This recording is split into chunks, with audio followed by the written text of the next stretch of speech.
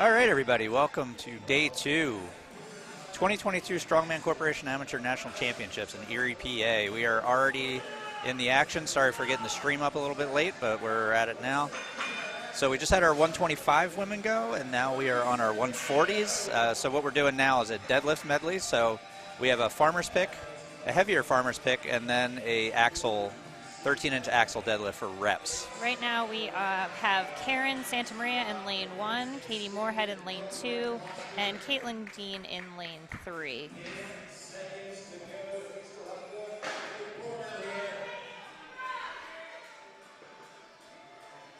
So these ladies in the 140 class are lifting, their first set of farmers is 170 pounds per hand, the second is 220, and the axle is 365. So again, it'll be a single rep on the first set of farmers, a single rep on the second, and then max reps with the remaining time on the third. They are waiting for up and down commands on that axle deadlift. So all 4 of our lanes right now are our 140 women.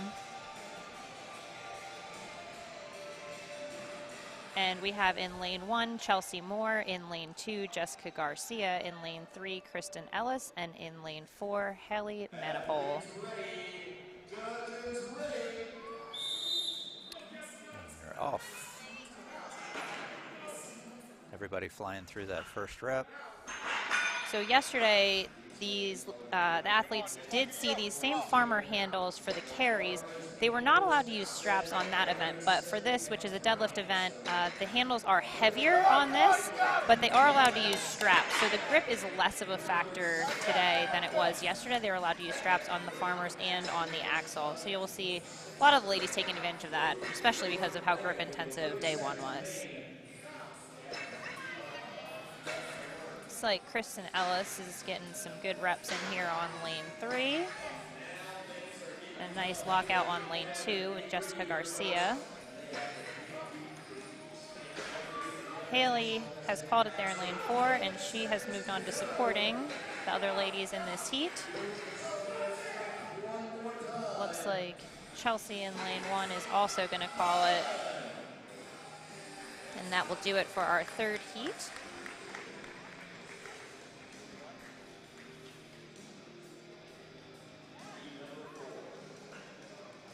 So the athlete order, again, is based on the placement on the prior event. So yesterday's final event was the sandbag carry and sled drag medley. So these ladies are going in reverse order of how they placed yesterday in that event. We are right about in the middle of the pack right now in this heat. In lane 1, we'll have Vina Neighbor. In lane 2, Alexis Wetherell. In lane 3, Julia Jimenez, and in lane 4, Rebecca Monash. So lane 1 is going to be in the top left of your screen, lane 2 the top right, lane 3 bottom left, lane 4 bottom right. And it looks like Alexis in lane 2 has already moved on to her axle deadlift. Vina and Rebecca not far behind.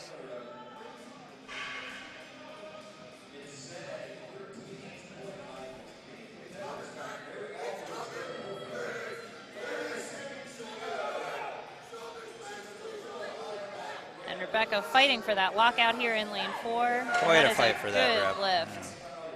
Good lift.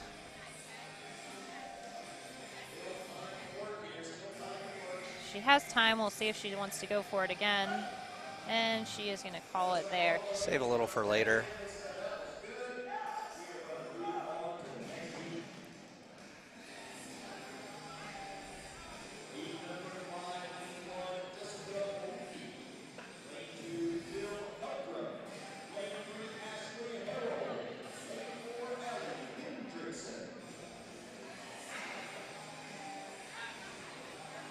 We are moving on here to heat number 5 of women.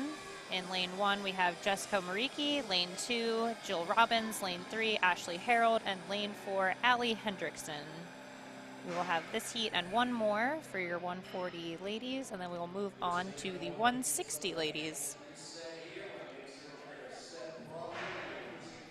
Allie Hendrickson here in lane 4 out of 580 barbell. Her Her second competition ever. And she's placing pretty well so far. She's doing great. She's having a great day. Great weekend.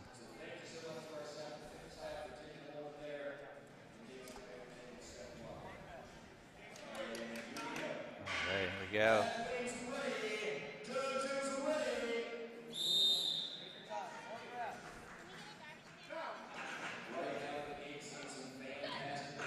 Buddy moving through that first weight.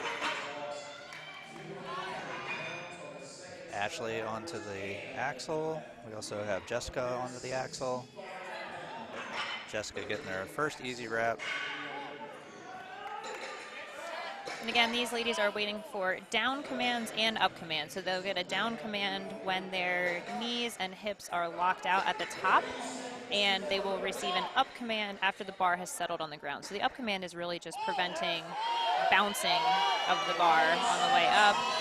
Allie here really fighting for that first rep.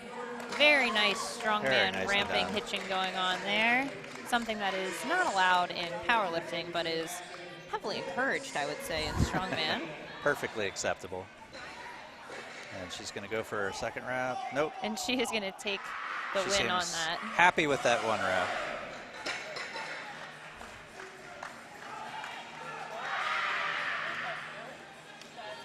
Had some good reps in on that by all these ladies. Yeah. And we have our final heat of 140 women.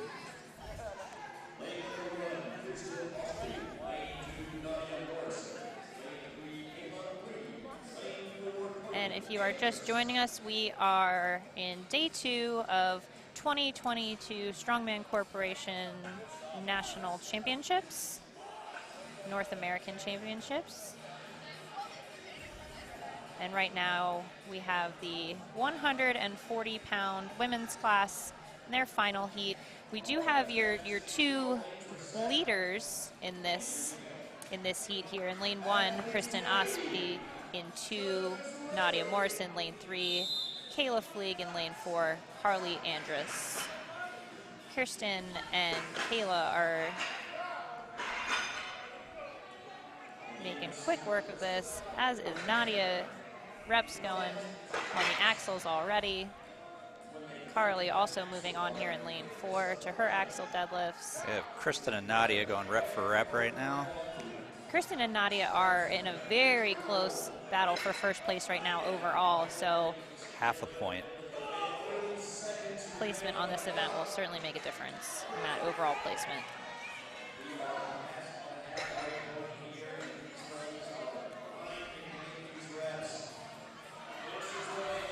Kirsten with a beautiful ramp technique there in lane 1. Nadia fighting for that rep in lane 2. Really nice technique in lane 1.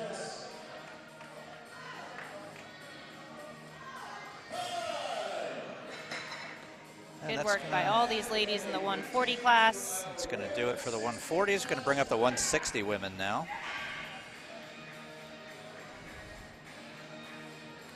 And it's looking like 160 women will be doing 200, 220, and then a 395 axle for reps. And those first 2 weights, again, those are farmer weights, so that is weight per hand. So it'll be 200 per hand, 220 per hand, 395 total on the axle. So similar to a frame deadlift here with the farmers.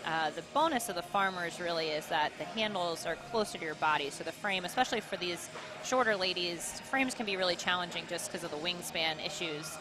So for those of us in the smaller weight classes, farmer pick is often a little more favorable than the frame. Not true for everyone, of course, so but kind of turns the lift into a little bit more of a squat than a deadlift as well, having the hands out to the side, being able to kind of shoot the hips underneath and drive through the legs.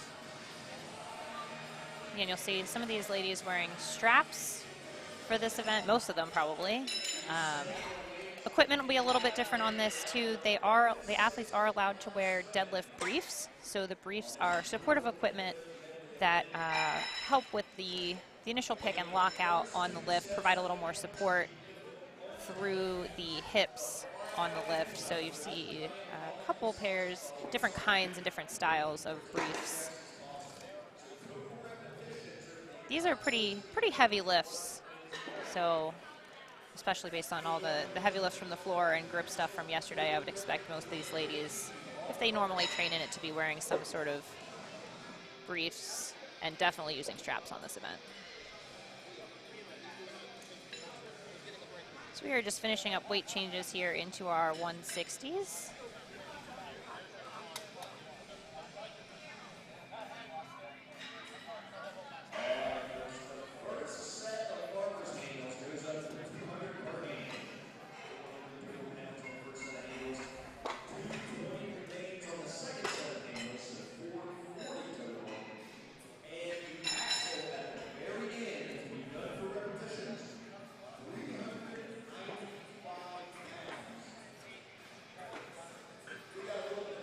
And if you are just tuning in now, we are getting set for our 160 women's class.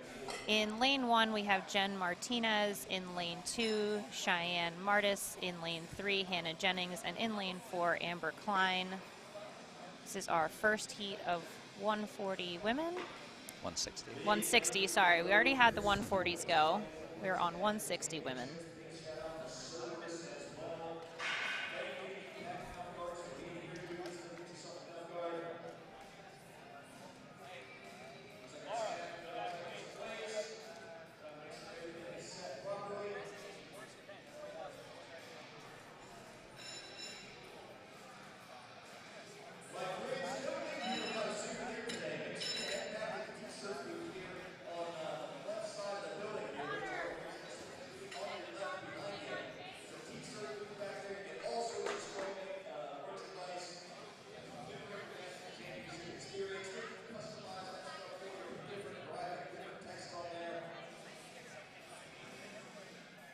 We're just double checking some weights here.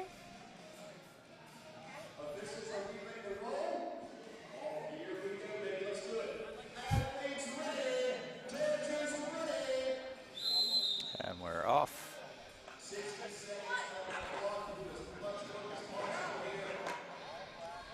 And it looks like Amber here in lane 4 going without straps on the farmer. That definitely saved her some time, but she is going to strap in for the axle. Hannah and Cheyenne have also moved on to their axle deadlifts.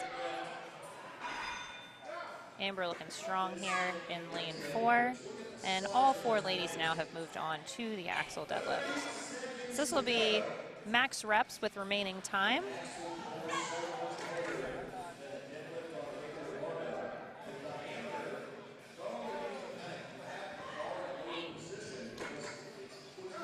Great effort for that. Axle weight there is 395 pounds total.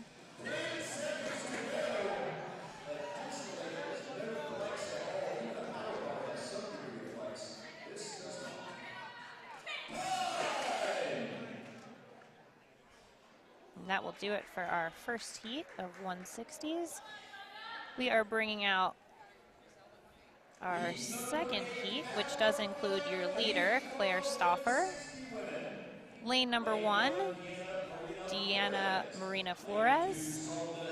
Lane 2, Sandra Heeger. Lane 3, Claire Stauffer. Lane 4, Jessica Puricelli. So Jessica has been around the sport of strongman for quite a long time. She was a lightweight pro, started a family, and is back now competing in the 160s. Is currently in podium position going into this 4th event. Beautiful first lift there for Jess. We should see her experience kick in here. So you see she opted to not strap in on the first set of farmers, did strap in on the second. Very solid technical lifts. Deanna, Sandra, and Claire have all moved on to the axle, and Jess is joining them now.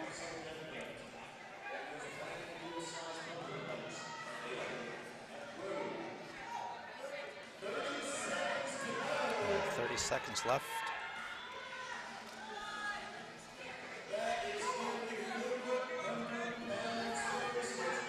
Looks like we're going to see some shakeup in the scoring based on this. That first heat definitely put away some reps that we're not seeing here in the second. So we will definitely see some scoring changes Yeah, for sure. after this event.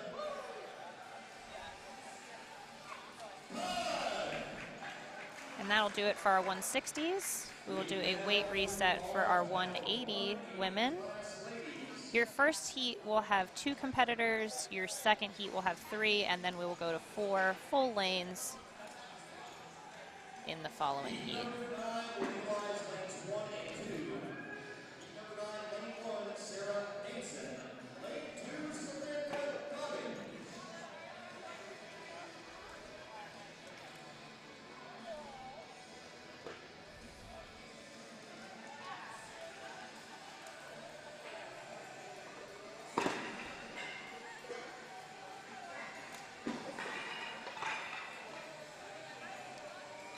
So for those of you just joining in here, we are in Erie, Pennsylvania for the 2022 Strongman Corporation North American Championships, aka Nationals. I am Katie Feeley, and I am here with my husband, Brian Feeley. We are out of Power Plant Gym in Southeast PA near Philadelphia. I have been involved in the sport of strongman for over 10 years, and Brian was an Olympic lifter for a while and then joined me in the dark side of strongman. We have been to all kinds of competitions over the years, including many nationals, Arnold's, pro shows all over the country, and we are going to do our best this weekend to continue bringing you updates on what's going on here in Erie. As we go, we will undoubtedly make some mistakes on name pronunciations. Please feel free to hit us up in the comments. Yeah, we are watching all the YouTube comments, so please feel free to ask questions, leave us comments, correct us. Yeah, no, everybody was great. Well, I would say 99.9% of the people in the comments were great yesterday, so let's keep it up. Everybody shout out your loved ones, cheer them on.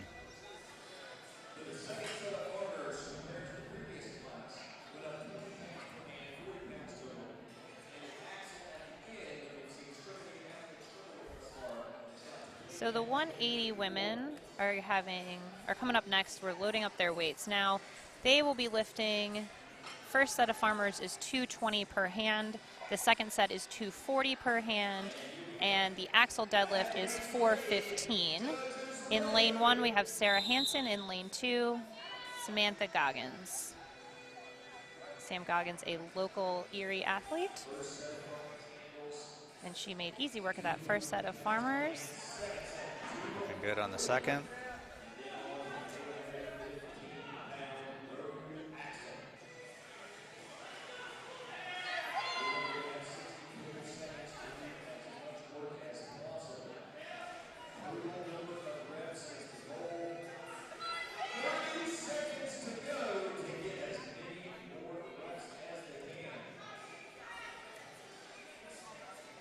Sarah in lane 1 is going to call it there.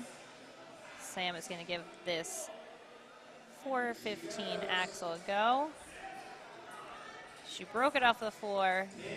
If she can get it over her knees, she should be in good shape.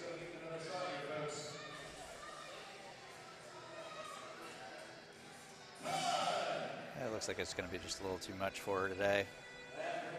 Understandable. All these athletes coming into today were put through the ringer yesterday, so their bodies are probably feeling pretty rough. In this event in particular, so we already saw the farmers in the carry format at lighter weights yesterday. Only slightly lighter though, really. There was a very heavy farmer carry. And we are bringing out your second group of 180s. In lane 1, Katie Gutwald. In lane 2, Cassandra Moore. And in lane 3, Rosemary Dillman. Again, these ladies are coming out in reverse order of how they placed in the last event yesterday. Easy work for all 3 of these ladies on that first set of handles. Katie already on to her axle deadlift. She's got her first rep. One rep for Cassandra.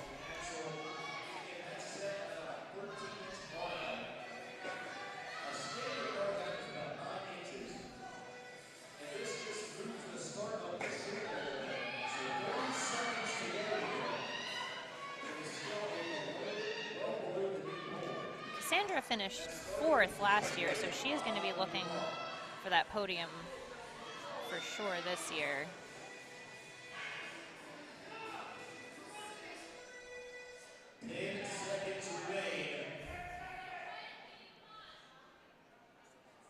Looks like Rosemary has called it in lane 3. Katie and Cassandra go until the very end there in lanes 1 and 2. Lane 1, Maria Stately. Lane 2, Jessica Patterson. Lane 3, Kendra Dancer. Lane 4, Sarah Lanzillo.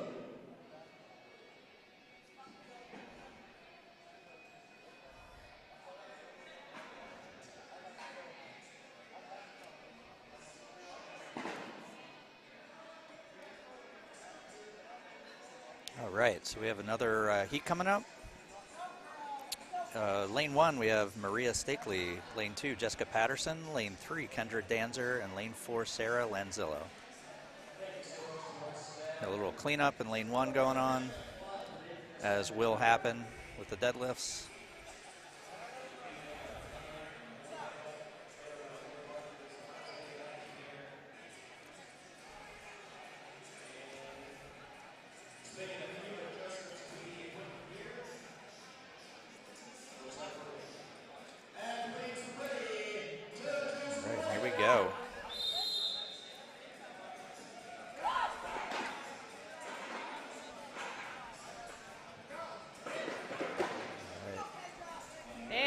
Quickly, 3 ladies already moved on to the axle, and Jess Patterson not far behind there in lane 2. Sarah banging out some very smooth reps here in lane 4. Judge Pro Strongwoman Laura Anderson there in lane 4, giving very clear up and down commands. Again, the athletes have to wait for a down at the top and an up command when the bar has settled on the ground, and that just prevents the athletes from bouncing the weights to get an advantage.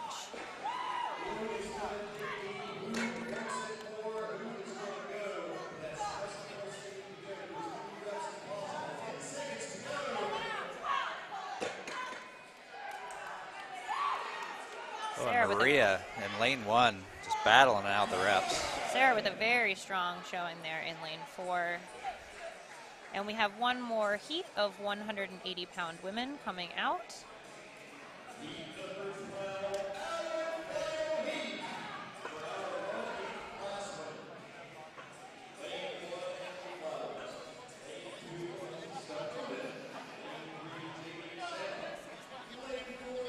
Last 180 class, 180 heat coming up. So in lane 1, we have Amelie Flowers. In lane 2, Alicia Oden. In lane 3, Jamie Shama. And in lane 4, Susan Ager, Alicia, and Jamie. So your lanes 2 and 3 are currently tied for first place. So keep an eye on those lanes for sure. Alicia, powerhouse coming out here from the West Coast, training out of Dungeon Strength. Alicia and Jamie both flying through those first 2 sets of farmers. And this is going to be a battle on the axle deadlifts. Looks like Jamie is first to get a rep there. She is making that look very easy there in lane 3. Susan also with some very solid deadlifts in lane 4.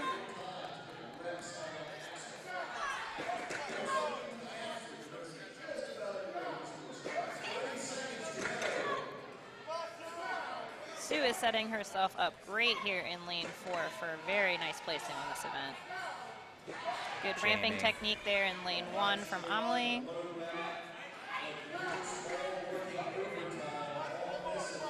Jamie also still grinding out some reps as 10 seconds wind down here. Good ramp.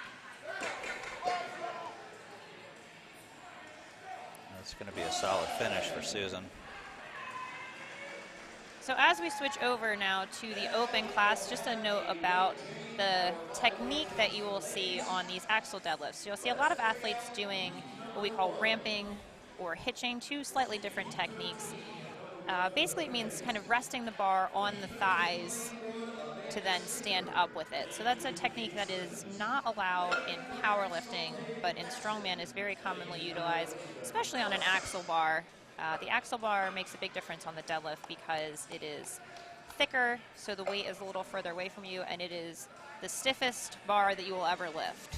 So that initial break off the ground is very challenging, and you get absolutely no whip from the bar whatsoever.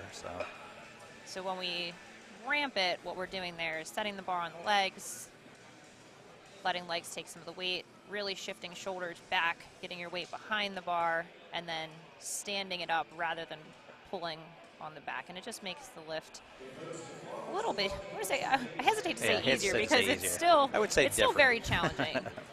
But generally you can get a couple more reps that way, lift it a little bit more weight that way. So you will see a lot of athletes employing that technique throughout the day.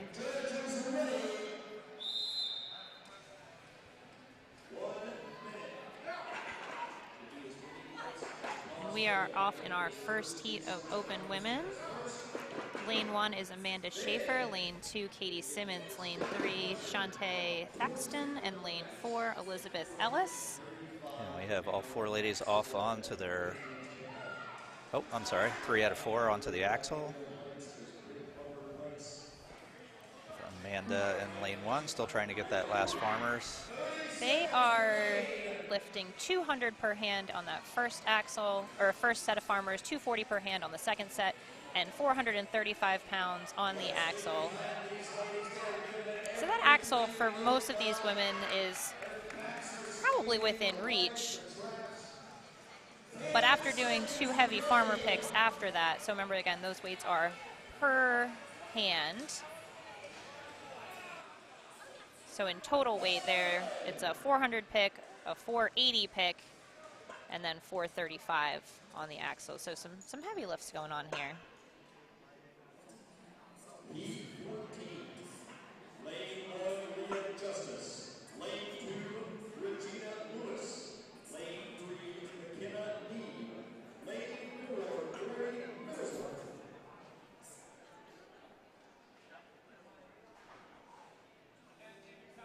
Okay, and then in this heat,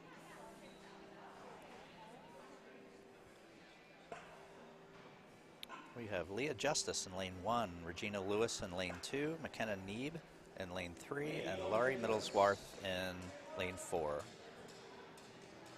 This is our second to last women's heat.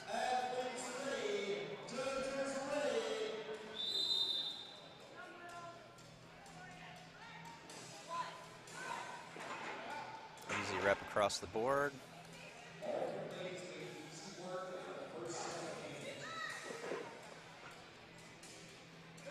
Actually, it looks like lane 1 is empty. We will get some more clarity on what's going on there. In the meantime, we have Regina, McKenna, and Laurie putting in work here in lanes 2, 3, and 4. a good rep for Laurie.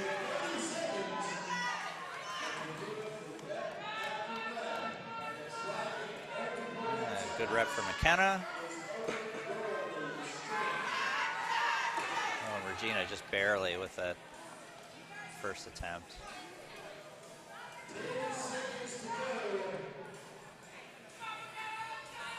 McKenna is trying to squeeze one more rep in here, and she is going to call it. This 435 deadlift here at the end proving to be a challenge. I'll tell you, that 13-inch pick is rough. For many athletes, that is, myself included, the sticking spot on the deadlift. So what we're doing there is taking away any momentum that you could get off the floor. So if you're someone who pulls strong off the floor, that 13-inch pick can be very challenging, especially on that stiff bar. We'll get our last heat of open women. We have Mary Forrest in lane 1, Jennifer Lyle in lane 2, Alexandria On Hookland in lane 3, and Angelica Jardine in lane 4. Angelica, your current leader.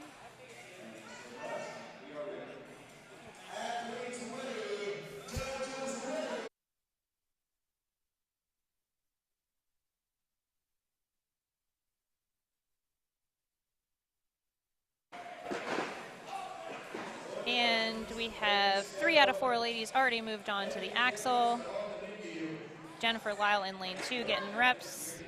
Angelica also getting reps. Oh, Angelica is moving. Angelica really banging out these handling reps. that weight.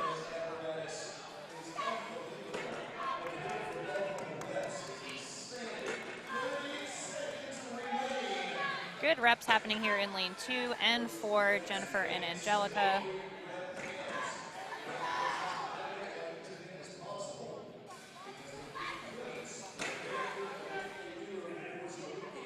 Angelica looking to build that lead that she's already got in first place here.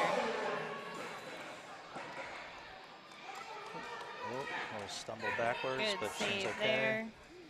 And that's gonna do it.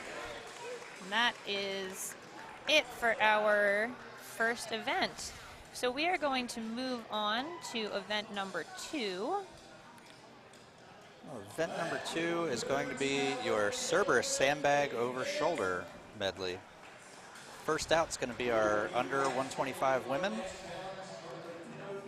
So what's going to go on in this Sandbag over shoulder medley is all the competitors will have 5 bags in an ascending weight order. Competitor starts behind the line on go. They must pick up the first bag, toss it over the shoulder, not around, but over. And then move on to the next bag, and then so on and so forth until they've completed all the bags. They have a 60-second time limit. There will be split times taken on each bag.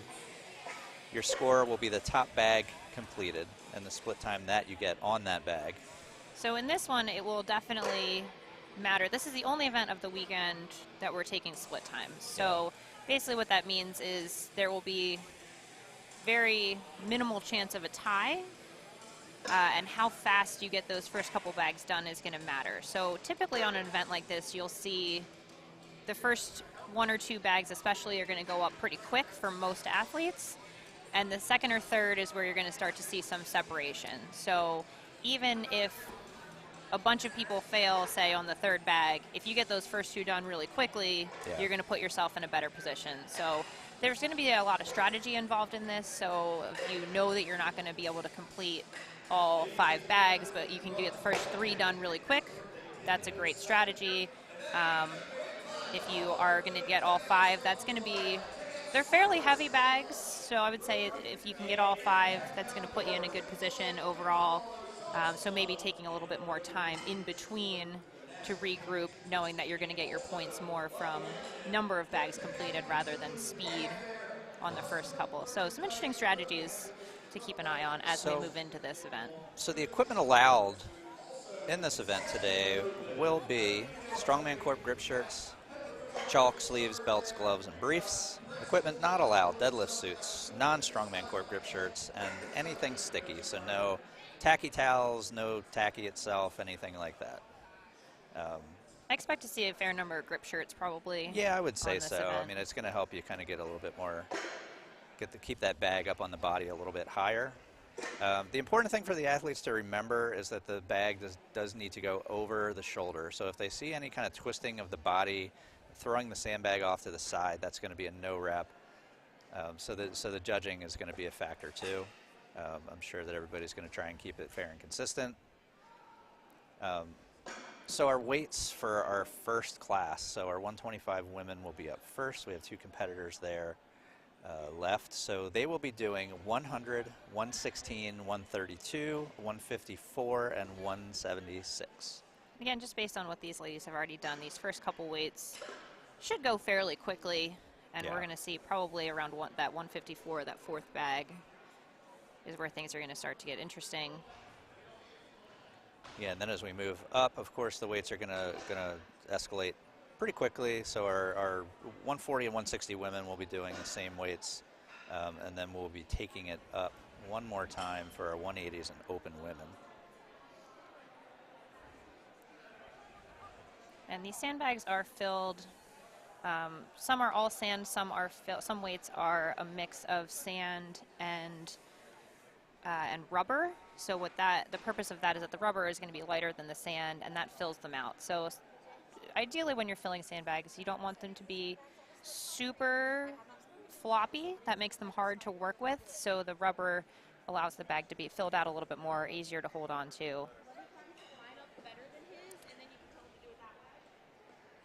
So today we don't have any max events today, so today is going to move a lot faster. We're already, into event 2 already. It's only 10 o'clock, so things are going to move pretty quickly. So we had 3 events yesterday, 3 events today. After this will be the arm-over-arm sled pull. That is a long, but we just saw them setting it up earlier, so they have all the weights and everything figured out now. So that is going to be exciting. It's a very long pull. So 80 feet. 80 feet. That's forever. Yeah, that's that might as well be a mile. That's yeah, it's going to be fun to watch for sure, especially as a final event. Yeah. I think one of the interesting things to watch in this event too is going to be the athlete's posterior chain. So the muscles down the back half of your body are going to be really fatigued from the event lineup that we've seen in day 1 and this deadlift event. What the sandbag over shoulder requires is a lot of powerful hip extension and speed, which is awfully difficult to do when your glutes and hamstrings and lower back have just been fairly well demolished by the prior 4 events. So we'll see what happens. And that's something that in training you want to take care of, in knowing that you're going to be coming into this event tired, training it in a way that makes sense too. So if you're always starting your session with this, and then you come in after 2 days of competition and 4 heavy events, you're going to be in for a real treat. Yeah. So you guys will notice when we switch over to the view of the competition floor, you'll notice that they're putting the sandbags on the mats. That is because we have a rather slippery floor. You can always kind of guarantee Nationals is usually going to be in some kind of a convention center, so you're usually going to have some kind of a slick surface that you're walking on. But this year it's particularly, you can't guarantee your. You can't guarantee the surface that you're going to be on. So we are doing our best here to make it safe for all of the athletes. And so the bags are staggered. They are staggered in order, though, from lightest to heaviest. Yeah, so everybody, it was definitely, there was a little slippage yesterday, but everybody stayed safe. I don't think we had any major mishaps. There was a few slips here and there. You actually saw a lot of the athletes yesterday, especially in the afternoon, go barefoot on the sandbag and sled drag medley, which I think was a pretty decent move. Yeah, we didn't see too much of it in the morning with the women, but the guys in the afternoon certainly were watching what was happening with the women in the morning, and a lot of the guys chose to go with barefoot. A lot of them carried and then took their shoes off. Yeah. So we will see what that looks like for this event. And if you want to follow along with the scoring, there is a link to the live scoring in the description of this video. Wait till all of the scores are updated for an individual weight class, because then the points will also, it'll be a little wonky till every single score is in for that class. Yeah. And we are making updates along the way. Also, as we are announcing, please feel free to pop your thoughts, comments, shout outs to your loved ones in the comments, and or any pronunciation corrections on names, anything like that. We are here for it. We are going to do our very best, especially now that we have names for all the athletes in all the lanes, to make sure everybody is taken care of. Yeah. Cool. All right, we're going to take just a second, make some adjustments here in our little workspace, plug some stuff in, and we will be back in just a few minutes for the start of this event.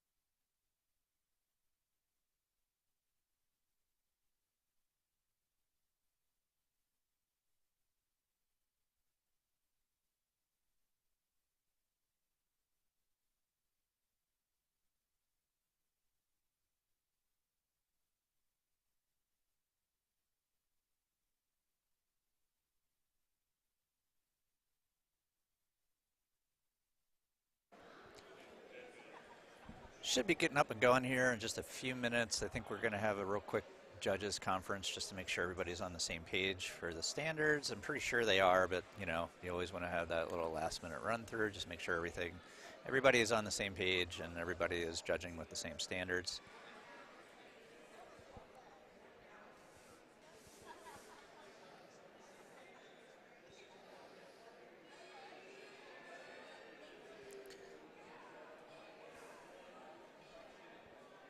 Thanks to everybody in the comments. We got Pro Strong Woman Beck Lorch, all around amazing athlete. We also got another amazing athlete and all around good guy, Mr. Cody Abel, holding it down in the comments. Appreciate you.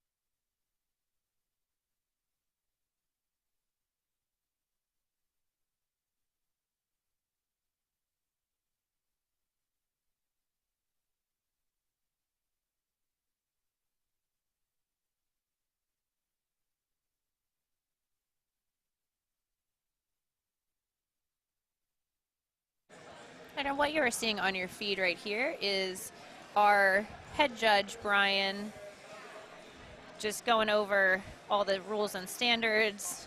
Laura giving some demos. Again, this is going to be a big one for judging.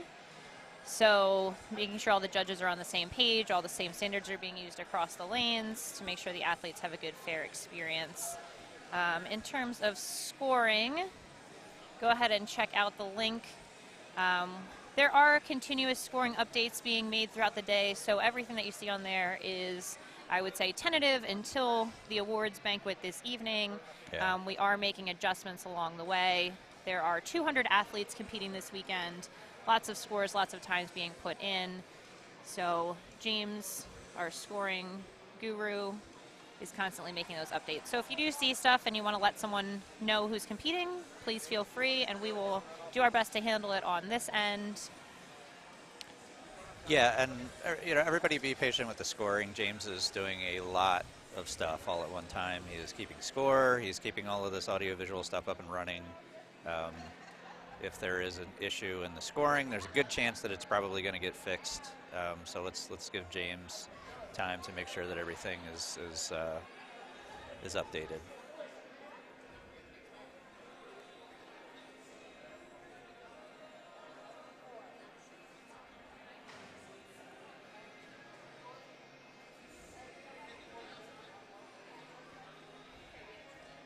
And again, we talked about this a little bit yesterday, but just to give you a little behind the scenes here, we are in the I hesitate to call it the announcing booth. We are all set up here in the scoring announcing table. We've got about 6 laptops out, cords everywhere, headsets. There's a video game controller involved in this live feed, 4 cameras, a printer. So lots of activity back here. I think a lot of times, you know, you guys get to see what's on these cameras, but not so much what's going on behind it. So huge shout out to all the guys and gals that made this whole thing happen, providing free live scoring, free live feed to give these athletes the credit that they deserve for being here, working hard. All these volunteers moving sandbags around for the 2nd day in a row. plus the loading Yeah. of the sandbags. It's a lot of work that goes on to put on an event of this size. Yeah, and you got a lot of people who are you know, volunteering their time, doing a absolutely miserable job of constantly resetting these sandbags and all of these implements. Yeah, we got a cushy gig here. Yeah, we behind really the- lucked out this year. I don't know what we behind the did right, screen. but I was preparing myself to be crippled for a week. But then we got this cushy setup over here. So Hopefully we are pretty bringing good. you some information, education, entertainment. Please maybe feel at my free to- age, I might be starting to radiate, like, you know, helplessness. Or Give this man a microphone. let's have him sit down and just talk. He looks like he could use that kind of job. It looks like we are bringing our 125 ladies out to the floor here. We have Gina Crevetti in lane 1 and Svetlana in lane 2. And again, they will be lifting bags, 5 bags in order from lightest to heaviest over shoulder. Those weights are 100, 116, 132, 154, and 176. The weights are a little funky because the bags are mostly shipped in kilo sizing. So we filled them, gave you the weights in pounds. All of these beautiful brand new bags, all donated by Cerberus. Thanks to Cerberus for doing what they do.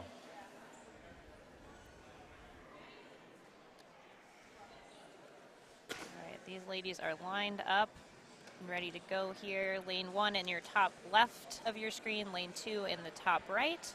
You'll have Gina and Svetlana kicking off our sandbag over shoulder ladder here at 2022 Strongman Nationals in Erie, PA.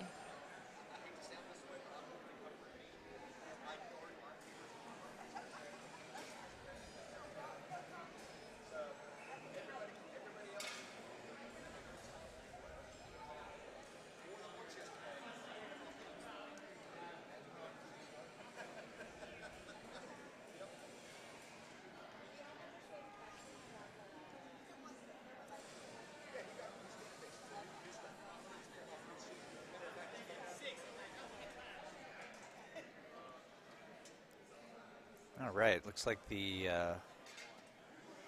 voice of Strongman Court, Mr. Paul Mauser, is headed over. So it looks like we'll probably be kicking off here in a few seconds.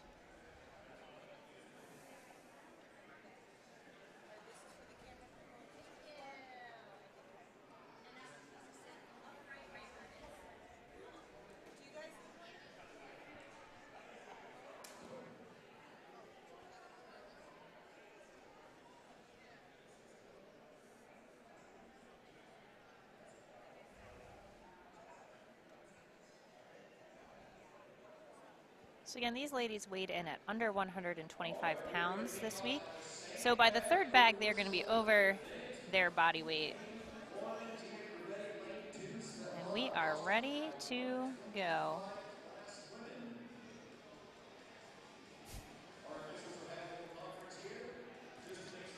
All right. So it'll be interesting to see what technique everybody chooses on their bag.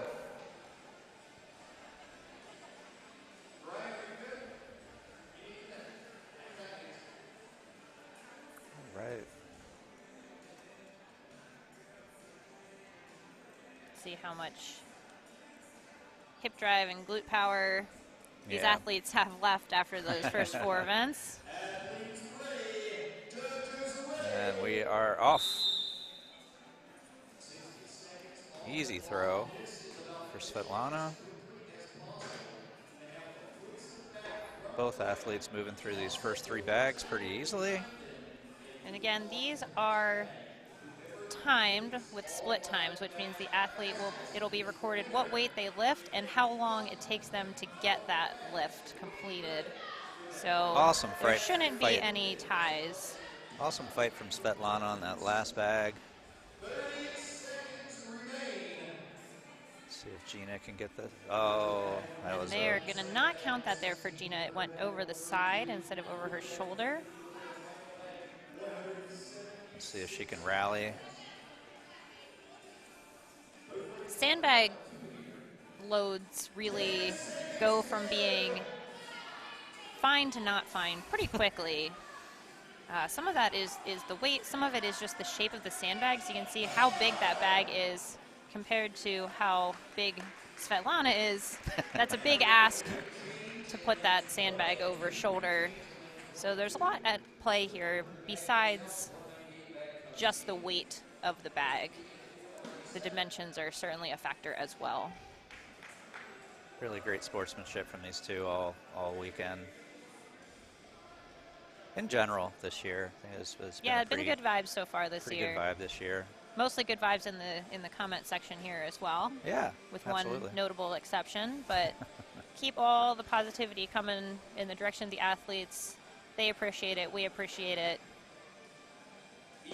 We are bringing out our 140 ladies. We will have 3 women in this first heat. In lane 1, Karen Santamaria. In lane 2, Caitlin Dean. In lane 3, Haley Manipole. And their weights are going to be 116, 132, 154, 176, and 198. And Haley Manipole, I believe, just opened a gym, the Barn Gym in Virginia. So you can check them out Check for them sure. out if you're in that area. Good folks, Haley and Matt.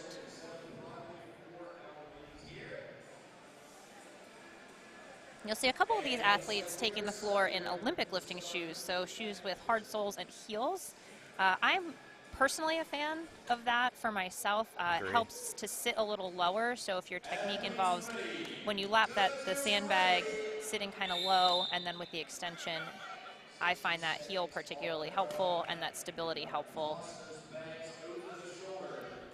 Haley moving really quickly. Really well through those first 2 bags. Karen in lane 1 is going to take her first bag and call it.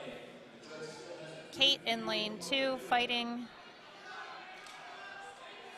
for that 154 bag, and she's got it. Haley almost. With a near miss. So these 2 are fighting for the same bag right now. And that bag is 176 pounds. I'm also a 140 athlete, and I can tell you that's right about where I would die. I just did this in competition actually not long ago, and that is where I died. And I can tell you that position that Haley's in right now is not the most pleasant. That lean back, the pressure on the lower back, the weight of the sandbag, on your chest. The mental and physical push to get through that is pretty astounding. So I don't think anyone's going to be too sad to put this training behind them. All right, so our second heat of 140 women, we have Vina Nabor in lane 1, Alexis Weatherall in lane 2, Julia Jimenez in lane 3, and Carly Andrus in lane 4.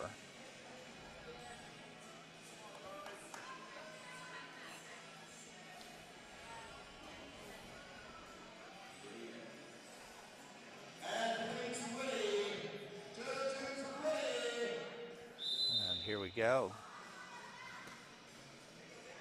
Ooh, some really good throws. So these ladies still do have some really nice hip drive. Very impressive after the events that we've already seen this weekend. Generating power under that kind of fatigue is certainly a challenge. Vina in lane 1 sitting nice and low there. She's got a great position on her chest. See if she can save this. She's got to get it. Oh, very nice. She saved that. She was in danger of going off to the side there, but. And in lane 4, Carly is on to the 5th bag. I believe our first athlete to make it to the last bag. That is a 198 bag for a 140-pound woman. A very impressive lift. She's going to try and get under that bag a little bit. 10 seconds. Going to keep hiking that up on her chest, see if she can get it up high enough.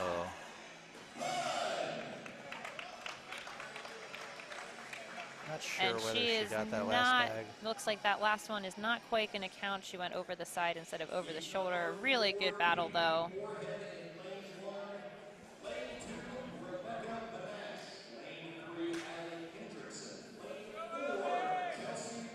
We are bringing out your next heat. In lane 1, we have Katie Moorhead. Lane 2, Rebecca Monash. In lane 3, Allie Hendrickson. And lane 4, Chelsea Moore.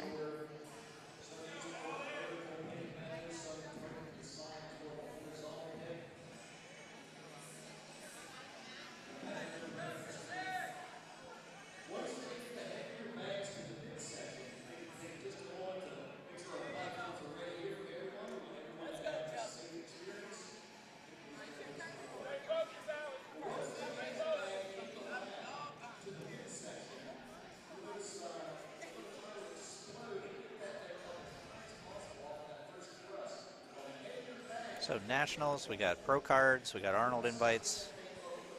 Yeah, I think Up in for grabs. between, we can give you guys also a rundown of kind of how the athletes got here, what's involved in qualifying. But we don't want to miss any of this 140 women's sandbag action. It should be the top 20% in each weight class will qualify for the Arnold. We are ready to go here for heat 4. Away they go. Easy work there from Allie in lane 3. Really nice. She's really doing well. Allie, very new to competing in Strongman, putting on a very nice show in her first nationals.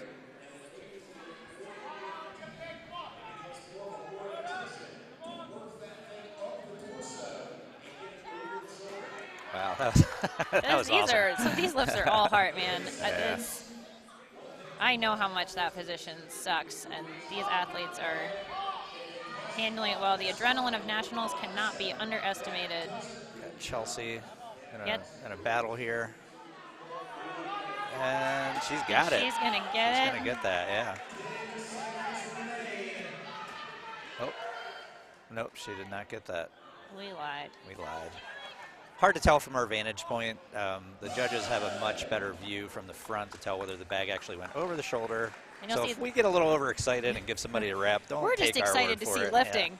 But the judges are directly in front, so you'll see them moving around a lot on this event, directly in front of the athletes to make sure that they have a good angle, make sure that all of the standards are met for each lift. We are bringing out heat number 5 here.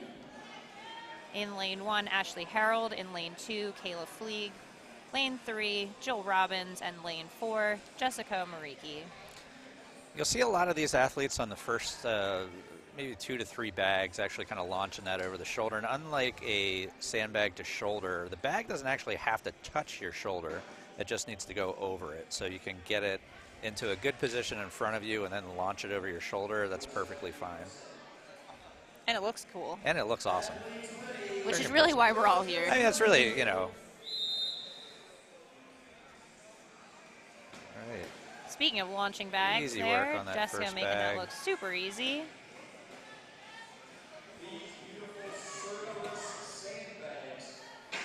Looks like in lane 1, Ashley is already onto her 5th and final bag. She is moving. Definitely the most impressive run we've seen so far. And it looks, oops, a little stumble, but she's still She good. is fighting for it there in lane 1.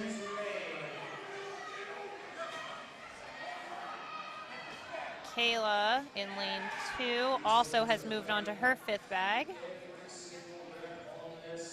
So again, Kayla and Ashley both on the 5th bag.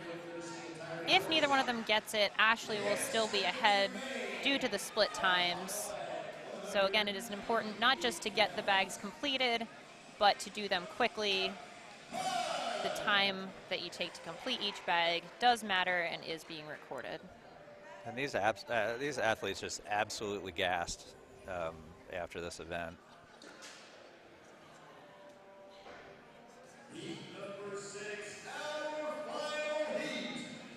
So our last heat of 140 women.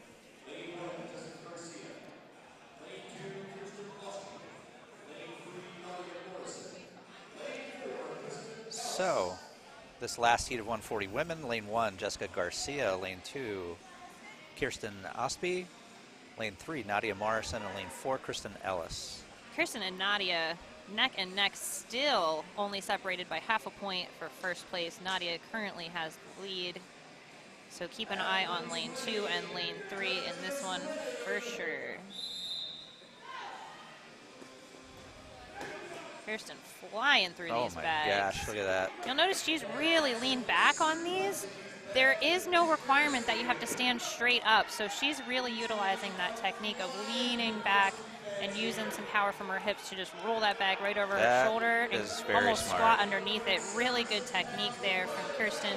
I think she will be pretty happy with this performance. All 4 ladies on the last bag. She got a no rep on that last bag. Kirsten not quite on that.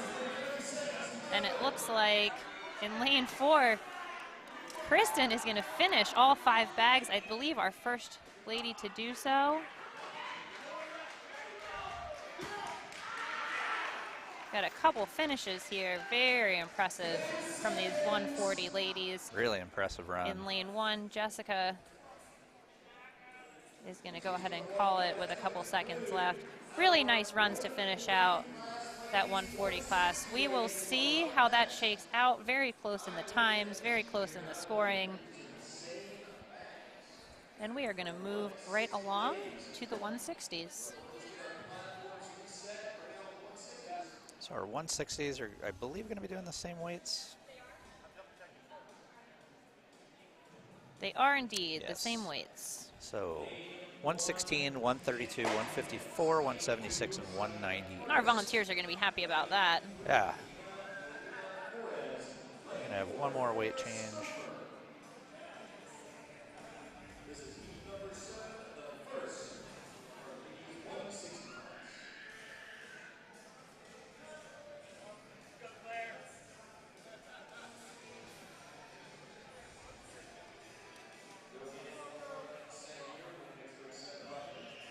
Got a good turnout here in person in Erie for the female athletes. Some of the guys coming out early, and we are ready to go with the 160s.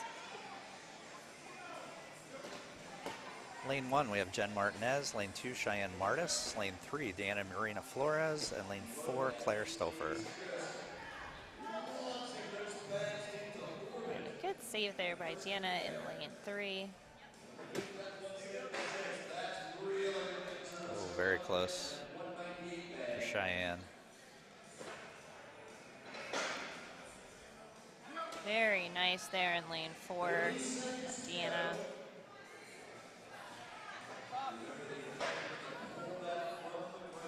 You'll see as these bags get heavier that they also get taller, and that again the dimensions on those bags are definitely going to make a difference in the style of the pick, how it sits on the chest, and you'll see that particularly for the lighter weight classes in each gender, where the height of the bag relative to the height of the athlete makes a difference. Yeah, and I think you'll see, you know, in the last run of 140s that, you know, when you get into the higher end of the scores, the technique is really going to play a factor in those extra points.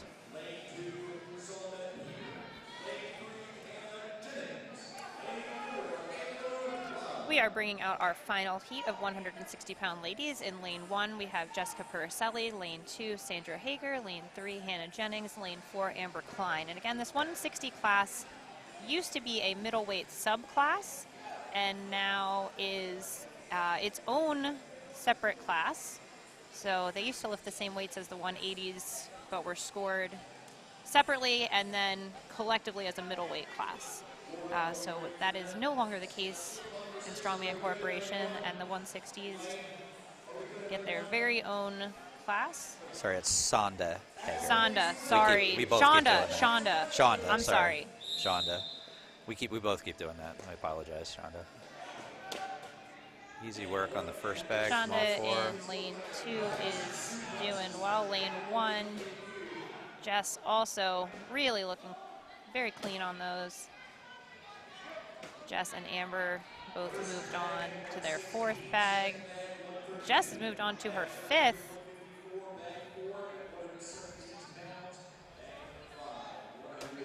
Amber also moved on This is what we expect to see. So the ladies in lanes 1, 3, and 4 are all actually tied in points going into this. It's a real opportunity for somebody to move Yeah, ahead. so getting this bag completed is going to be huge if one of these ladies can make it happen. If not, that split time will certainly come into effect. And that will be it for our 160 ladies. We are going to bring out your 180s after a weight change. In your first heat, we will have 2 women, and in your second, we will have 3. Our weight change is going to be up to 132, 154, 176, 198, and 220. So that'll be the heaviest bags that we'll see from the women today. The 180s and open women are using the same weights. And again, that's going to be 132, 154, 176, 198, and 220.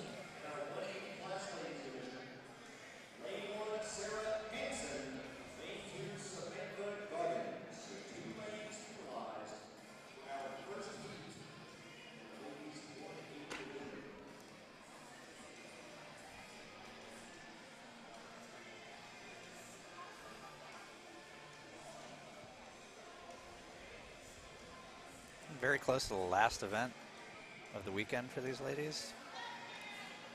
Yeah, nice quick morning. So yesterday we started with a max weight event, which always take Classic. the longest Classic of any time suck. because Yeah. it is 3 attempts per person or more. We saw a lot of attempts yesterday, so that first event took a while. With these timed events today, it should be a nice quick day 2. We have Sarah Hansen in lane 1, Sam Goggins in lane 2. First heat of 180 ladies. 180 ladies. Can't believe I just said that. All right. We still had a whole day of announcing Got to go. a whole day of this crap left. By crap, we mean the By crap, we fabulous mean 2022 Strongman yeah. Nationals.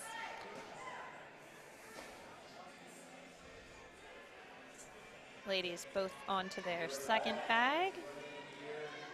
Sam ditching the gloves. Gloves. Sarah is on to bag number 3 in lane 1. Sam fighting for that second bag. Personally, And she never really has had good luck with the gloves myself. Some people like it. Gloves are very helpful, I think, personally. When the Stone of Steel was in fashion, I did use them on the Stone of Steel. But in general, I find that my hand moves around too much in the glove. I prefer to just have contact directly with the implement if I can. But you'll probably see a couple people using gloves on the sandbags. In fact, that 15 minutes when every competition had a Stone of Steel in it. Interesting times. Interesting times. Great implement. Love everything that Mike Bartos does. And we are moved on here. Again, we will have 3 ladies in this heat. Lane 1, Katie Gutwald. Lane 2, Cassandra Moore. Lane 3, Rosemary Dillman. So quite a shakeup in this 180 Been a lot class of movement already, yeah. in these across these events today. So again, if you want to check out those scores for yourself, there is a link to the live scoring in the description of this video. So go ahead and check out the scores.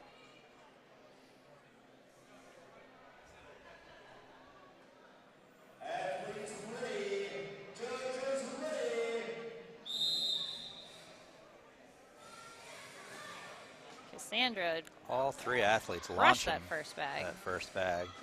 Very nice technique there. Good picks, really good hip extension. Really beautiful. Sandra and Katie neck and neck here in lanes 1 and 2. Katie in the pink tights, Cassandra in the purple shorts is on to her 5th and final bag at 220 pounds. This will really be great for her placement. She completes this 5th bag. It is on her chest. Katie fighting for that fourth bag in lane 1.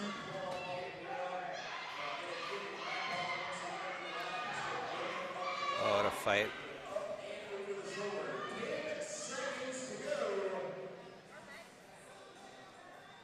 Cassandra is going to regroup, see if she can get it. Katie is going to try and finish this fourth bag before time runs out.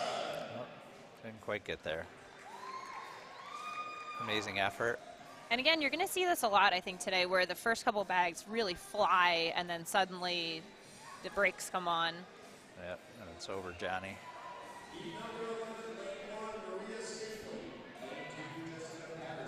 We are coming up on heat number 11 here. We will have a full 4 lanes. Lane 1, Maria Stakely. Lane 2, Jessica Patterson. Lane 3, Kendra Danzer. And lane 4, Sarah Lanzillo.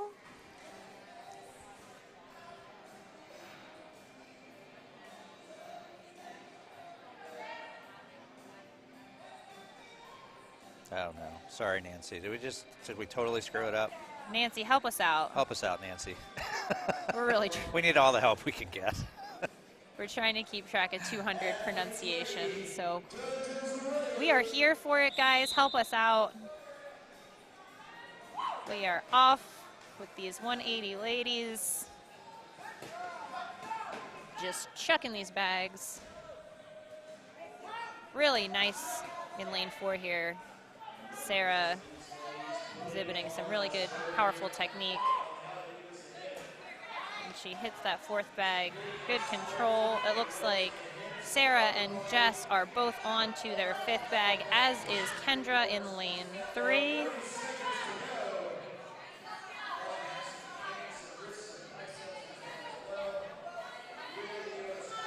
Oh, and Jess in lane 2, I see what she was trying to do there, and I love it. If she can pull that off, it is going to be a really nice lift. She's going to try and almost like a squat clean, pop underneath that bag. I want to see it happen because it looked really good. Unfortunately, we are not going to get to see that, but I know. I I love saw that where technique. she was going. It was really, that was smart. Saw where she was going. Love with Strongman. That's one of the nice things about this sport is that Just really, when you think you've seen it all. and there's so many options for different athletes of different shapes and sizes and strengths and what works for you and your body. So there are lots of right answers on how to do these. Yeah, it's not a whole lot in Strongman that's black and white. It's a creative sport and a lot of problem solving, puzzling through stuff. You have to figure out what works for your body, your physiology, your height, the size of your length of your limbs and your torso. It's just going to huge variances for everybody. And we are in our last heat of 180 women. We have Amelie Flowers in lane 1, Alicia Ogden lane 2, Jamie Shama lane 3, and Susan Ager in lane 4. And Sue, I believe, got a shout out in our feed earlier. This is the same person we're thinking of. It is only her third show. Very impressive.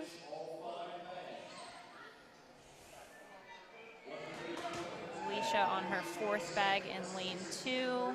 Sue has moved on to her fourth bag, as has Jamie.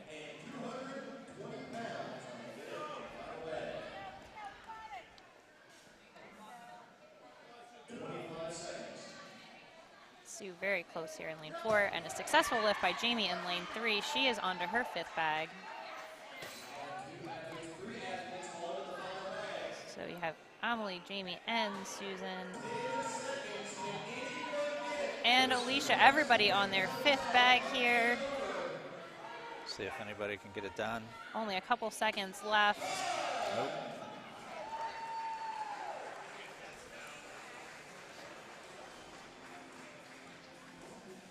And that will do it for our 180s. Open women.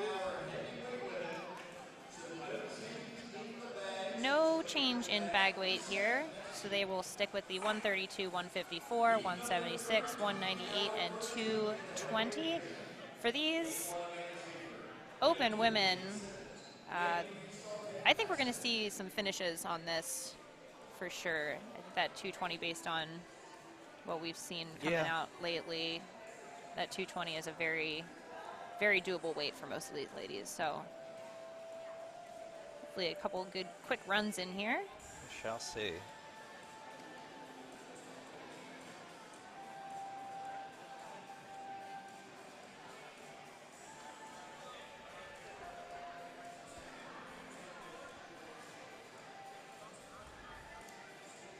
We have our first heat on the floor. Lane 1, Amanda Schaefer. Lane 2, Katie Simmons. And lane 3, Shantae Thaxton.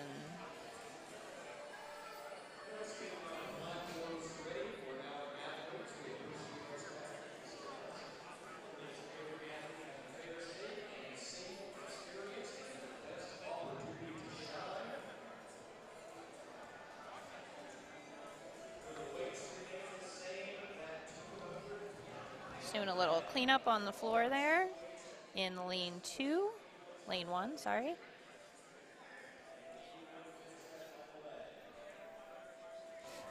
All right, crisis averted.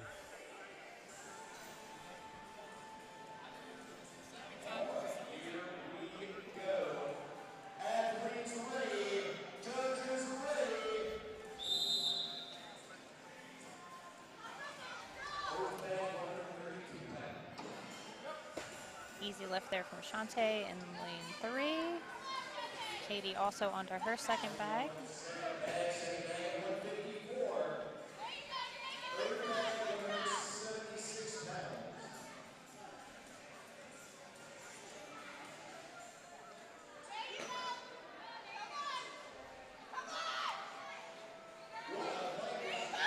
Shantae successful on her third bag there. She is onto the fourth in lane 3.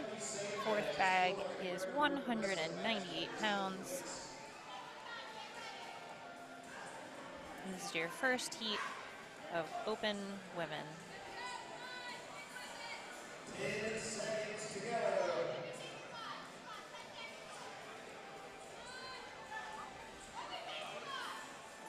These ladies fighting to finish these reps, and they are not quite going to get them in time.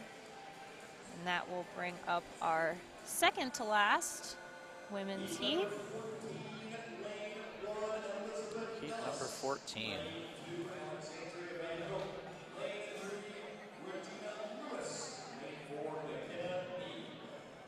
So we're in lane 1, we're going to have Elizabeth Ellis. Lane 2, Alexandria Van Hoek. Lane 3, Regina Lewis. Lane 4, McKenna Need. 2 more heats, and then we were going to move on to the arm over arm sled pull. Our last event of the weekend already. For the ladies.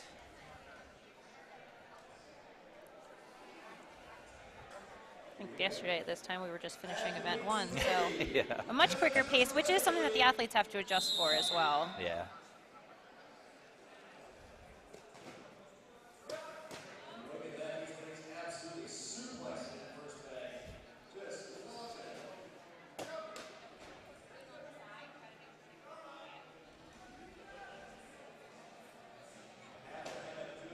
All 3 athletes on their third bag.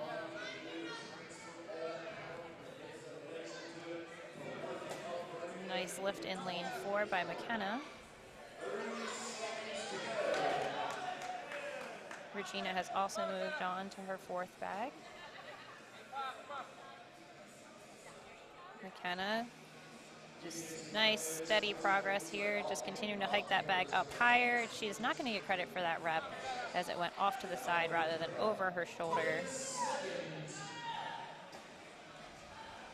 We'll see Elizabeth in lane 1 can finish this lift. Not quite there. One final heat of open women.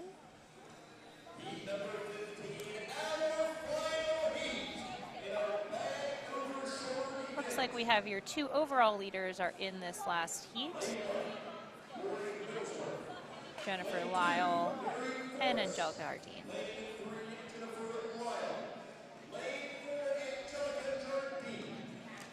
Lane 1, we have Laurie Middlesworth. Lane 2, Mary Forrest. Lane 3, Jennifer Lyle. Lane 4, Angelica Jardine. both Angelica and Jennifer really putting on a show this weekend. These ladies are going to be battling it out for first place. Here we go, last heat. Oh.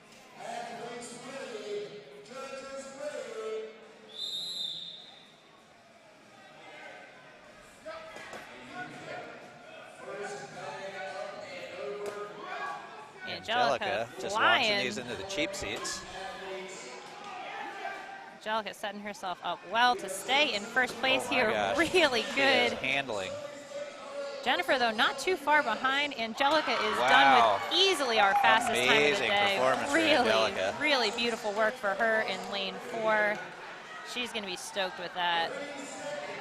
A nice That is going to keep her in first place. Nice rep in lane 1 there by Laurie. Jennifer is going to be fighting for this 4th bag. This will be good for her placement to finish this, stay up on the podium. She got it. And she's got it. She is on to her 5th. 10 seconds.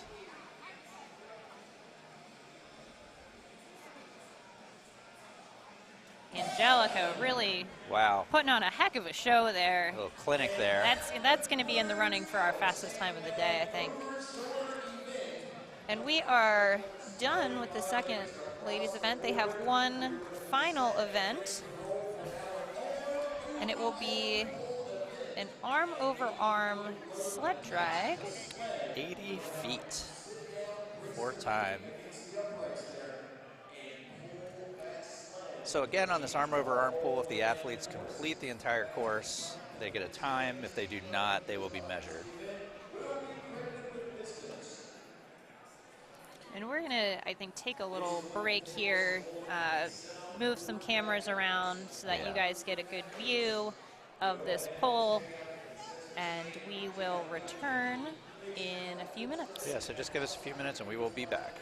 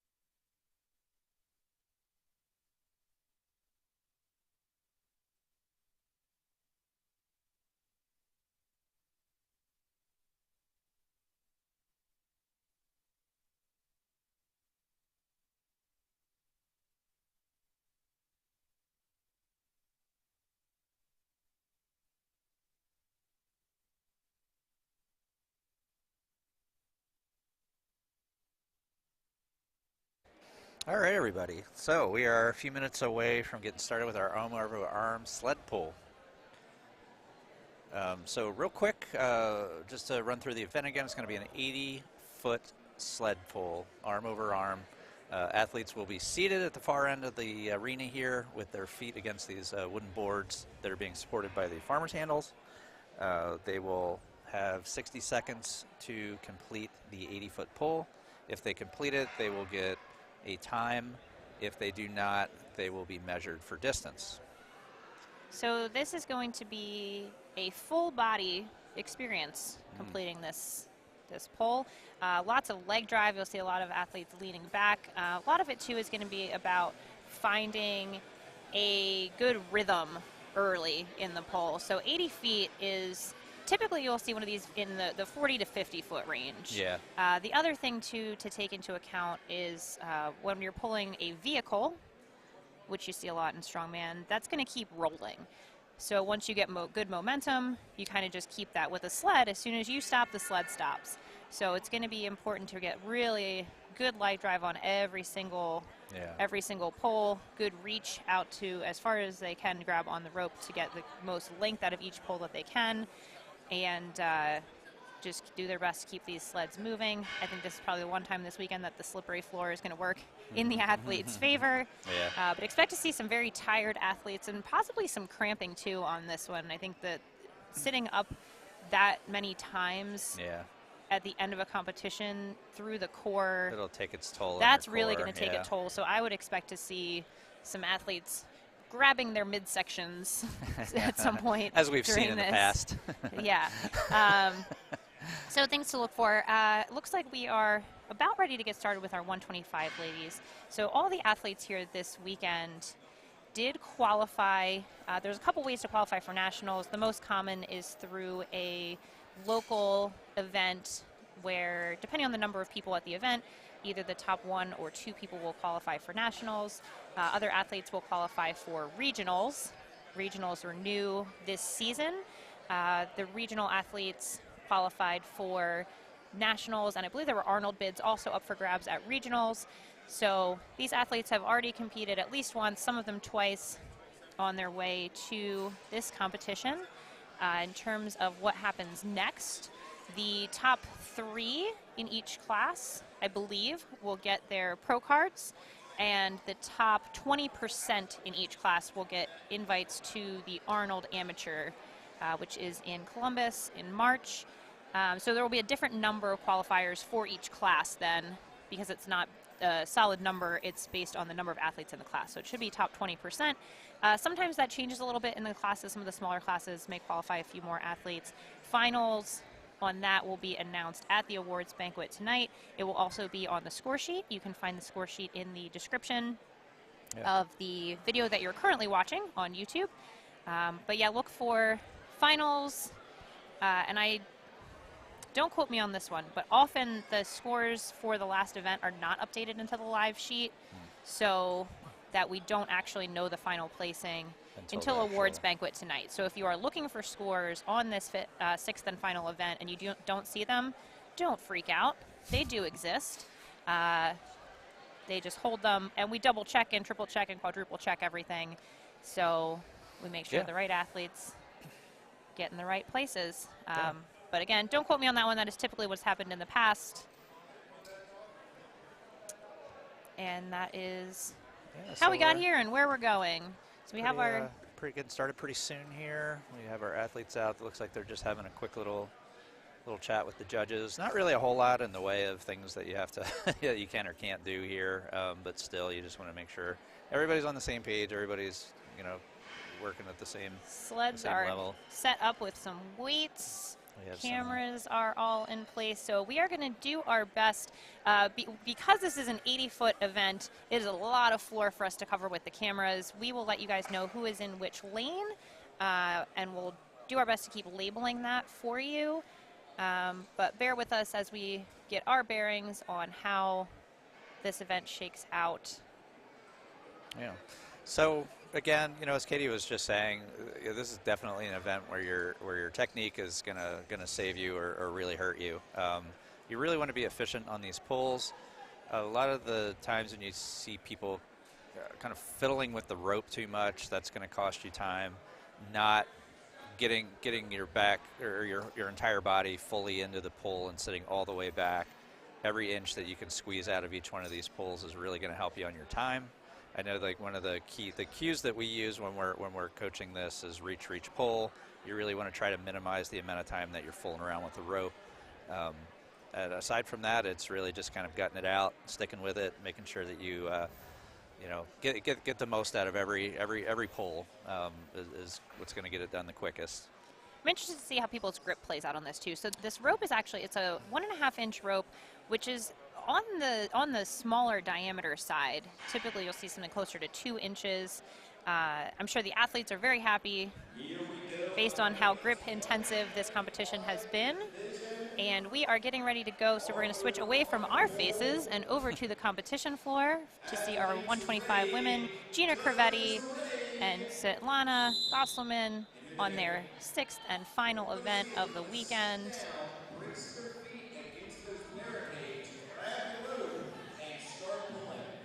And you'll see Svetlana was using a wrapping technique with her arm. You will see some athletes doing that. I don't personally love it. I think it's a little bit slower, but with a heavier sled and with how much grip is going to be required for an 80-foot pole, it is certainly a valid way to make that happen, because it is going to save the grip a little bit, give you a better bearing on the rope. And she is being very successful with that. She's getting really good extension on those poles. Yeah, really sitting back so far on every it pull. is taking a little longer for her to do that wrap, but she's making absolutely the most of it and has an excellent rhythm going. Gina in lane 1, also not too far behind. She's really laying back. With these shorter athletes in particular, as Brian and I know from personal experience, you got to really make the most of that whatever length you can get out of your short body, yeah. the better. So every pole when you're 5'2" is going to be shorter than poles for, like, the guys that we're going to see later who are over 6 feet tall. They're going to get a lot more distance out of each pole. So using that leg drive and using that laid out technique. And these ladies are done for the weekend. They are hugging, which you love to see. It is tough when there's not many people in the division, but these ladies certainly put on a show. We are moving on to the 140 ladies, so we're going to reset weights and sleds. So our volunteers are going to be doing a lot of sled drags themselves. We have a little under 200 athletes competing this weekend, so that's going to be 200 nice heavy sled drags. And we do not have exact weights for you on these sleds for a couple reasons. One is that they were tested here in the convention center this weekend. So because every sled is going to be a little bit different, these 4 sleds obviously are identical, but in life, sleds are different, floors are different, conditions are different, weather is different, so the weights can vary with all those things. So these sleds were tested with these exact sleds on this exact floor with the weights that we have and the ropes that we have. So all the athletes in the class will be moving the same amount of weight. We do not have an exact weight on each one. I would say that they are heavy-ish. They look pretty heavy. They're using the big bags, so I'm going to say they're probably pretty large bags. Pretty heavy.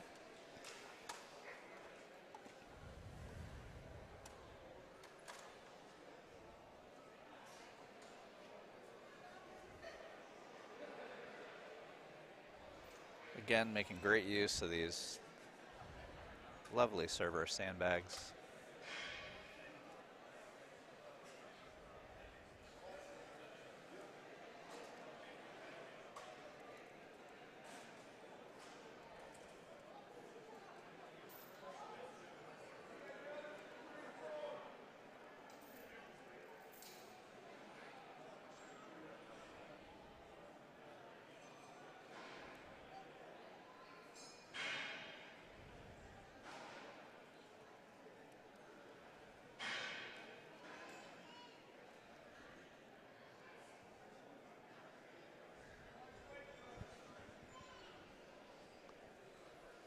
All right, it looks like we're reset.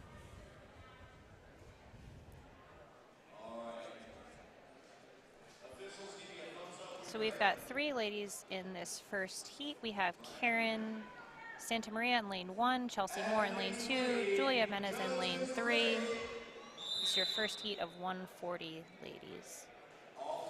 Looks like the sled is allegedly about 725 pounds. Really nice drive there in lane 2 from Chelsea Moore. Pull these sleds down the course, and we did not make this easy, folks. They're going to have to fight for every inch of this 80-foot course as they pull those sleds. Again, totally different game than the truck pull, where you can kind of get some inertia going. These just die. Every time you get done pulling, they just die. I'm going to try and give you a wider shot here so you can see all 3 athletes. Again, with an 80-foot pole, it is hard for us to show you close-ups of the athletes and also the positions of the sleds. Right now, Chelsea is ahead in lane 2, but it looks like Julia in lane 3 is also right about in the same spot. They will take measurements on those. And here it looks like Chelsea was a little bit ahead, but very close on that. Just no momentum whatsoever on that. Just pull and then die. So no finishes yet. Close that time. And we have 4 ladies coming out now. Lane 1, Caitlin Dean. Lane 2, Vina Neighbor. Lane 3, Haley Manipole. And lane 4, Katie Moorhead. All these ladies looking to close out their 2022 Nationals with a nice, strong performance on this arm-over-arm pole.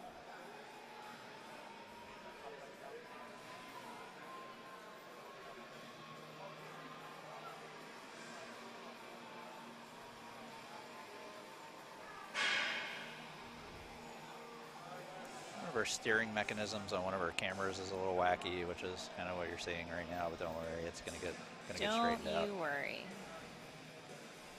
Trying to make sure you guys There get we the go. best of you.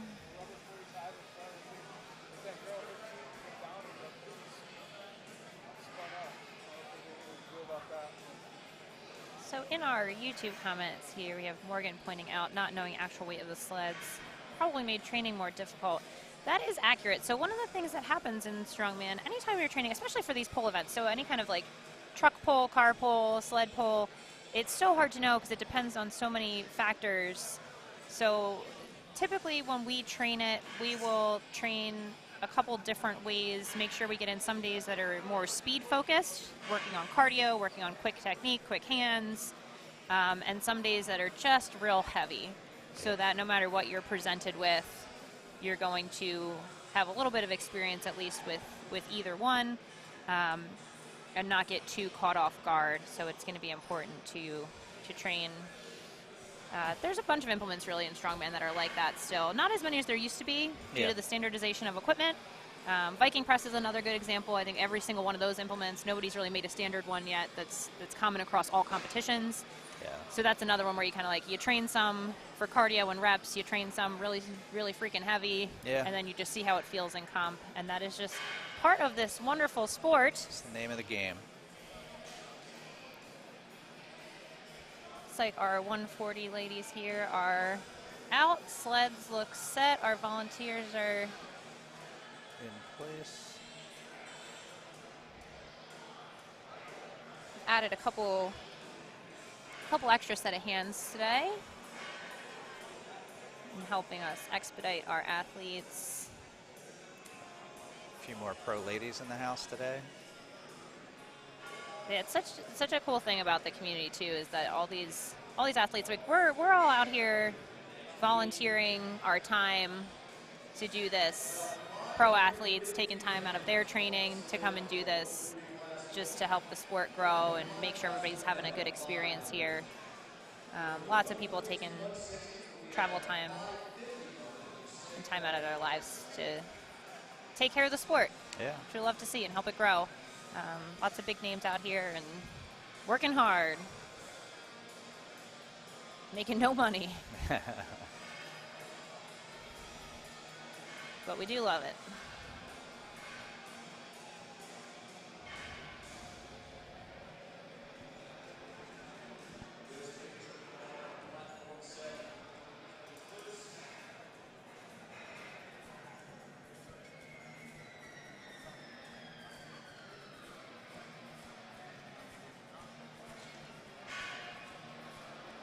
what you're seeing on your screen here is a setup of all 4 lanes.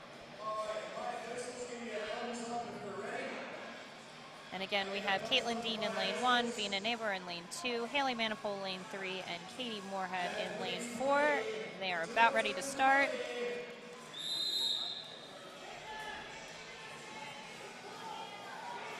All 4 sleds in motion.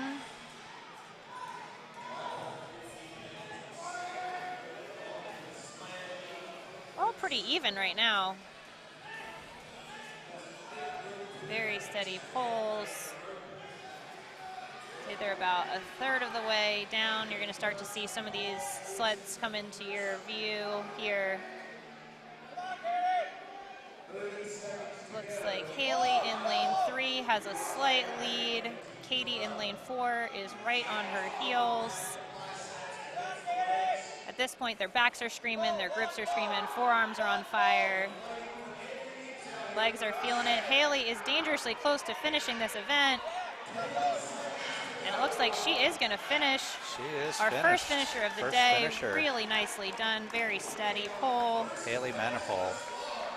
And Vina in lane 2 also got very close. Quite close. Lane 1, Kate Dean, also with a strong finish. Nicely done by all 4 of these ladies. A full minute of sled pulling is a whole lot of sled pulling. Good time.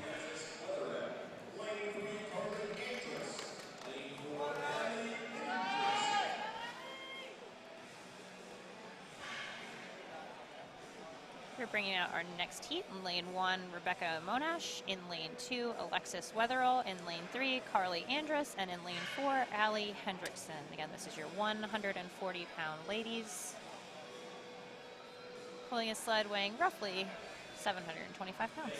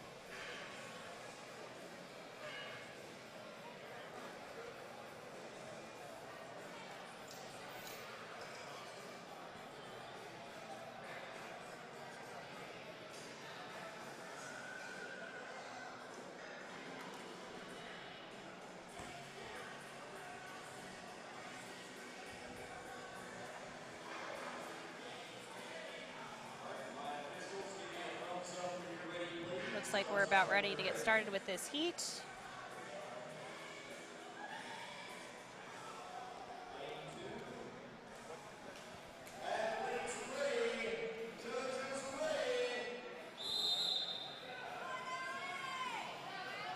Here we go. Sleds are moving. Solid movement in lanes 1 and 2 from Rebecca and Alexis. Lane 3, Carly not far behind. Looks like we're going to have a couple ladies here. Good shots of finishing this. There's some, You're going to have a few sleds coming into view.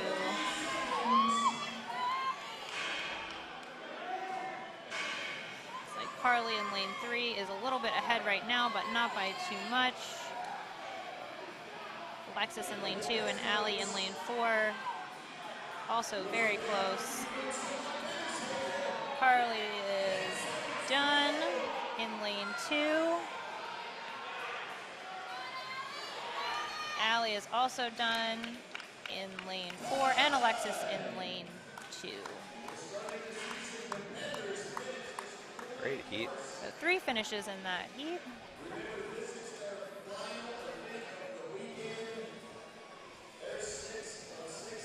So 80 feet to pull is quite far. 80 feet to reset It's also quite far. Not to mention, you know, the measurements have to be taken between between heats, so that takes a little bit of time as well. We have 2 more heats of 140 ladies,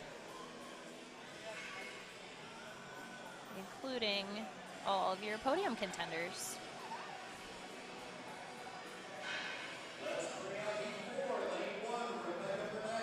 So in this event, the ladies actually are in order by their final or by their score total going into this event. So in this one case, it is not by how they placed in the last one.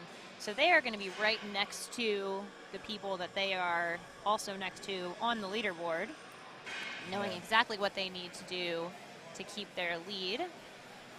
There's definitely, it looks like first and second place are most likely wrapped up in this division, but the fight for third is very much alive and well, and those Arnold bids, of course, are up for grabs. So these next 2 heats are going to determine your podium as well as your Arnold bids. And right now, there is a half a point separating first and second place between Nadia Morrison and Kirsten Ostby. So we will look see them in forward the to next that heat. Yeah. And honestly, there's the points being how they are, there's a lot of room for movement still. Absolutely. So we've got lane 1, Jill Robbins, lane 2, Jessica Mariki, lane 3, Kayla Fleeg, lane 4, Jessica Garcia. All these ladies' sleds are moving.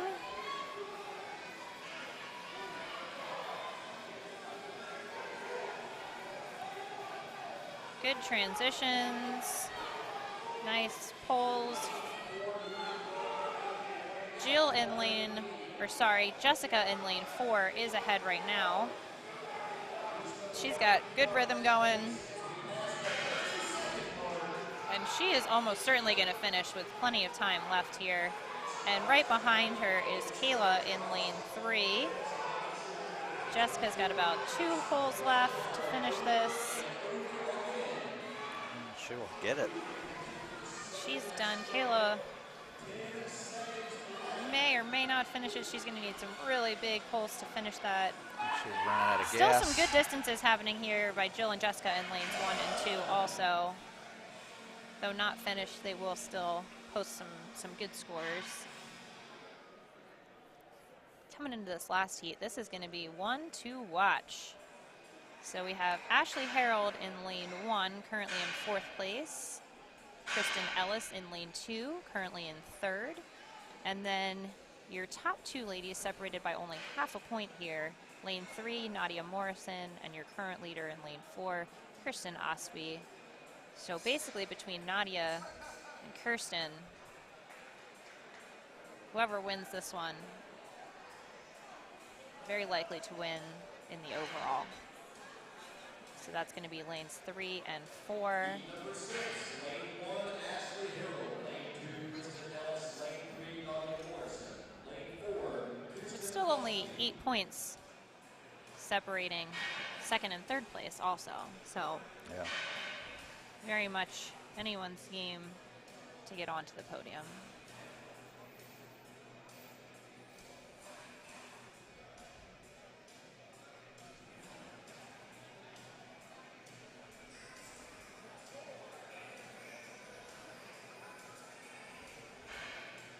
We got a couple pro strong women here, sled dragging together. A lot of times when we're doing that, we're also thinking, man, it would be cool if this was how competitions worked.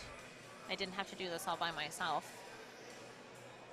Yeah, we've had Very rare, though. Miss Nadia Stowers, Miss Erin Walklett, been putting in work all weekend. All right, and it looks like your 140 leaders are set and ready to go here. Our final heat of 140s for the weekend.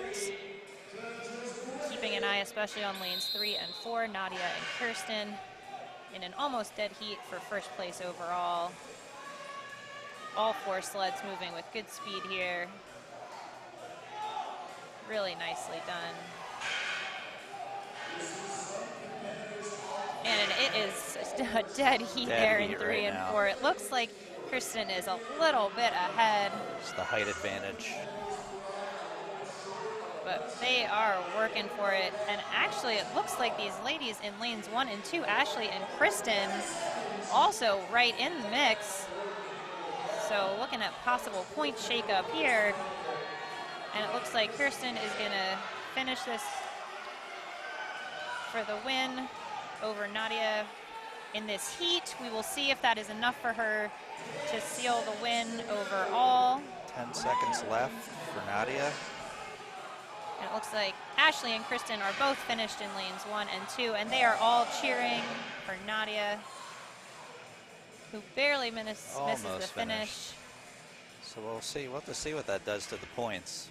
Yeah, definitely a shakeup there. Kristen and Aspie, they're in a really good position for her to finish in first place overall. But the rest of these are certainly up for grabs. As usual, these ladies supporting each other all weekend.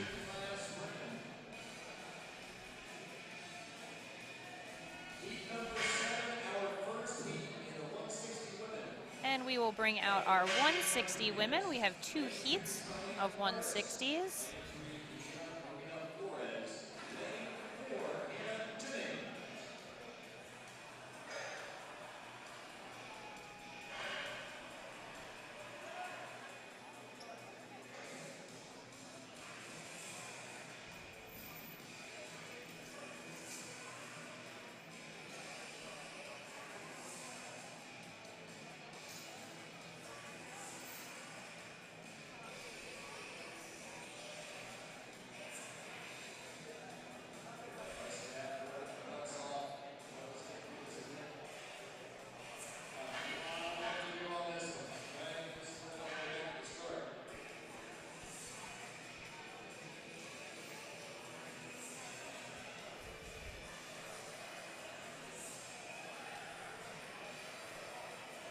Like our volunteers are resetting these weights.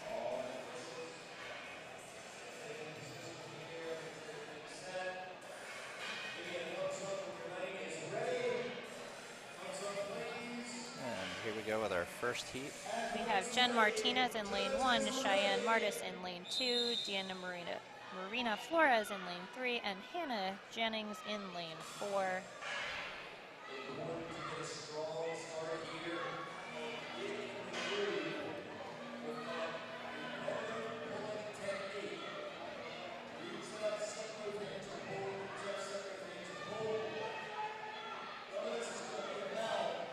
In lane 3,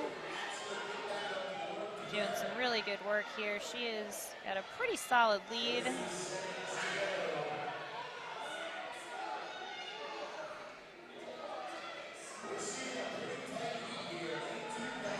Lane 2 and lane 4, Cheyenne and Hannah are very close. It looks like Dina in lane 3. Is going to be all finishing, see if she can get a couple more good pulls in here. And see the legs starting to give out, grip starting. Oh, almost. Looks like she almost makes it.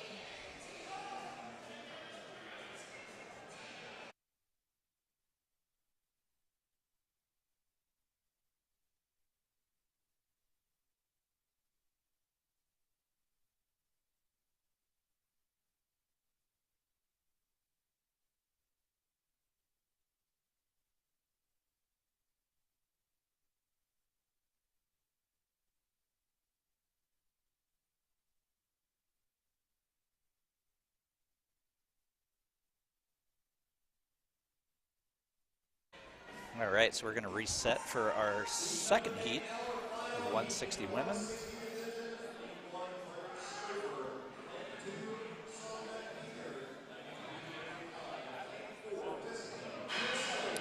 We are going to have in lane 1, Claire Stouffer. Lane 2, Sonda Hager. Lane 3, Amber Klein.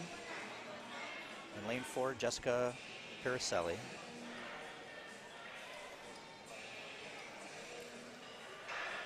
I'm going to work with some camera angles here for you now that we can kind of get a beat on how this event is going.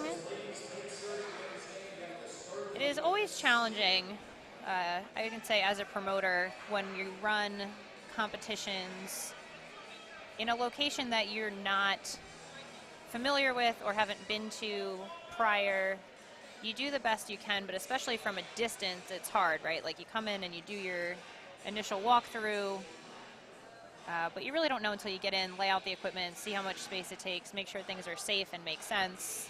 Yeah. So there's a lot of on-the-fly decisions that are always made by any promoter that's outside of their home. So especially when you're looking at things like regionals, nationals, anything held in convention centers, pro shows that are in bigger arenas, those spaces often there's some adjustments being made on the fly almost all the time. Yeah, and you never know what kind of safety requirements the venue are going to have, and there's all kinds of considerations. Being a promoter, it's a super fun thing to do, but I would say that there's it's rewarding, but there's no reward. it's super fun and super challenging. And this last heat of 160s, again, first and second place, very much up for grabs right now. Lanes 3 and 4, you have Amber and Jessica, respectively. They neck are and neck. Only separated by 1 point on the scoreboard, and they are neck and neck right now in their sled drags.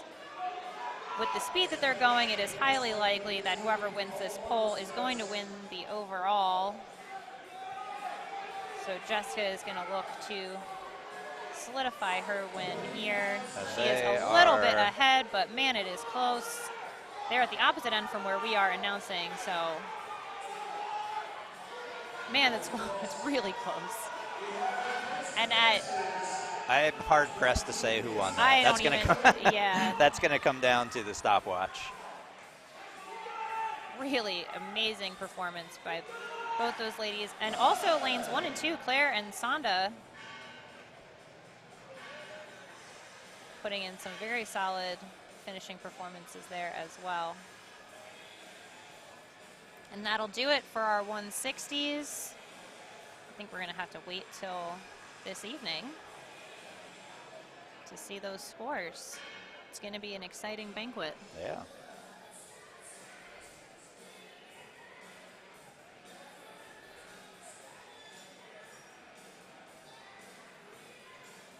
I'm going to reset here for the 180s.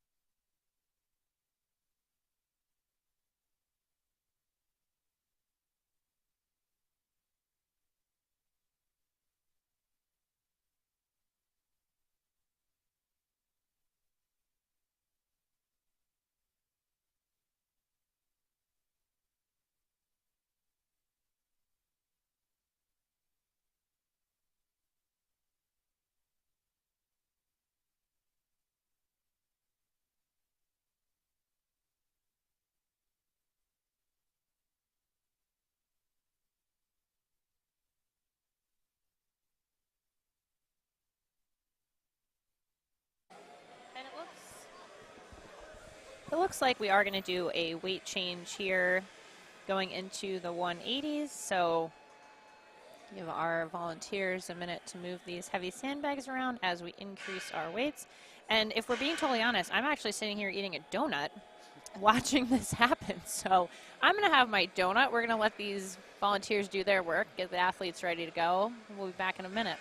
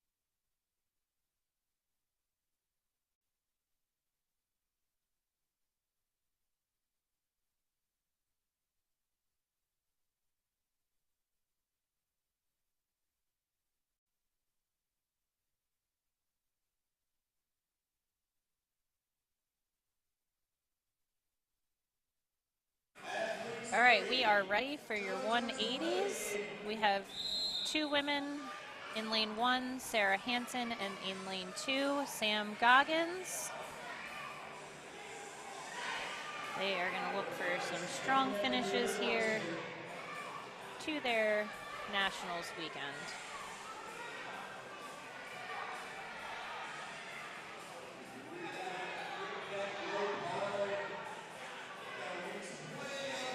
Right now they are both right about almost exactly the same. It looks like Sam has a slight lead in lane 2, but it is very close. Both ladies setting a good pace. They are more than halfway through the pole with half the time remaining. Sam definitely is a good shot at finishing. And Sarah right behind her there in lane 1. 10 seconds left. Lots of yelling going on here. And Very neither close. lady will finish, but they were both within a couple feet.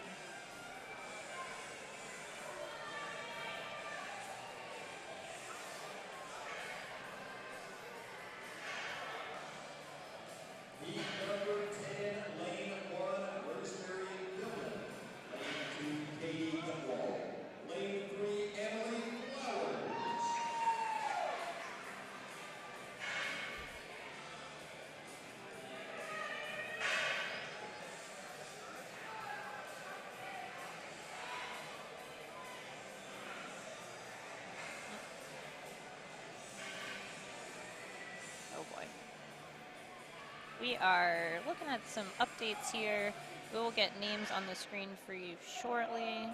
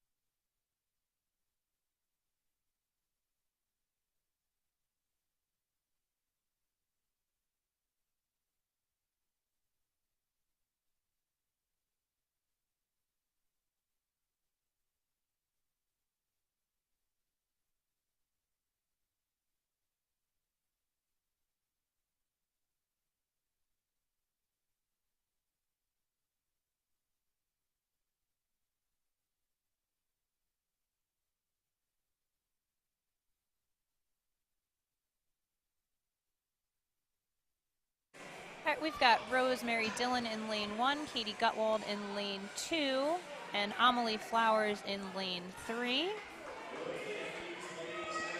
All very close. And you should see these sleds start to show up on your screen any second now. All these ladies pretty much the exact same distance. Amelie getting some good, strong pulls in here.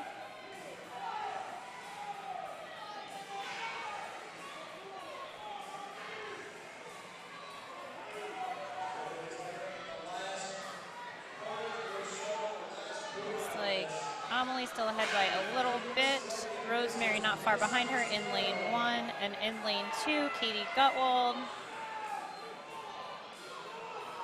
Katie and Rosemary both very close there in lanes 1 and 2. And that will be time. Lane 3, Amelie almost finished.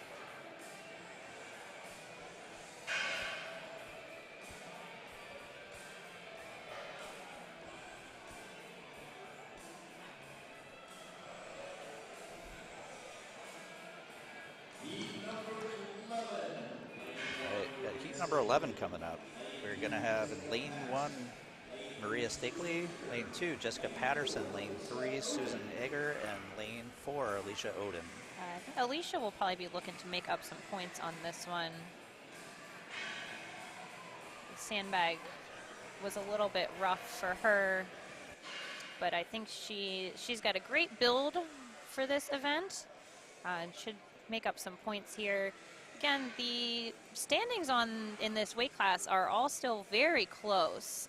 So with the number of athletes and the number of points available, this is very much still anyone's game in this 180 class, and we will find out final scores at the banquet this evening.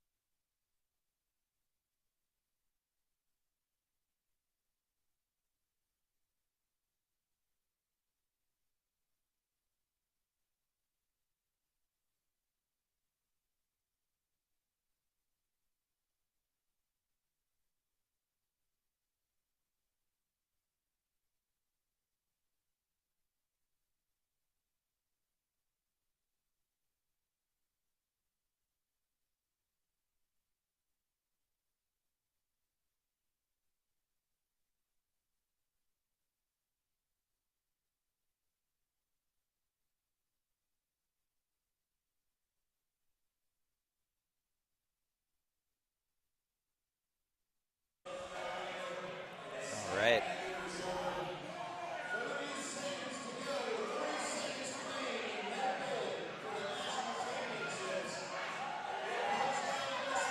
And it looks like we're going to have a finish.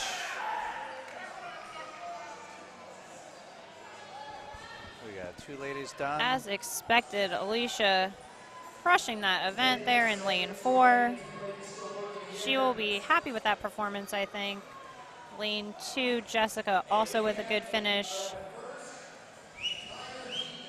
We have had the entire Everybody finished. heat finish that.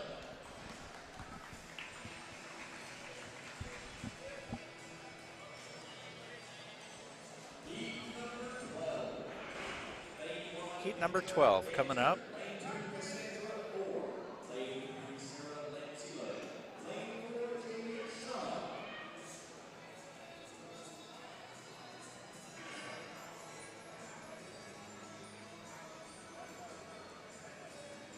So in lane 1, we're going to have Kendra Danzer. Lane 2, Cassandra Moore. Lane 3, Sarah Lanzillo.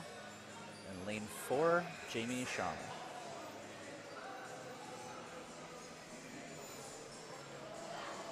These are your current top 4, but again, the points across the top, it's like, honestly, across the top 8 of these ladies are close enough. That last heat was very strong, so all of those ladies finishing really puts the pressure. If the women still on the podium at this moment want to stay there, they are all going to have to finish this. Yeah.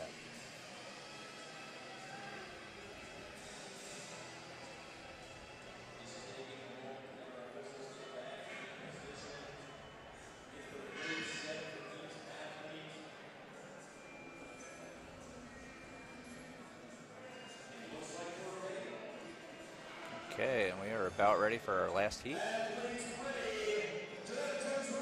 With Arnold bids, podium placement, and pro cards on the line here, we are off. All 4 sleds moving well.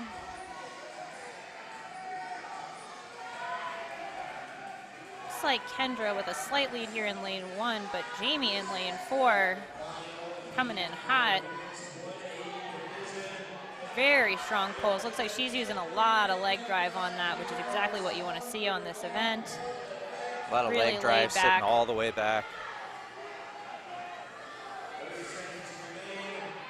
Lane 1, Kendra is also very close to finishing. They are very close here, Kendra and Jamie in lanes 1 and 4.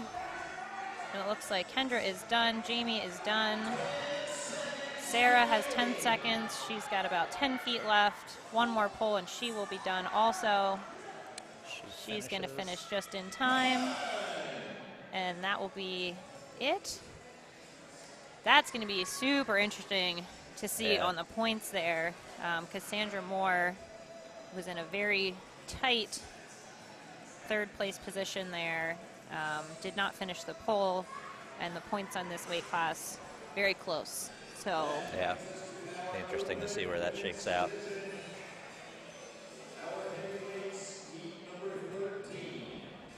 On to our open women.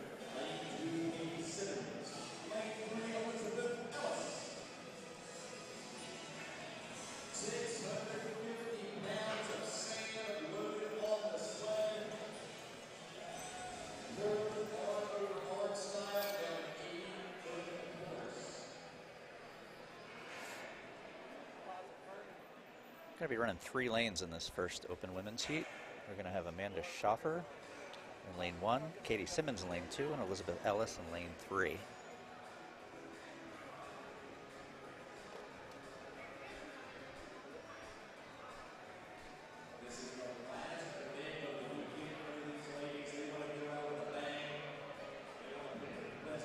So we did have a comment there in the YouTube about height having an advantage in this. That is certainly true, and saying finally an advantage for being tall. Strongman is another part of what makes it such an interesting sport is some things, like for pulls and throws, height is, and loading events for sure, height is an advantage, but on other events like deadlifts and presses, being short is often more of an advantage. So there is something for everyone in the sport of strongman. We are about ready for our open ladies here. Our last group of women of the weekend. Here we go. Last ladies class. All 3 sleds moving. Got about 650 pounds on the sled. 775 total weight. Total, once you factor in the sled itself. The friction on the floor, who knows? And the accumulated fatigue of 2 full days of competition. Looks like we are neck and neck here between Amanda and Katie in lanes 1 and 2 respectively. Elizabeth also right in the mix there in lane 3.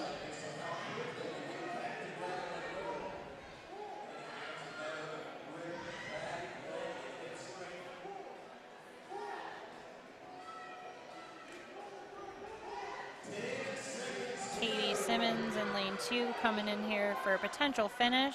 She needs a couple more good pulls to finish that. And she will get a time on that just before lane 3. Not quite sure if Elizabeth was able to make it in time. We will find out from the judges.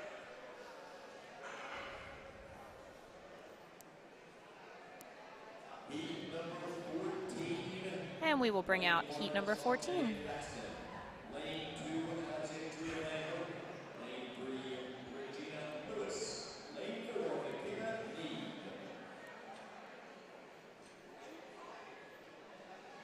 So we will have in lane 1, Shantae Thaxton, in lane 2, Alexandria Von Hokel, in lane 3, Regina Lewis, and in lane 4, McKenna Neeb.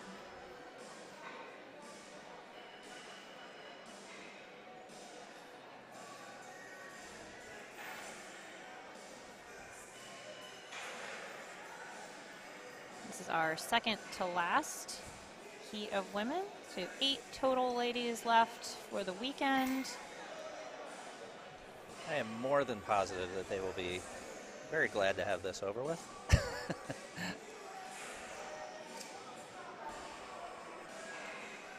I think in general, like, I would say probably about 50 to 60 feet into this is where it really starts to suck. And then that last 30 or so feet is really just kind of all heart.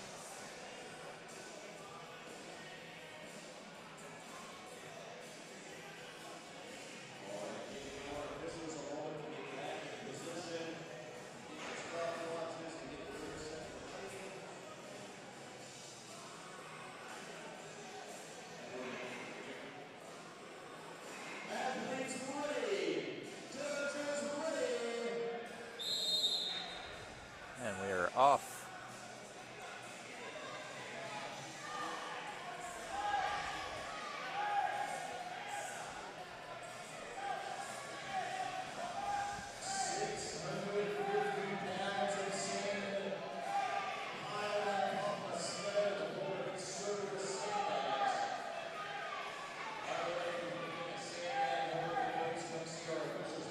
Looks like there's a slight lead there in lane 4 by McKenna. Regina right on her tail. And in lanes 1 and 2, Shante and Alexandra also neck and neck there. Again, this last 20-30 feet is where all the burning in your muscles sets in, plus the burning in the lungs. This is an extremely physical full body experience doing an arm over arm pull. It looks like in lane 4, McKenna is going to get a time. The other 3 ladies will take a distance. And that brings up our last heat.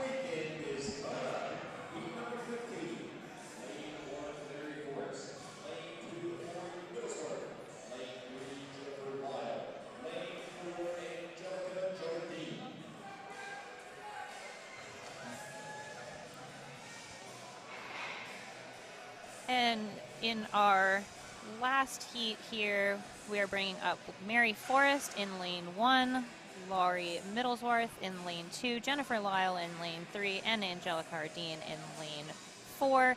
These are your top 4 open heavyweight ladies. A little bit bigger point spread in this class, but it seems like this event has shaken up the order in some of the other classes. So we will see what plays out in this last heat.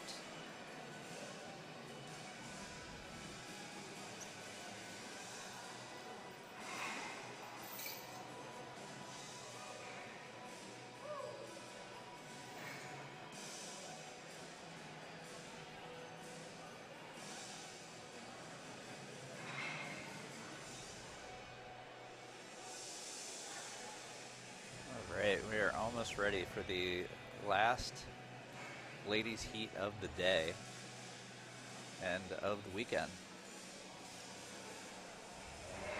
Ladies really putting on a very solid performance as always. As always. And your top 4 open heavyweight women are ready to go. Angelica looking to solidify her first place position overall.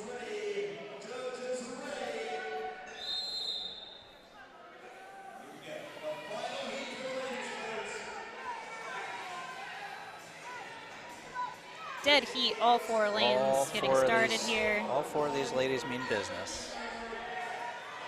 Angelica slightly, I lied already. Jennifer and Angelica really just back and forth. They are not quite in sync with each other, so it's back and forth constantly. Now they are in sync. Sleds nearly lined up. It's going to be whoever can. Awesome finish here in lanes 3 and 4 by Jennifer Lyle and Angelica Hardeen. Lots of yelling going on down at that end. It is still anyone's game here. Not to be ignored in lanes 1 and 2, Mary and Lori also making quick work of these sleds. Angelica about to finish. Looks like Jennifer did finish already. Angelica right behind her. Excellent pulls by both ladies. Lori finishing in lane 2 and Mary nearly finishing in lane 1. So again, look for a little points shake up there. Really impressive performance by these heavyweight women.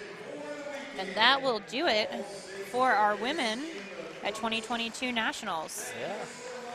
We are going to reset to the deadlift event for the men. They are here warming up. We can hear their weights banging around in the back. So we'll be back in, I would say, about 30 minutes. We are pretty much on schedule here based on the schedule that is in the description in the video. Men's deadlift medley scheduled to start at 2:30 based on setup happening now. That looks pretty probable. 12:30. I believe I said 2:30. Just missed that one there. 12:30. So in about 20 to 30 minutes, we will be back Again, the scores will not be updated on the live sheet for that final event. The final scores will be announced at the banquet later this evening. I believe last year the banquet was live streamed. I am not sure about this year, but we will check on that for you if you have friends and family who are in that podium and Arnold contention and you want to see that. We will check on that and get you that info this afternoon. In the meantime, hang tight, and we will be back.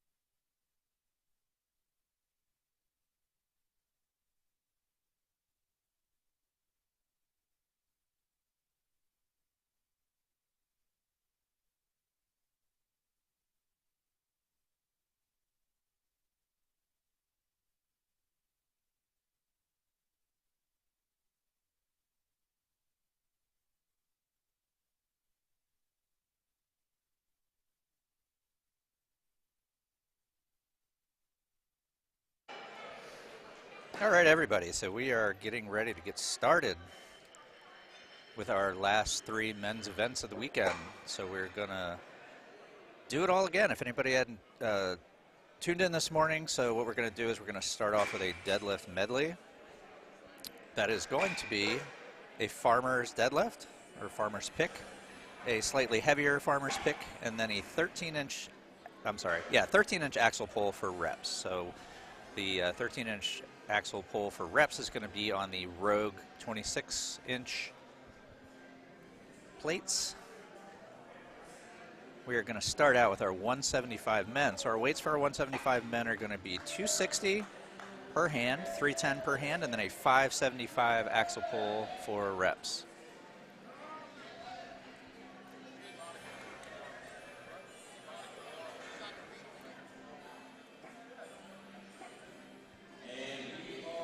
After that, we're going to move on to a sandbag over shoulder medley, and then finally we will wrap up the day with an arm over arm sled pull. So lane 1 for our first heat is going to be empty. Lane 2 will be Hernie Pena. Lane 3 will be Jonathan Gray, and lane 4 will be Alex Taros in this first round. And in case you're just joining us for the first time for the day, I am Katie Feeley. I'm joined by my husband, Brian Feeley. We are out of Power Plant Gym in Southeast Pennsylvania, and we are going to be bringing you all of the highlights, information, things that you need to know. Please feel free to use the live comment section to ask us questions, leave support for your friends and family members who are competing, hang out with each other, and correct us on anything that we get wrong in terms of name pronunciations, where gyms are located. We are happy to shout out people, and we are also happy to make corrections as needed. So Absolutely. We are here, we aim to please, and we are getting these 175 guys out here. So straps for this event are okay. No deadlift suits. However, briefs are allowed. Not seeing very many men so far take the brief option, but we'll see how that pans out a little bit later. So the gentlemen have already seen these handles yesterday in the moving event. These are going to be heavier than that. And again, straps are allowed for this. Some will go with straps, some will go without. See John Gray there in lane 3 is going sans straps on these farmers. So is Hernie in lane 2, which he makes easy work of that first pick, as does John. Hernie with a little spill there. John gets the down command on that with a very gutsy second lift. He is moved on, and he's going to choose to strap in there for the axle. It looks like Hernie in lane 2 is also strapping in for his axle pulls. And in lane 4, we have Alex. Some ramping technique, which we'll go over a little bit later for those that missed it this morning. Oh, and Hernie gets out that 1 rep. John should probably make one more good attempt at this deadlift here. And then he is going to walk away. Probably a smart move. Really nice first 2 pulls there from John. John's first year competing in First Nationals. And probably one of the more hype athletes that you're going to see this weekend. He is very pumped to be here, which we love to see. Amazing attitude about the whole thing. And that will do it for our first heat of 175 men and bring out our second heat.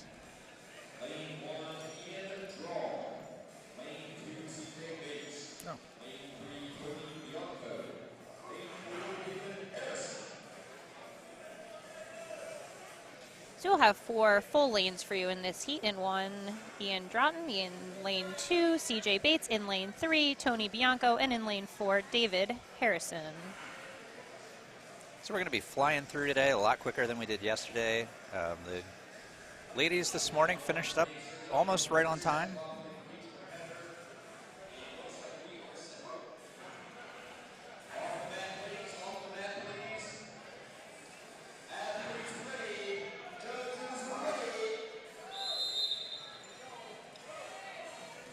And these guys are off.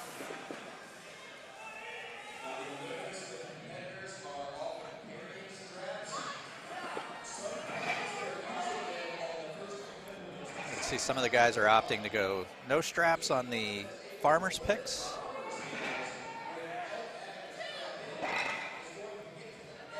Definitely a strategic decision, depending on whether or not your grip is good enough to handle it and also how much time it takes you to strap in, strap out.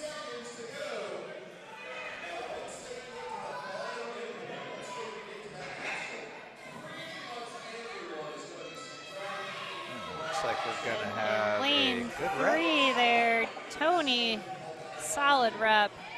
And in lane 2, CJ is also going to get a good rep. Not entirely sure what David is It's like doing. David is going to bow out here in lane 4. He's, he's going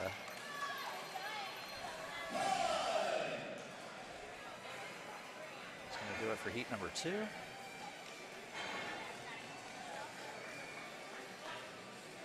Thanks for the kind comments, TV. We're trying to make it relevant and not ramble. And I know some of you have asked about coverage for the banquet. So the scoring has been live all weekend. It will continue to be live scoring for your first 2 events today. So the deadlift medley and the sandbag over shoulder. For the final event, that will not be live scoring. We save the scores for the awards banquet. We are going to try and live stream that banquet, so stay tuned. We're going to get you some details on that. But the goal is to live stream that later this evening. Right now, we have in lane 1, Daniel Denny, lane 2, Alexander Moy, lane 3, Christian Candemir, lane 4, Jake Reese.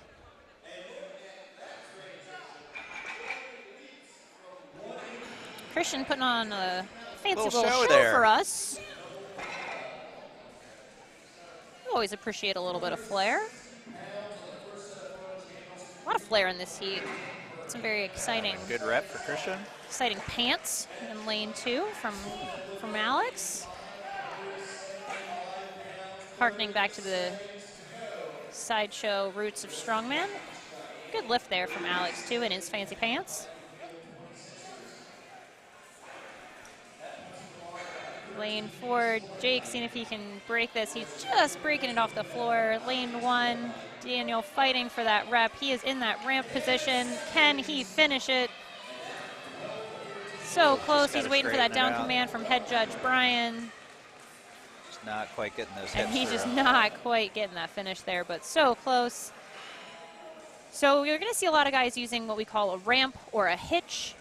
2 similar but slightly different techniques. These are not allowed in the sport of powerlifting, but they are allowed in strongman. Basically what that means is letting the bar rest on the thighs, and then you're going to use your legs to help stand it up. It takes some of the pressure off your back, lets you really sink your weight back further into the lift. And when the bar is so stiff, like with the axle, where you're doing a lot of reps, like these guys are hoping to do today, it is helpful to use that ramping technique. It is something that we practice in training. Doesn't make the lift easy, but it certainly makes it slightly easier than it otherwise would be. And we are going to bring out our 4th heat of lightweight men. Lane 1, we have Kendall Brown, Trey Brown is more commonly known. Lane number 2, Vince Calantes. Lane number 3, Edward Lucy. Lane number 4, Julio Varela. A few repeat competitors from prior nationals in this 175 class. Oh, it looks like, unfortunately, Julio in lane 4 there missed his down command. Speed is important, but listening to your judge is even more important. Lane 3, good lift on the axle from Ed. So Trey is also onto the axle in lane 1. Another good rep there in lane 3. Julio is going to strap in for these farmers. He can't quite get those straps to stick. Not quite staying. Pro strong woman, friend of all the athletes, Laura Anderson, coaching him through this. She definitely knows her stuff. That is a good person to have in your lane. She has been around the block a few times. Coaches Julio to a good rep there.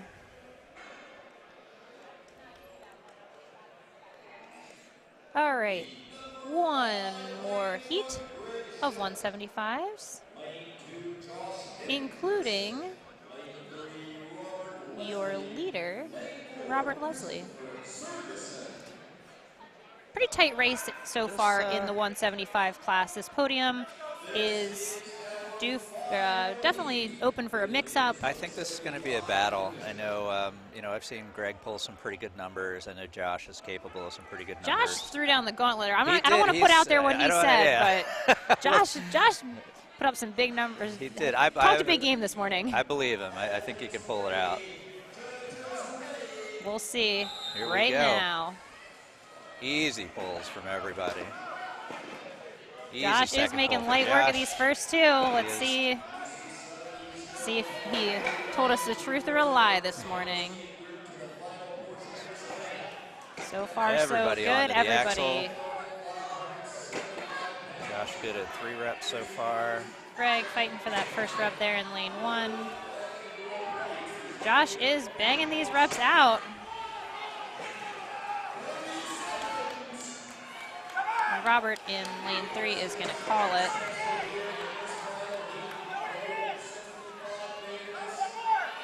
This will definitely move some Josh folks around. and Greg both with good lifts there in lanes 2 and 1 respectively. A little bit of time left. Well, looks like Josh might be running out of gas. See if Chris can finish this lift here. Oh, and he doesn't quite get it. Doesn't quite get it. That'll definitely shake things up a little bit, I think. Yeah, good performance by, given how many guys did not lift that axle, some really solid performances in those last 2 heats. Yeah, absolutely. Putting down some reps. We are going to do a weight change here coming into your men's 200.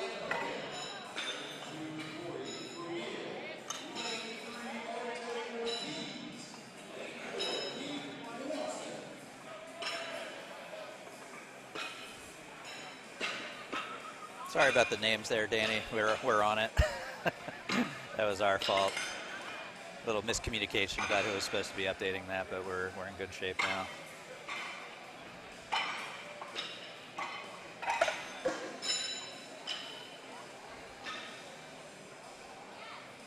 All right, so moving on to our first heat. We'll get some weights there for you too. Men's 200s. So our men's 200s are going to be doing 290 per hand, 330 per hand, and then a 615 axle, 4 reps. We talked about this earlier with the ladies. This is a lot of deadlifting this weekend. So these guys have, you know, the axle cleans weren't heavy relative to deadlifts, but still they already pulled the axle. They carried these handles yesterday at lighter weights.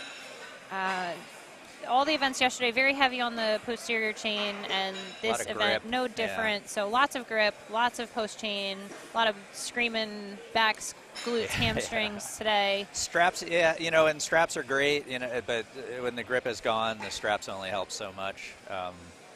It's still going to be a factor, and they've definitely been getting their grips tested this weekend. We'll see how many of these guys take advantage too of some of the equipment allowed on this event, including the briefs. So you'll see some briefs are going to be supportive gear that helps with the beginning of the lift and the lockout. You'll also see some guys wearing thicker neoprene compression shorts.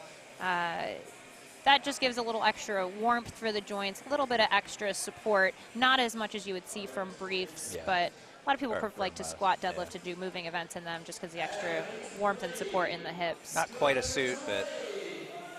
And we are ready to go here. We have Ryan Hogan in lane 1, Corey Vermeil in lane 2, RJ Ortiz in lane 3, and Keith Watson in lane 4.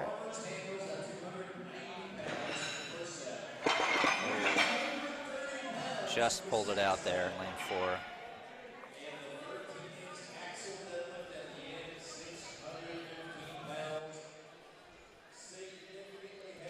Three guys already on to their axles here. Corey, RJ, and Keith. Looks like Corey and RJ both getting in good reps there. Ryan is going to call it on this one. Keith gearing up.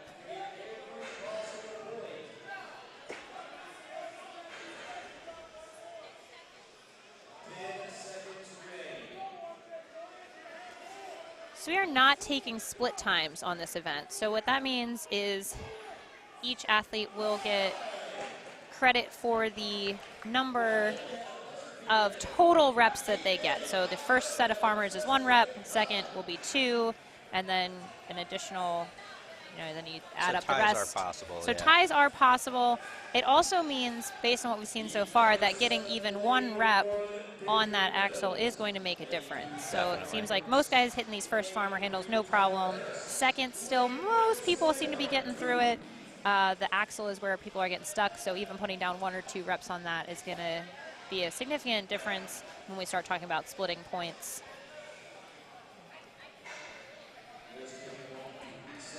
It's definitely been the equalizer so far in this event.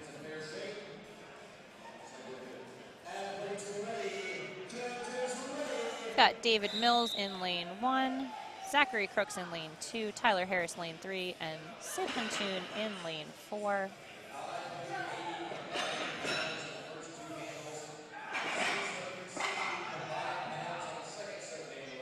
Looks like Zachary in lane 2 and Sid in lane 4 have moved on to the axle.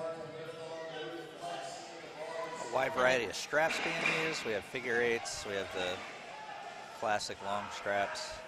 One of the other things to take into account on this event is that the diameter of the handles on the farmer is smaller, closer to a regular bar, where the axle is a thicker diameter, so you'll see a lot of guys out here with 2 different sets of straps, especially with the figure 8s, because those are going to be relative to the bar size that you're lifting.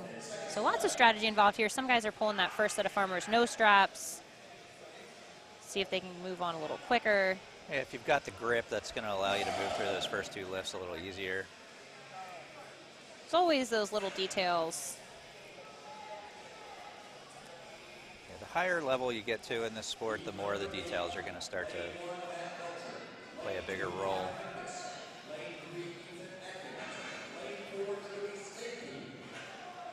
And we're bringing out heat number 8 here. Lane 1, Matt Belcher. Lane 2, Tyler Mingus. Lane 3, Ethan Atkins. And lane 4, Joey Stampke. And this is your 200-pound men's class in their own weight class for the first time this year, as opposed to being a subdivision.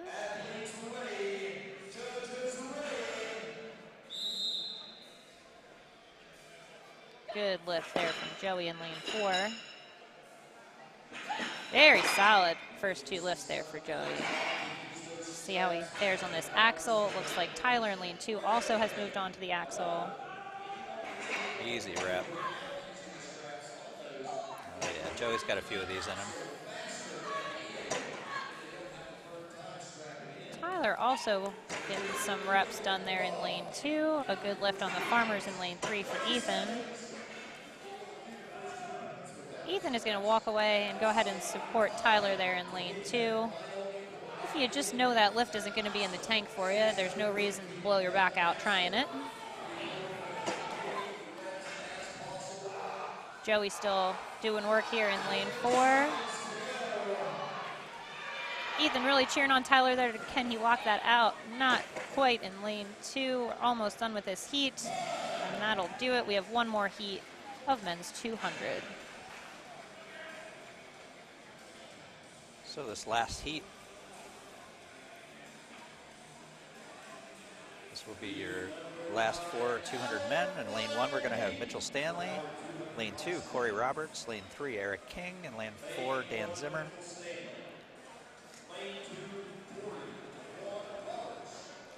Your top 1 and 2 in this weight class are in this heat, and that would be Dan Zimmer in lane 4 and Eric King in lane 3. Keep an eye on those guys.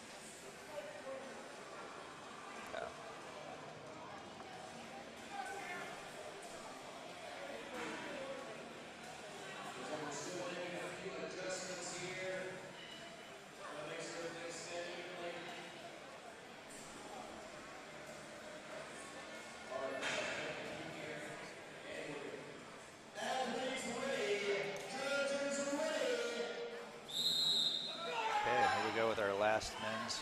An easy first lift there for Corey in lane 2. He is hopping right over those really beautiful first 2 lifts there. Corey has shown some phenomenal lifting all weekend. Very impressive. Including that deadlift there. That puts him on the board with the axle. Good lift in lane 3 by Eric.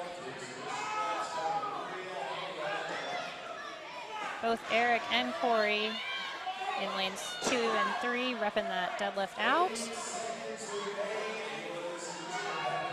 And a good lift in lane 4 from Dan Zimmer. Another good rep from Eric. This is going to be a very good event here for Eric. Looks like he maybe has another 1 or 2 reps over Dan on this, but we will see.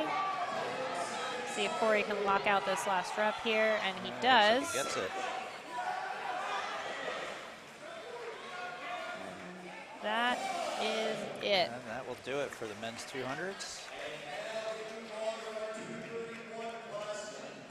Moving on to the men's 231s.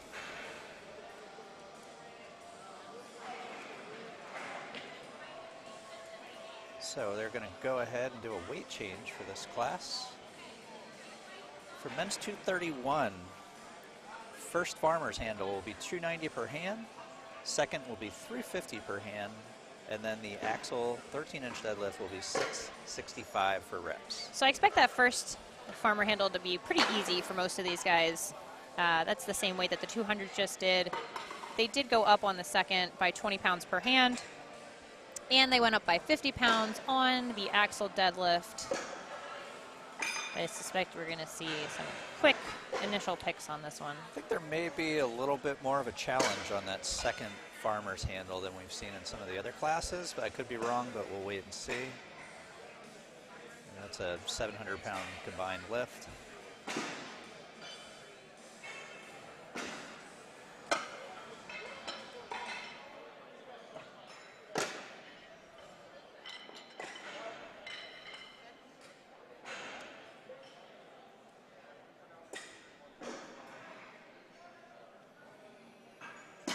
We have had some updates over the course of the competition. A couple guys have unfortunately had to drop out.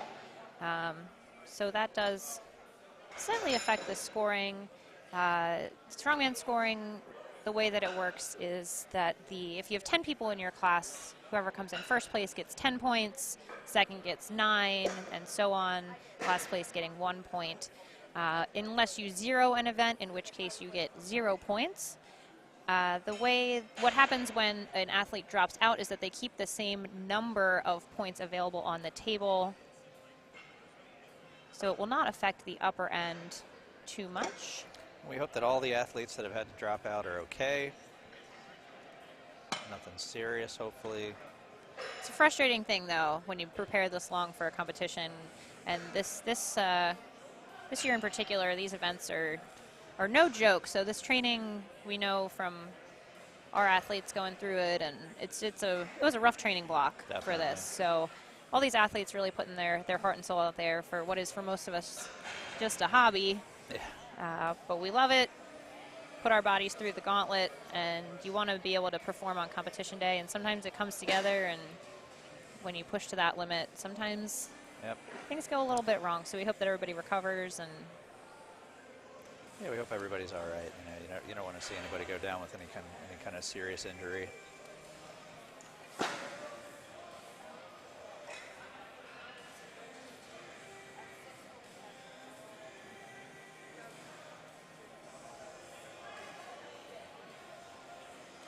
And if any of you joined us a little bit later, we are Katie and Brian Feeley. We are live here in Erie, Pennsylvania.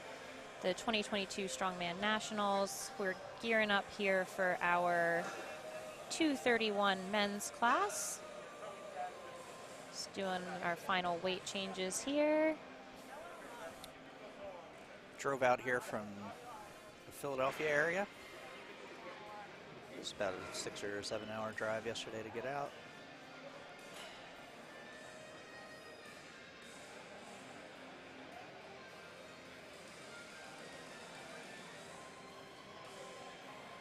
It's a lovely spot for the event, actually.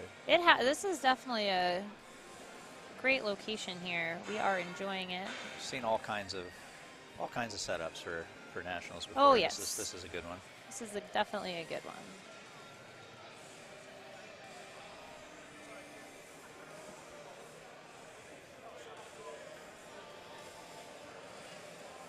Looks like we are headed into heat 11 here.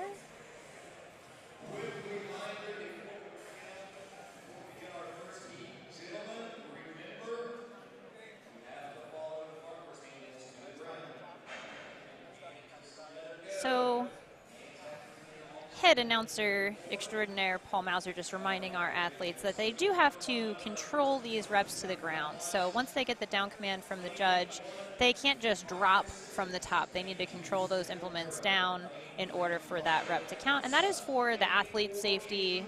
It's also for the benefit of the equipment.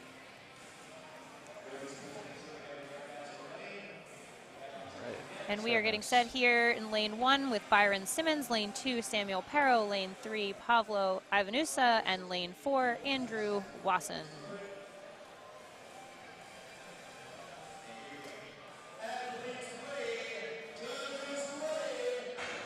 We are off with our first heat of 231 men.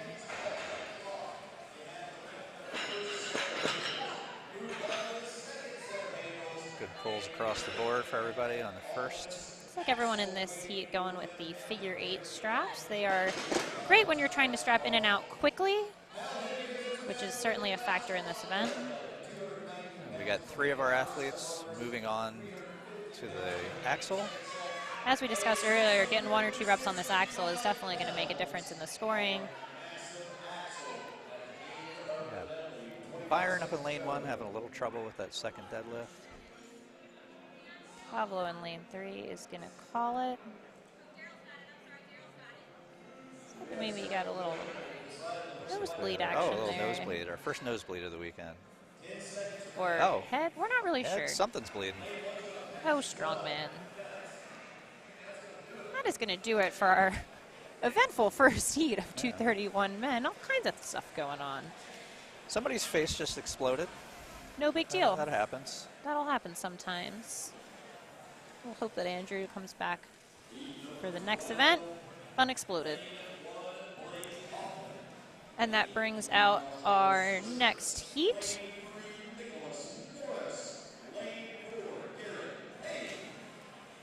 We're going to have in lane 1, Blake Hoffman. Lane 2, Josh Swisher. Lane 2, Nicholas Morris. And lane 3, Garrett Green. Let's try that all again. Lane 1, Blake Hoffman. Lane 2, Josh Swisher. Lane 3, Nicholas Morris. Lane 4, Garrett Payne. We've been at this a long time, folks. It's getting messy. Got a cooler full of bang here, though, so we should be all right. Yeah. Good lifts by all 4 gentlemen there to start.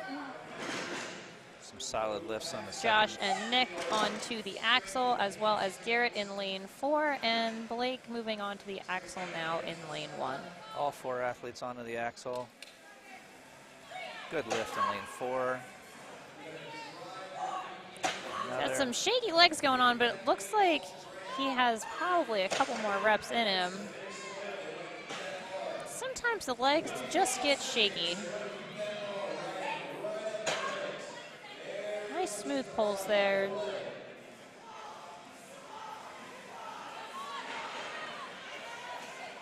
And he's going to start trying to ramp that there in lane 4, and he does. Yeah. Good use of the ramp. And that'll be a good showing on that particular event for Garrett.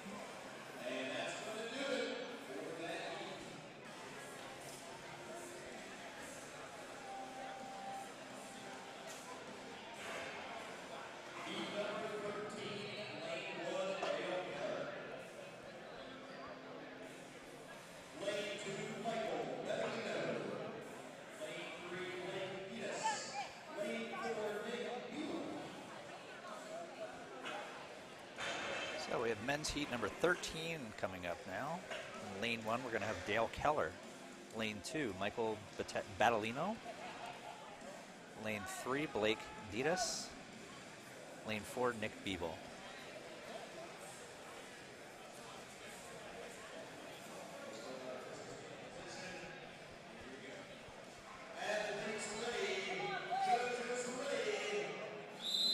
And they're off.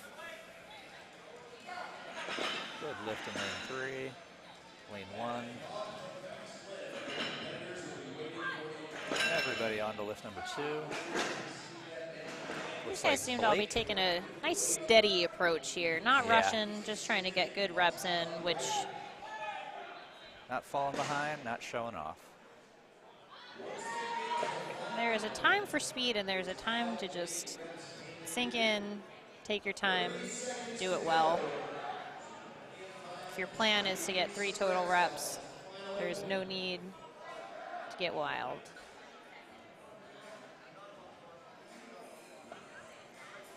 And a good lift here in lane 4 from Nick Beeble. He will also move on to the axle. Again, no split times on this event, which means that all 4 of these guys now are tied.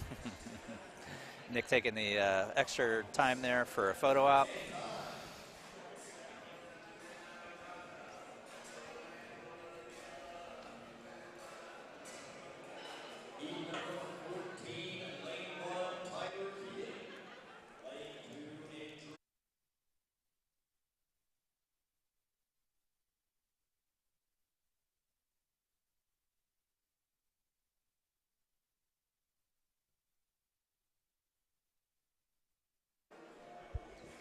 And in heat number 14 here, we've got in lane 1, Tyler Keating. In lane 2, Andrew Mock. In lane 3, Brandon Myers. In lane 4, John Hager.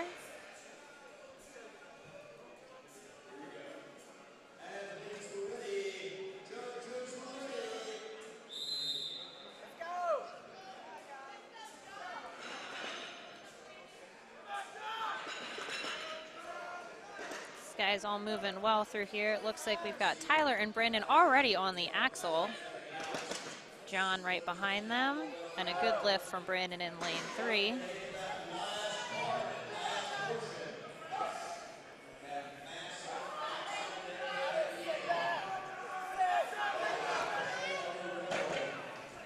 John fighting for it here. Looks like Brandon's going to tap out. And I think the move when you're that exhausted and you got 30 seconds is to take a full step back, take a full breath, and then when you've got like 10 seconds left, go for that. Like take the full rest that you can possibly get, because you know you're only going to get maybe one good rep in there, rather than just spending 30 minutes pulling at a max effort. These often, though, they really are game time decisions that these athletes are making on the floor. That's when you're going to see a lot of the more experienced athletes pull ahead in those little details. Yeah. Everybody comes in with a plan. True. You come in with a plan. Sometimes it works out, and sometimes less so.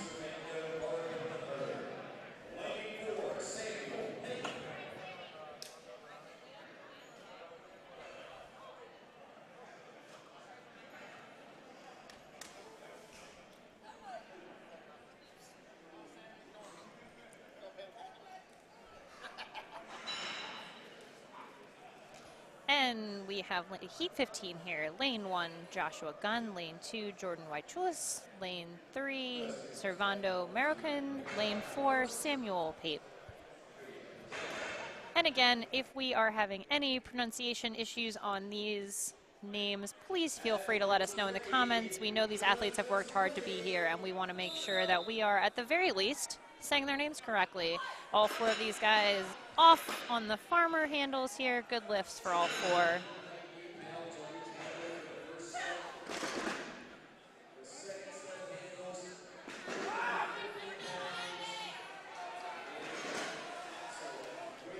All 4 of these guys are onto the axle.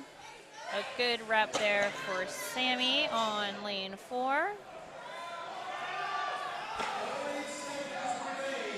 Unclear if the jorts are part of his success or not. I like to think so. Though the people here are definitely a fan.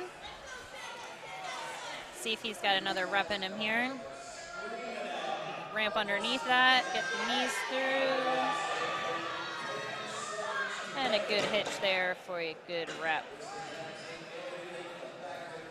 This axle is really putting some people away. It is really proving to be a problem. And just a quick review there. These guys are lifting 290 per hand on their first set, 350 per hand on their second, which is 700 pounds. And then an axle that is 665 total pounds, just in case they weren't tired yet. And this particular heat brings us lane 1, Dante Petrella at a 580 barbell, lane 2, Chase Bradley, lane 3, Tim Feathers, and lane 4, Isaac Smith. Isaac Smith, Spider Strength in North Carolina. North Carolina. North Carolina. Said Virginia about 20 times yesterday, and somebody kindly let us know. We North stand Carolina. corrected. Here they go.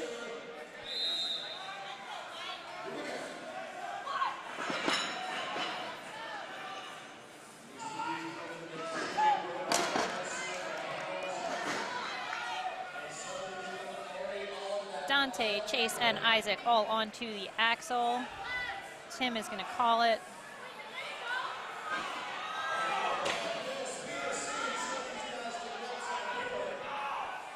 Isaac fighting for that first rep. Good lift there in lane 1 from Dante. Dante, who got the opportunity, he just loved that sandbag carry event yesterday so much, he wanted to do it again.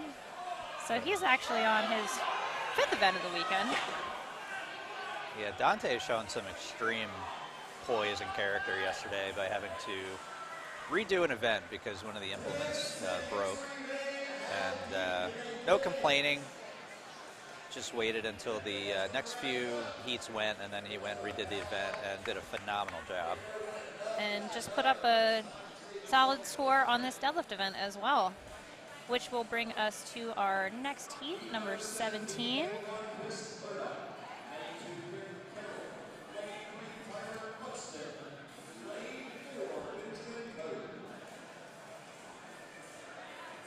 In lane 1, Chris Berta. In lane 2, Rick Carroll. In lane 3, Tyler Buxton. In lane 4, Benjamin Cohn.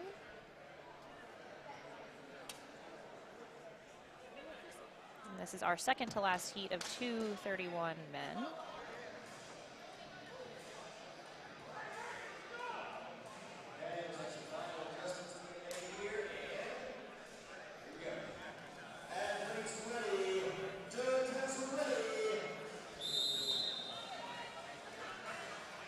Very easy first lift there for Rick in lane 2. These guys are all making short work of these farmer handles, and all 4 are already on the axle. Slight lead there by Chris and Rick in lanes 1 and 2. Chris just repping it out down there. So these guys are waiting for an up and a down command. So the down command they receive when their hips and knees are both locked out at the top of the lift. The up they will receive when the bar is settled on the ground, and that's just to make sure that the athletes aren't bouncing the bar. Judges are pretty good about giving that command very quickly. It does throw off some athletes, though. It's weird. It's like when a judge says up, it feels like they're commanding you to pick it up right away. And it's important to remember up just means you're allowed to pick it up now, not, oh my God, go. So it can kind of throw off your tempo if you're not used to doing it. When we have it in competition, we always train it with both just to get used to that rhythm. And it is awfully hard as a judge to call up and down commands. It's a lot of yelling. Yeah, yeah, and you'll notice also in Strongman, very seldomly are you allowed to drop the barbell. I know that a lot of times when you're doing deadlift medleys, that may be an exception. Like you see people at OSG, you know, they do the deadlift, they drop, move to the next one. More often than not, though, athletes are usually going to be asked to kind of lower the implements with some level of control, and that's for their safety, the safety of people around them, and also the health and well-being of the equipment, which is an expense that a lot of us have sunk a lot of dollars into. So we are bringing out heat 18 here. This is your last heat of 231s and includes your current leader, Tyler Pruitt, who will be in lane 3. We also have Philip Brinkman in lane 1, William Kendall in lane 2, and Benjamin Eismenger in lane 4.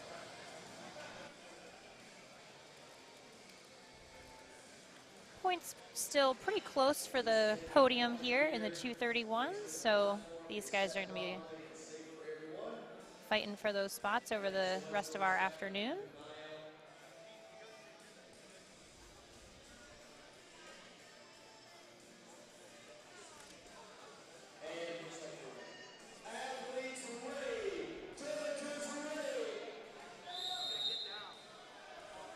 see what some of your top 231s can do on these axles. Oh, and Tyler, that is Tactical going to error for cost Tyler. him on the drop. The plates come off, so he is going to have to actually put the weights back on his implement and then re-pick it. Major time loss there for Tyler. And that is the kind of mistake that can really cost. He's going to get a good command on that. All four men have moved on now. Benjamin repping it out here in lane 4.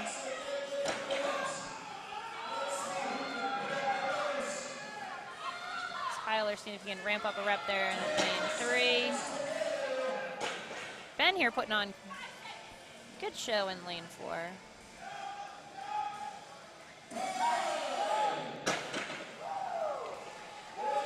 And an eventful final heat of 231s there. We will do a weight change for our 265s.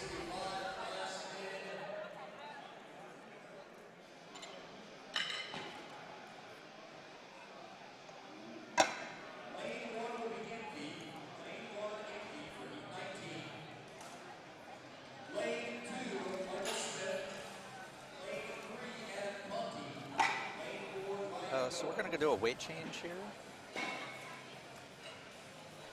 And for our 265s, they will be doing 310 per hand, 350 per hand, and then a 685 deadlift for reps. Our first heat, we're going to have an empty lane in lane 1. Lane 2 will be Michael Smith, lane 3 will be Adam Conti, and lane 4 will be Ryan Wilk.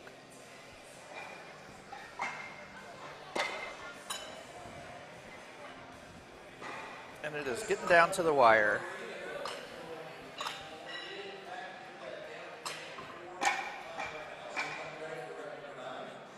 So the second lift for these guys is actually going to be heavier than what the open men were doing in their second carry yesterday. So this, again, these second set of farmer handles, no joke on this medley.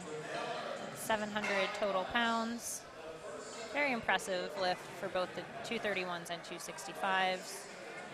And that's just the cash-in that they need to do for the pleasure of deadlifting everyone's favorite, the 13-inch 13-inch axle.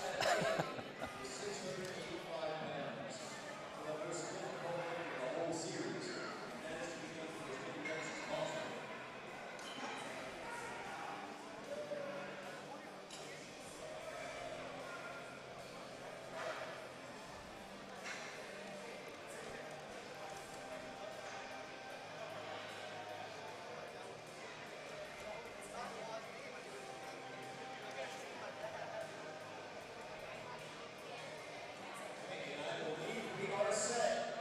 Here we go. Athletes ready. Judges ready. 265 men off and running. Off and walking. Off and walking. Yeah, running was kind. Very methodical lifting here.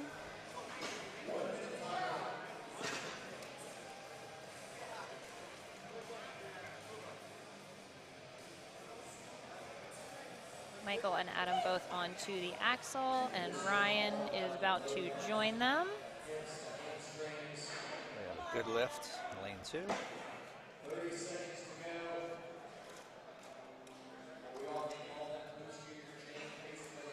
It's like Adam is going to tighten up his belt there and give that weight another go while we have a good lift here for Ryan in lane 4.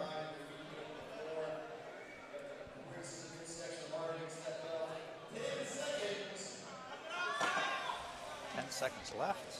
Adam is going to give it a get go ramp with out. that 10 seconds remaining, and he does not have it in him today. Not going to happen today. It's been a long weekend. Still 2 events to go. We have 2 remaining heats of 265 men.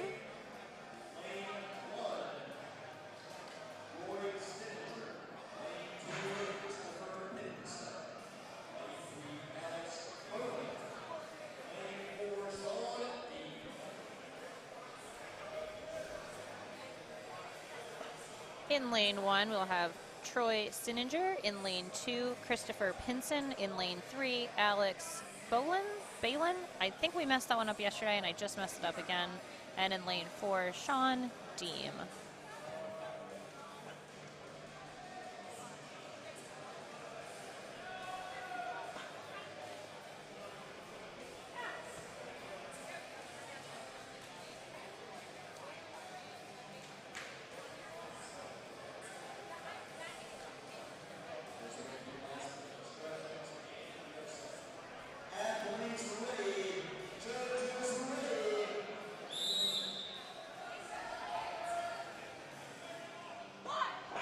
First off of the first lift is Sean, closely behind by Troy.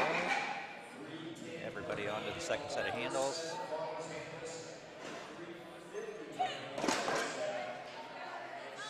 we have 2 guys onto the axle, Troy and Sean. And the remaining 2, Chris and Alex, have also moved on to the axle. See how many reps they can bang out here. About half their time remaining. A good lift in lane 4 for Sean, and a nice fight for a good lift in lane 1 by Troy. Troy looks like he's probably got one more in him. He can get a good ramp. He is going to wait, which is a smart move, as we talked about earlier.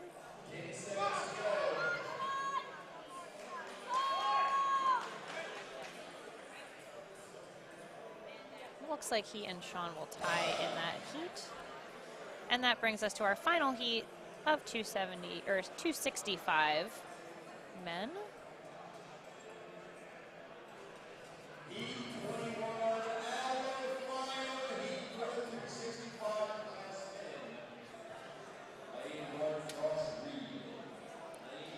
To Team Balin.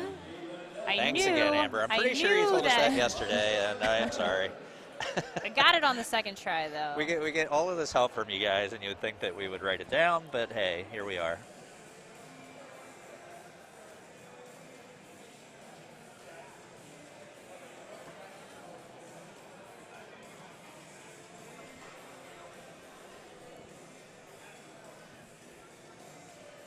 Just doing a little reset on the handles here.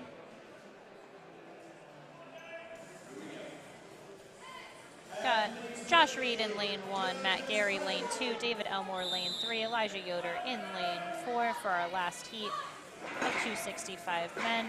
Lane 3, David Elmore is your current leader by 1.5 points.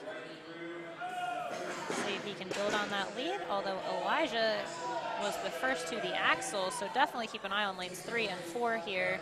Although your first rep on the axle comes from Josh Reed down in lane 1, a good rep in lane 4 by Elijah. Matt Gary, to point out, has been volunteering this morning before he even lifted, so big ups to him. A true champion. Yeah. Volunteering is, he was expediting for the women earlier this morning.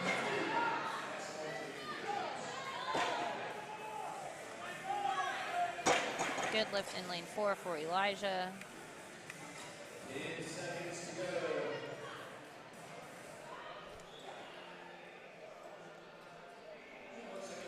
This guy's looking a little wrecked walking off, but good performances all around. We will do a weight change for our open men.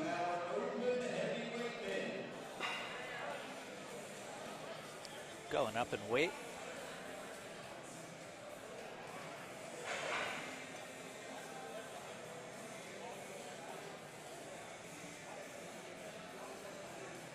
Open men will be lifting 330 in each hand for their first lift, 380 in each hand for their second, and 705 on the axle.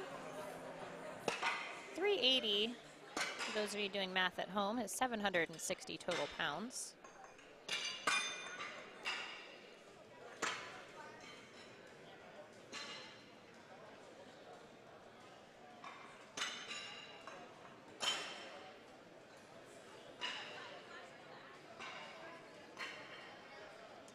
So they've got 660,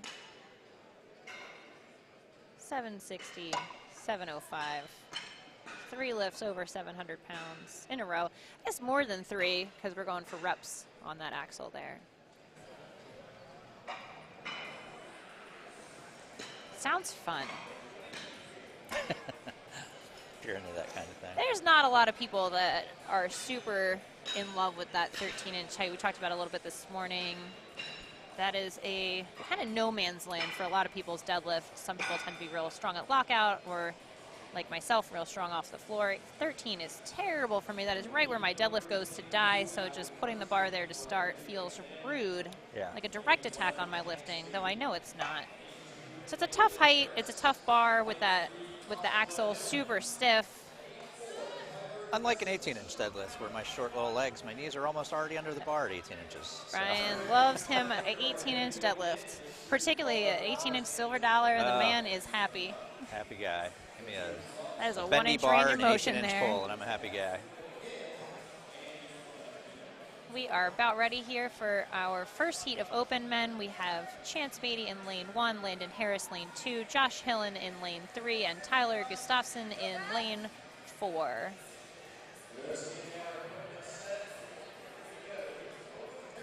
Big point spread in this heavyweight division, so these events today are definitely going to play a role. Final standings. Definitely seen some lot point of mix-ups. In the ladies earlier. Some of our higher scoring athletes are going to appear in these earlier heats. Makes things exciting. Good lift in lane 4 by Tyler, who is moving on to the axle. Well ahead of the field. See what he can do with this last deadlift. He will be joined on the axle by Chance in lane 1. Good lift in lane 4 there by Tyler.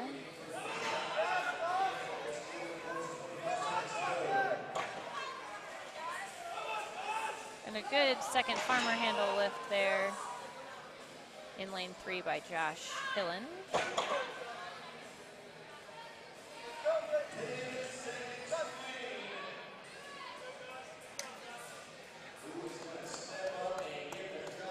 These guys had enough. I shouldn't say that I blame them.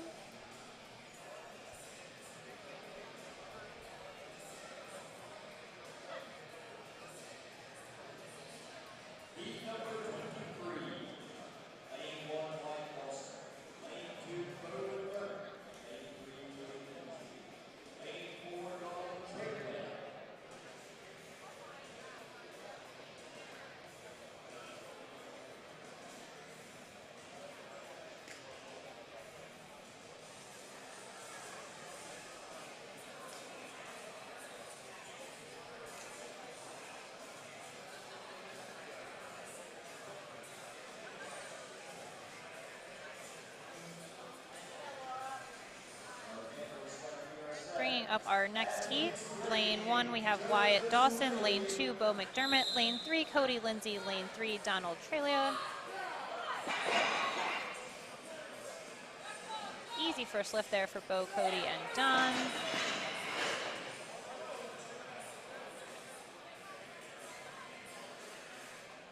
Wyatt working on that second set of farmers, and good lifts almost at the exact same time in lanes 2 and 3 there from Bo and Cody. Cody looking like he is going to pull quite a few reps here with that 705. Donald also. Don came in yesterday with a very strong clean and press also. Good static lifter. Can't keep his glasses on, but he's real good at lifting. Those glasses have been in peril all weekend.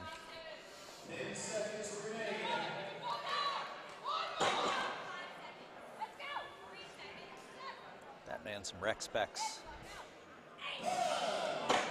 He is going to get that rep just in time. Laura saving his glasses.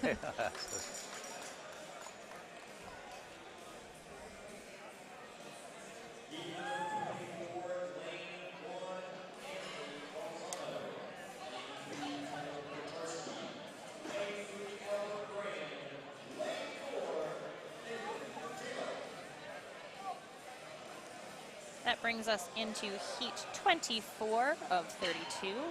In lane number 1, Anthony Balzano. Lane 2, Kyler Kacharski. Lane 3, Albert Brand. Lane 4, Nathan Michaluk. Guys, I apologize. I know you've corrected that one before, too.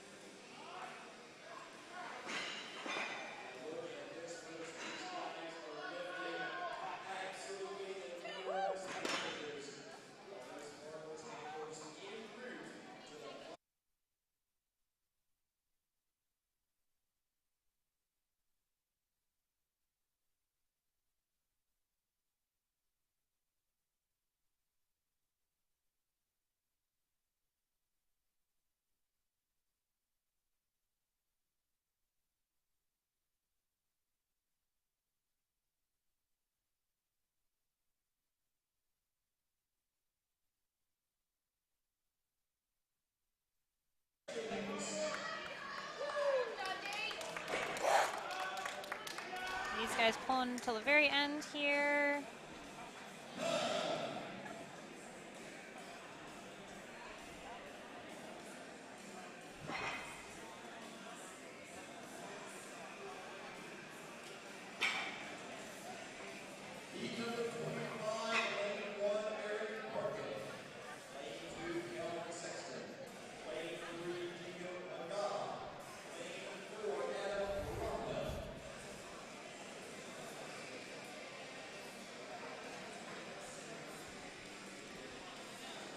All right, so moving on to our next heat. Heat number 25. For our open men, we're going to have Eric Parkin in lane 1, Calvin Sexton in lane 2, Jacob McGaugh in lane 3, and Adam Rockwell in lane 4.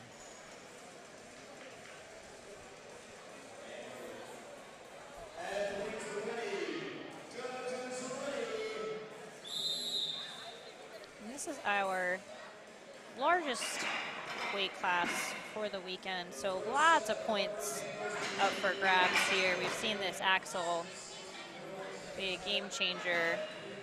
So for these guys kind of in the middle of the pack, they can really look to improve their standing by placing well here. Adam looking to do just that in lane 4. He is just banging out these reps at 7:05. Calvin hanging in there with him. Yeah, Calvin's still looking very strong there in lane 2. Really nice technique there. Looks very power lifter. It would not surprise me to learn that Calvin has a powerlifting background based on that form that he's using. Really nice technique. Really good push through in the hips at the top. That's what you want a deadlift to look like. Adam in lane 4. Still getting some reps in. See if he can lock this one out. Not quite. Looks like Jake in lane 3 is going to walk away. Oh, and Calvin just missed that last deadlift.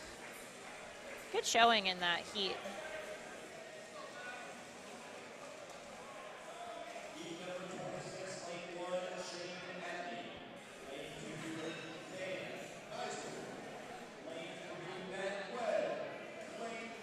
Just a shout out again to all of our viewers. Thank you for tuning in, for participating in the discussion. No, we appreciate you, Jared. Thanks for pointing that out. And yeah, keep your questions coming, keep your encouragement of your athletes coming. We are here for it. And we bring up heat number 26.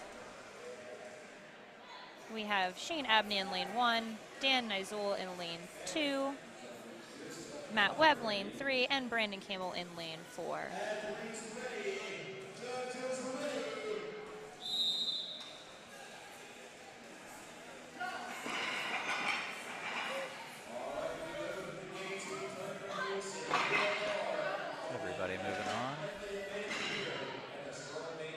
got 3 gentlemen already on the axle there. It's already Shane, some Dan, good and lifts. Matt. And Brandon is going to join them momentarily. These guys getting some reps. Nice technique down there in lane 1 from Shane.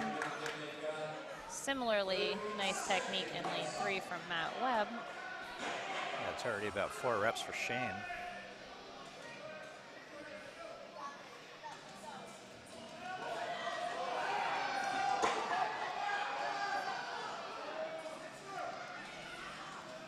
Matt Webb, your number 4 from last year.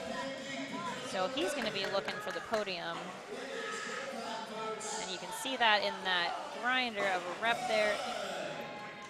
That is the difference between often making the podium and not, is that extra rep at the end of time. Going Absolutely. straight through. Those last 10-15 seconds of a timed event are mentally and physically pretty awful. Yeah. So being able to push through that, Matt definitely feeling it. He's over here laying on Yeah, the he is, ground, getting some assistance, getting his belt off. But that's the kind of difference, especially on a lower rep event.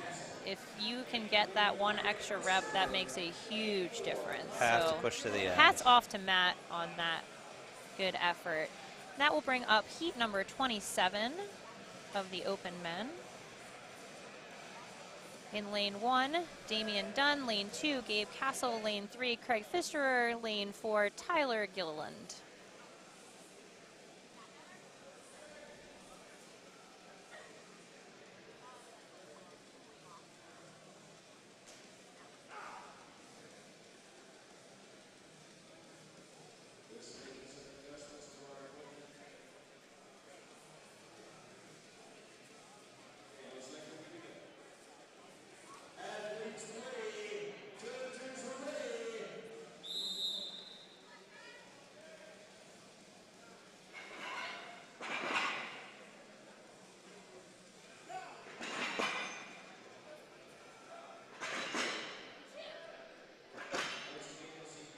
We have 3 athletes moved on to the axle there.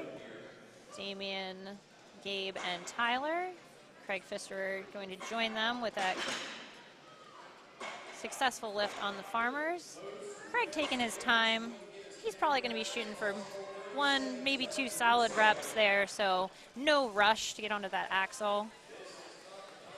Again, remembering that there are no split times in this event. It is just a total number of reps, so there is no real advantage if you're not going to be blazing through reps. There is no advantage, really, to speeding through it.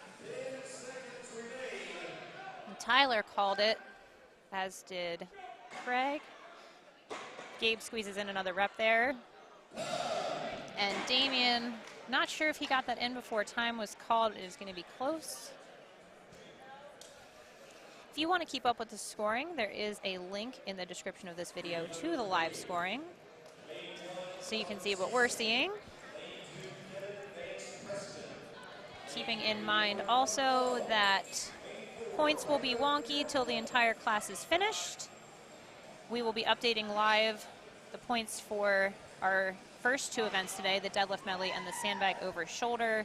We will not be live updating the points for the final event. We're going to save that for the banquet. We are going to try and live stream that awards ceremony for you later. Stay tuned. Right now we have in lane 1, Donovan Cecil. Lane 2, Devin Vance Preston. Lane 3, Warren McDonald. And lane 4, Tyler Bjorklund. Everybody through lift number 1.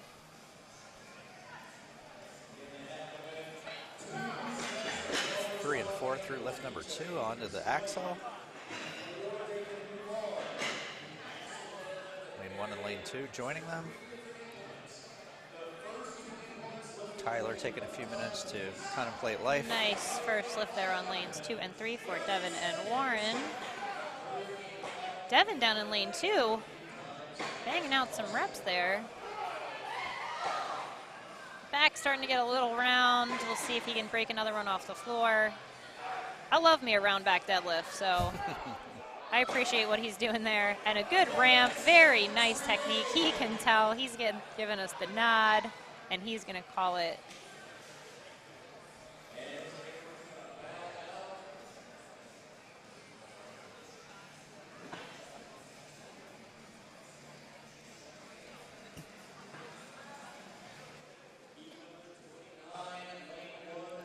We have 3 more heats for you in this first event for the men.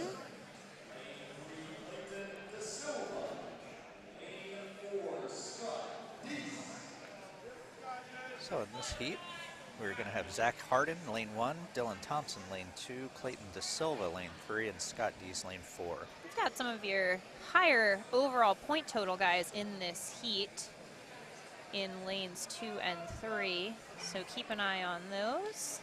They will be chasing our overall leader, Lucas Hatton, who's coming up in the final heat.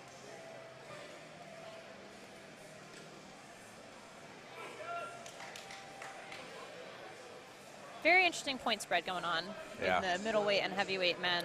Lots of people kind of all over the board on all different events. So it'll be interesting to see how this shakes out over the remainder of the afternoon. With the ladies earlier today, we were seeing point shakeups all the way through the last event. 4 very fast initial lifts there, as expected from these guys. And they are all onto the axle very quickly with a good lift already in lane 3 for Clayton. He is cruising through these reps. Absolutely flying. For one of the first times today, they're really going to, that up and down command is going to come into play. So these heavyweights, they're really bouncing off the ground. These guys are going to have to wait for the judges to give them an up. Good lift for all 4 guys in this heat. Very nice. This is what we expect to see from our heavyweights. So that battle at this bar weight. As we also expect from our heavyweights, when they are done, man, they are done. Except for lane 1, Zach there fighting for that rep. Beautifully done, just in time. We had Clayton De Silva in lane 3, just I lost count of how many reps happened in this. Yeah. This was the most reps we've seen, I think for sure on this. Most reps in a heat so far, possibly. Giving these guys in the next 2 heats something to work for.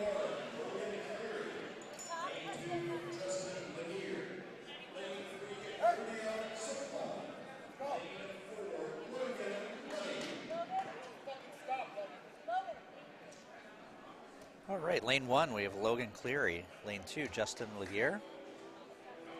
Lane 3, Radion Sukman. And lane 4, Logan Money. This is our second to last heat. After the deadlift, we will reset for the sandbag over shoulder, all the volunteers' favorite event. Just kidding. It's actually one of the worst ones to set up and one of the hardest ones to judge. So, but they've already got sandbags on hand trucks loaded up, ready to go here. So we will hopefully be able to move you on pretty quickly. You're going to have the deadlift to the sandbag. Just as many volunteers tired of strongman as competitors by the end of today.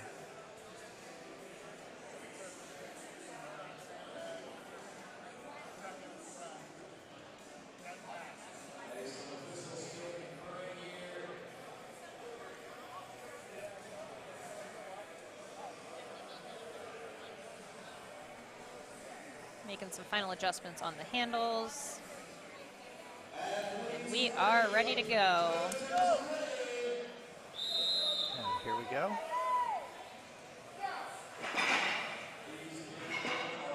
Justin and Rodion off to quick starts, both already on the axle. Oh, looks like a missed down command or a missed possibly not controlling to the ground. Again, you cannot drop these implements from the top. They must be controlled all the way to the ground. And at these weights, having to redo a lift is no fun. It's a mental, it throws you off when you think it's time to move on, but you got to go backwards. And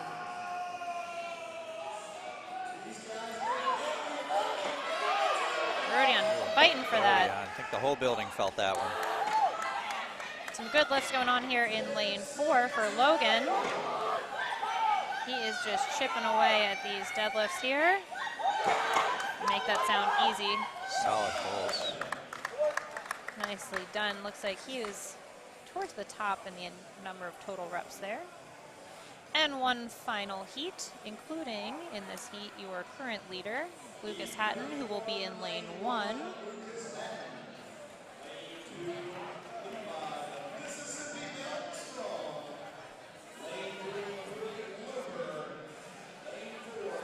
So for this final heat, we're going to have Lucas Hatton in lane 1, Levi Strong lane 2, Corey Loper lane 3, and Trotter Behringer in lane 4. Looks like Lucas Hatton with a pretty solid overall Pretty hefty lead, yeah. However, with this many guys, there are a lot of points up for grabs in every event, so it is still anyone's game at this point. And the rest of the podium, completely up for grabs. So We'll see look what for happens. this final heat of heavyweights to put in some work here.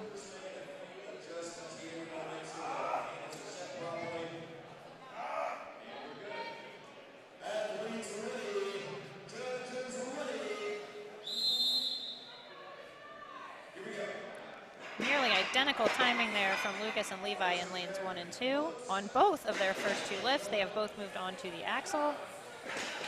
Corey right behind them, and Trotter right behind that. So again, we have Lucas in lane 1, Levi Strong in lane 2, Corey Loper in lane 3, and Trotter Behringer in lane 4. All 4 gentlemen have moved on to the axle deadlift and are getting reps.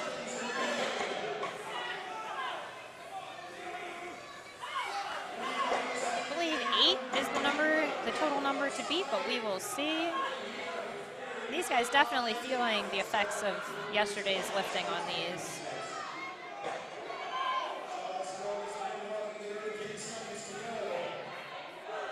Lucas with a good hitch there for a good rep in lane 1. Levi also getting it down command. We will see if he got that in time. Decent amount of reps. Lane 1 and lane 2. And we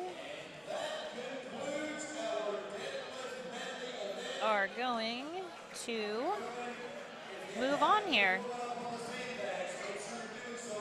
Right, so we're going to clear out the deadlift medley and move in the sandbags for the sandbag over shoulder. So our first heat in sandbag over shoulder will be our men's 175s. They will be doing 5 bags in ascending order. Each one must go over the shoulder in order. For the 175s, it'll be 198, 220, 242, 265, and 287. So everybody give us a few minutes. Our volunteers are working hard to get the competition floor squared away. This is definitely one of the more labor-intensive resets Yeah. of the weekend to clear out all the twofer, clearing out all of these deadlift implements. Trained a 5 implement deadlift medley a couple years ago. Swore we would never train a deadlift medley again, and then promptly signed up for another competition with a deadlift medley. Yeah. And since then have hosted at least 2 with deadlift medleys. We're hosting one in February, the All Valley Strongman Championship in Westchester, Pennsylvania. That also has a deadlift medley, including dinny pins, which should be exciting. Should be fun. But yeah, deadlift medleys are a huge pain in the butt to set up and to train. Shout out especially to any of the athletes who are training on their own or in their garages setting up a deadlift. The only thing worse than setting up a deadlift medley is setting it up alone. Yes, that is true. But we've got our team of volunteers here breaking down all of the implements and setting up for the sandbags. Sandbags, there are 5 bags. They will need to go over the shoulder. We're putting them, I keep saying we are moving stuff. By we, I mean the general Strongman Corporation volunteer squad. But, yeah, We, Katie and Brian, are just providing you commentary on all the muscly work that these fine people are doing. So we got 2 more events left for today, and then everything will be done. And then the only thing left to do will be the banquet and award ceremony later on today, which I have heard is potentially going to be live streamed. I'm sure that there will be a separate link for that, so keep your eye on the Strongman Court page. I'm sure that information will be posted there. If we get that information before the end of the event, we will make sure to say something. Can't make any guarantees though, so we'll get back to you with that information when we have it. In the meantime, I think we're going to take a short break here, and we will be back in probably, I would say, 10 to 15 minutes for the sandbag over shoulder. Yep, see y'all soon.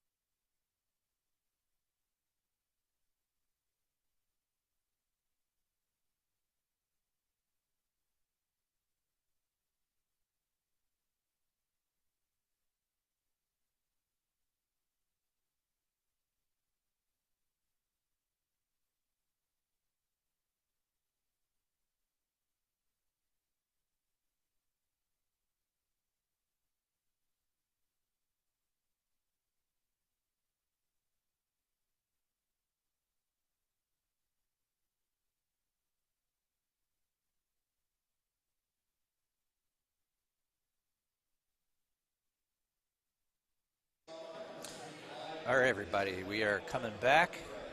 We are getting ready for our second to last event of the day, the Cerberus Sandbag over shoulder. Athletes will have to put an ascending series of 5 bags over their shoulder. That does not mean around their shoulder. If there's any twisting motion of the body or the bag does not go over the shoulder, it will be considered a no rep. We've seen some pretty good consistent fair judging today on this, so expecting more of the same this afternoon. And we are going to start with our 175-pound men's class. Their weights will be 198, 220, 242, 265, and 287. I expect to see the first couple go up fine, and then we will hit a distinct sticking spot.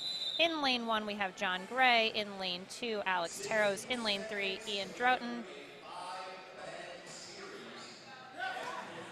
Good Ian reps. and Alex have moved on. John gets his first bag. Ian gets his second bag. Good pick there from John. See if he can get his hip extension going. Good position on the chest. He's just going to keep hiking it up there. He's going to have to take a break on that Alex second bag and working recollect on himself. his third. Ian working on his third as well.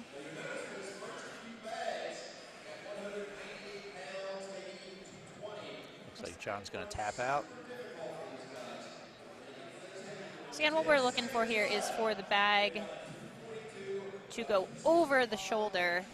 The judges are going to be pretty strict about that. If the bag goes kind of around the body, that is not going to count. We did see some interesting technique earlier today with people dropping underneath the weight. That is totally fine. More like almost like a squat clean that involves throwing the weight over the shoulder. And you will see some of the athletes on these lighter bags, the bag will pretty much fly right over the shoulder. That's also fine as long as it goes straight over the shoulder.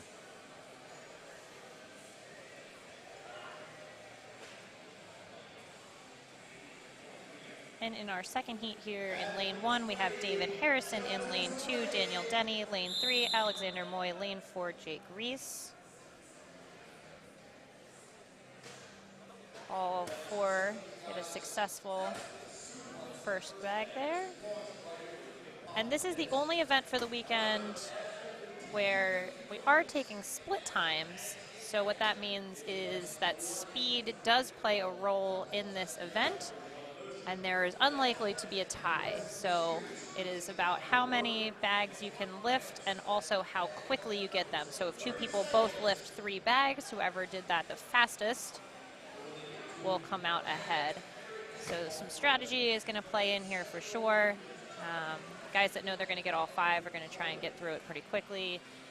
But people that may not get them all are going to try and get through as many as they can as quickly as possible and then regroup. Certainly if this morning was any indication, completing all 5 bags will put the athlete in a pretty good standing. There weren't too many completed ladders this morning in the women's classes. Yeah, a few, but not many. That is going to take us to heat number 3.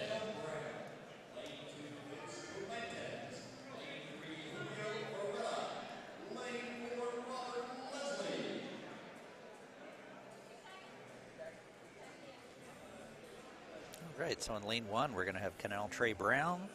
Lane 2, Vince Calantes. Lane 3, Julio Varela. Lane 4, Robert Leslie. Fun fact, lanes 1, 2, and 3 are all tied in points going into this event. So this event will definitely separate those 3 guys. And Robert Leslie is one of our higher placed athletes overall. He will look to improve on that. And it looks to be off to a strong start here in lane number 4. A good save there on his second sandbag. Robert's been having a phenomenal weekend. Just Good lift there on his third bag. Again, these weights are 198, 220, 242, 265, and 287. So Robert has moved on to the 265 bag. Looks like Julio also has moved on to that bag, and in lane 1, Trey also on that. Robert moving on to the 5th and final bag at 287 pounds. Again, we talked about this a little bit yesterday with the carries. Not just the weight of these bags that matters, but also the shape of the bag. The heavier bags are pretty tall, so these bags are all filled with either sand or a combination of sand and rubber. The rubber is because it is lighter than the sand, so you'll get a slightly, you need to take up space. Slightly bigger shell and then take up space with the rubber. Each weight is loaded the same for each lane, though. So all the 200s are loaded the same, etc.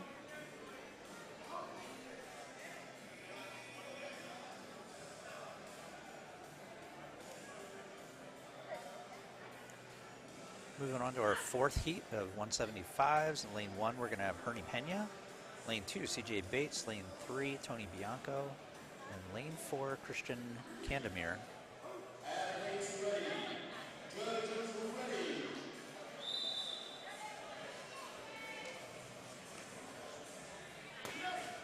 Good first toss from all 4 athletes.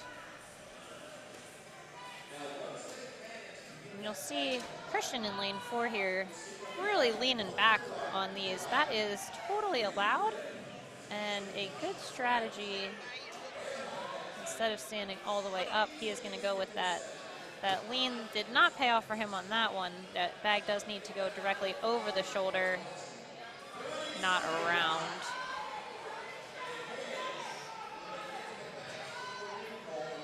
Looks like Tony in lane 3 has moved on to his 4th bag.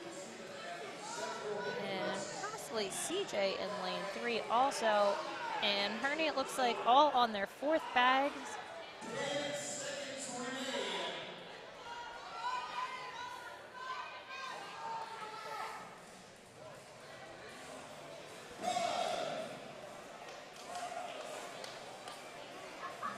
That'll do it for that heat. We have one more heat of 175 men.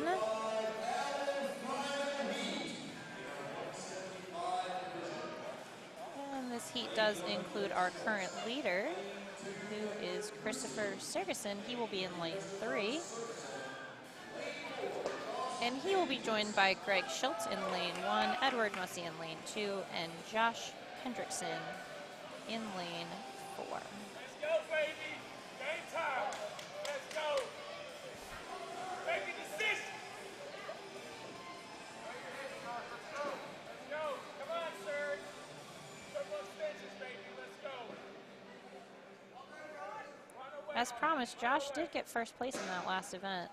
He told us he was going to go double digits. He It looks like he and just barely He just barely missed it, but that's still an impressive double number. digits. Good enough for first place, and that is what counts. Let's go, baby. Let's go. Let's go, Josh. Nice first lift from Hendrickson here Easy in lane work 4. from Josh. Also in lane 1 from Schultz. These guys are flying through these bags. I'll tell you, we've seen some really great improvements from Josh in the past year. Really He is on strong. his last bag. He is moved on to that 287-pound bag. That is a big weight for a 175. He has it in his lap. He is almost there. He's got this whole 580 barbell team behind him. It looks like Christopher also on that 5th bag. Oh, and it's just barely not going to get that last one. It looks like he is going to get that.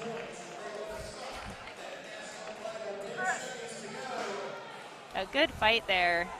Really solid heat. That is what you want to see from your top guys in the field. Josh now hugging everyone. As he will do. Just a super positive guy. We will move on here to the men's 200. weights will change. For the 200-pound men, they are going to be lifting 220, 242, 265, 287, and 309. Our lovely volunteers are getting that set up, and we will have a full 4 lanes for you.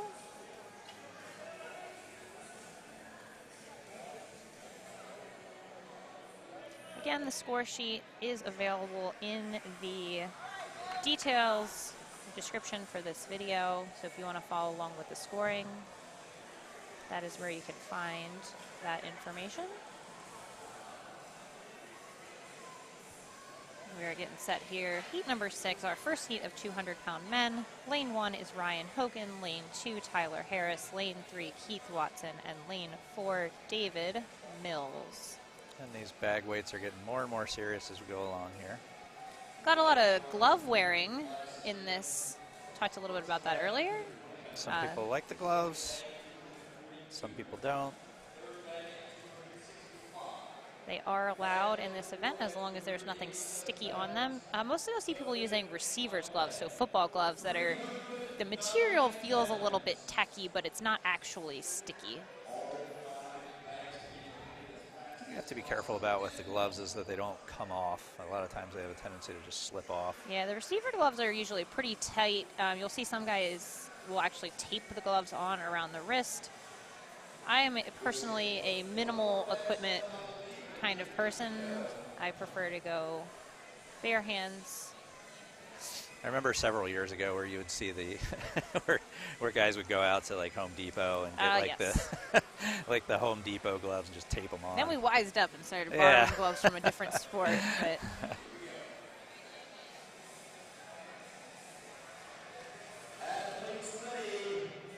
first heat of 200s taken off.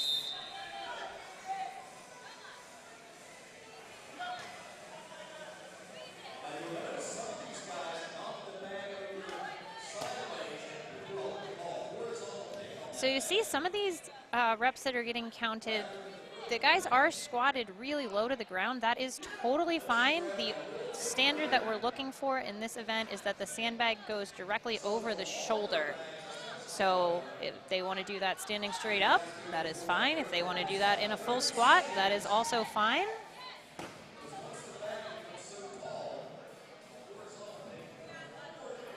As is often the case, Strongman, very choose your own adventure. Some deep squats from Keith Watson there in lane 3. Holy moly, Keith with the ankle mobility there. Oh, he is going to fall over, it looks like. But hey, that ankle mobility though.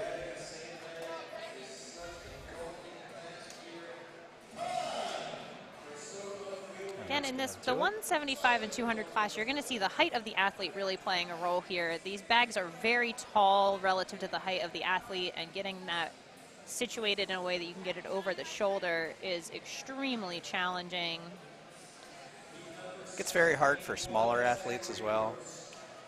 Speaking for smaller athletes, as I am one, you know, doing the horizontal pick becomes a little bit challenging too because of the length of the bag. It gets hard to get your arms around it. So you really kind of have to play around with it and see what works for you. I think you know, some coaches will get a little bit too more hung up on there's a wrong and right way to do things, and I think that there's a wrong and a right way for every individual athlete to do something. Yeah, there's some fundamental points for each lift, but Overall, ultimately the answer is whatever allows you to most safely and most efficiently complete the lift.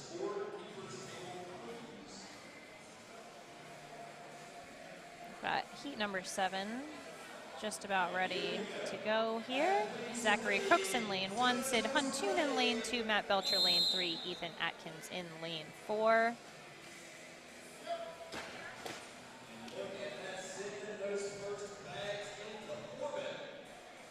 Bags are staggered here so we could get them all on the mat so that the slippery floor did not play a role. However, Matt in lane 3 there, heading over onto the concrete. We have Ethan onto the 4th bag here.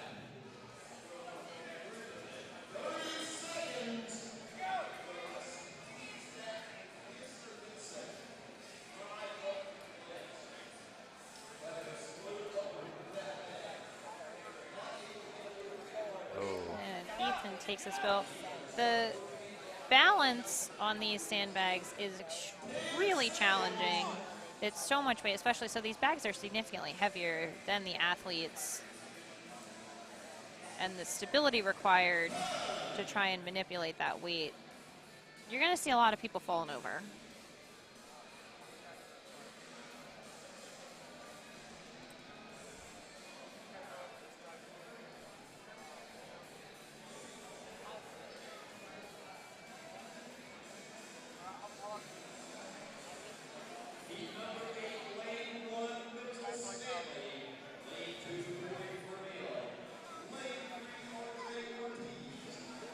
And that will bring up heat number 8. Our second to last heat of 200-pound men in lane 1, Mitchell Stanley. In lane 2, Corey Fromil. Lane 3, RJ Ortiz. And lane 4, Dan Zimmer.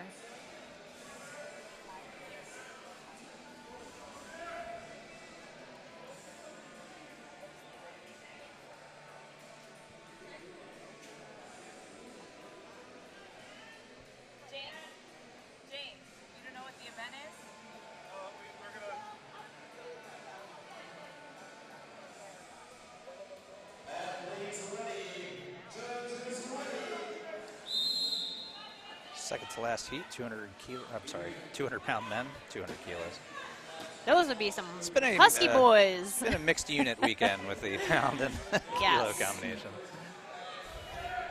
These bags actually are kilo bags, but we have given you the weight in pounds for your American understanding.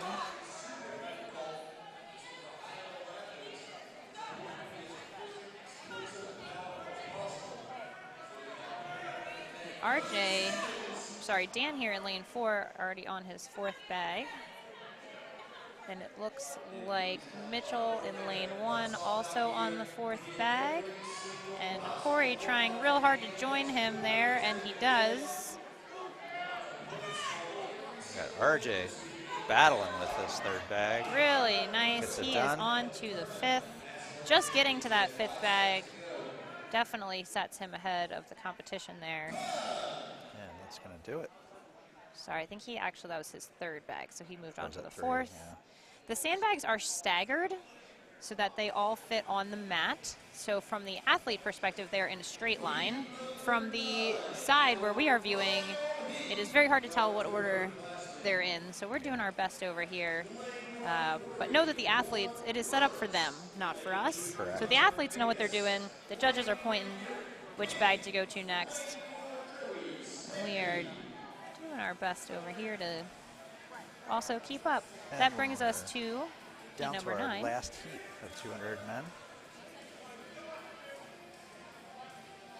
Lane 1 is going to be Corey Roberts. Lane 2, Tyler Mingus. Lane 3, Eric King. And lane 4, Joey Stamke. And it looks like our current leader, but only by a point, is Eric King in lane 3. Close behind him is Dan Zimmer, who you just saw in the previous heat, and Joey Stamke, who is here in lane 4. So Joey gunning like he wants that lead, although Eric is also right behind him.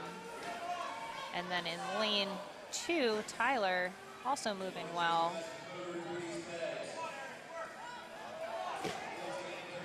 Eric goes down, but again, he did meet the standard of the bag going over his shoulder. Eric and Joey both on bag number 4, and it looks like Corey in lane 1 also on his 4th bag.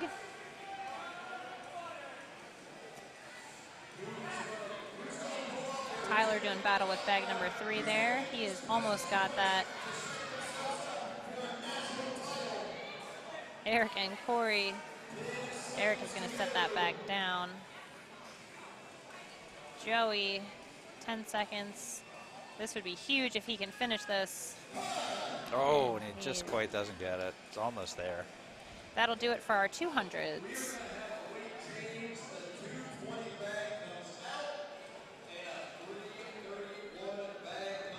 Moving on to our 231 men. Apologies, I did not update the names on that last one either. Oh, I'm sorry, I did. I lied. Can only handle so much responsibility over here. A lot of computer screens up to make this happen.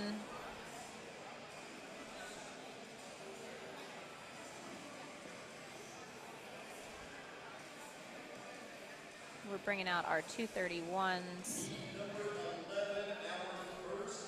The 231s will be lifting 242 pounds, 265, 287, 309, and 331.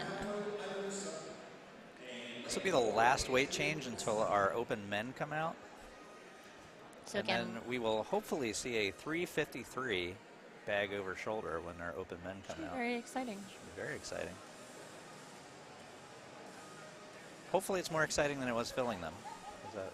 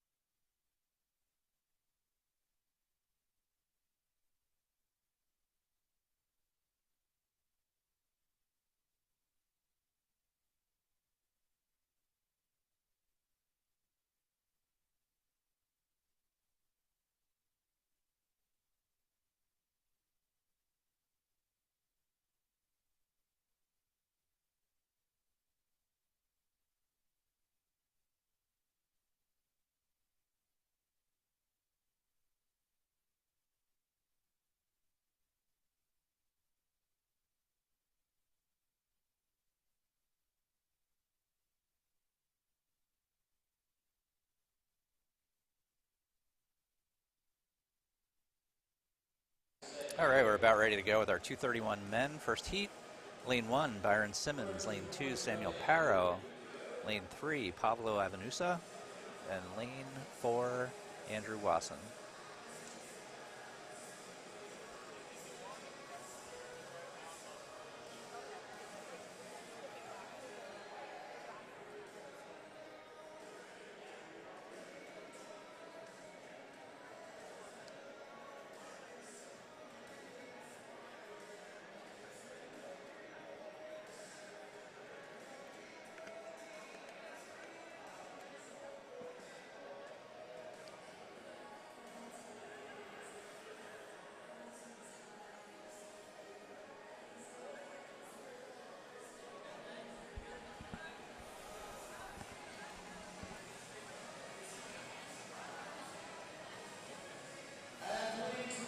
And here we go. First heat, 231 men.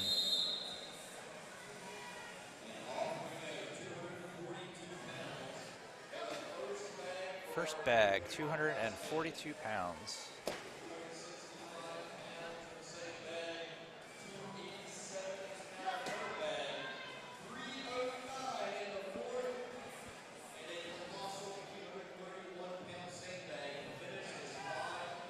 Andrew with a good lift there on his second.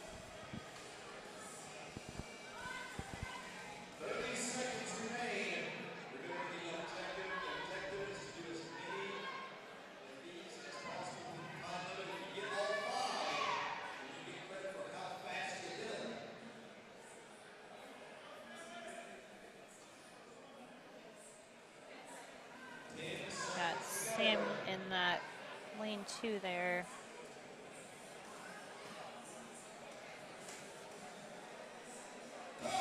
A challenging start for these 231. These bags aren't light. No, that is an awful lot of dead weight sitting in your lap.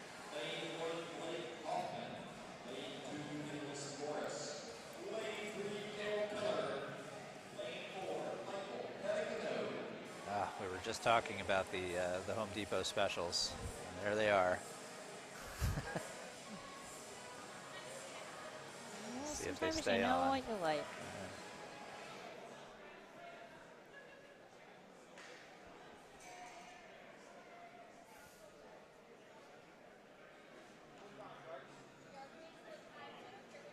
All right, so we got our second heat of 231 men. Blake Didas. Oh, sorry. Wrong row. Lane 1, Blake Hoffman. Lane 2, Nicholas Morris. Lane 3, Dale Keller. Lane 4, Michael Battolino.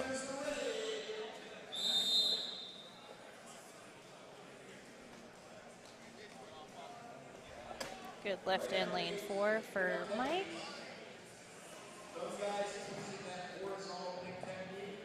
Everyone moved on to their second bag, and Michael here in lane 4 has moved on to his third.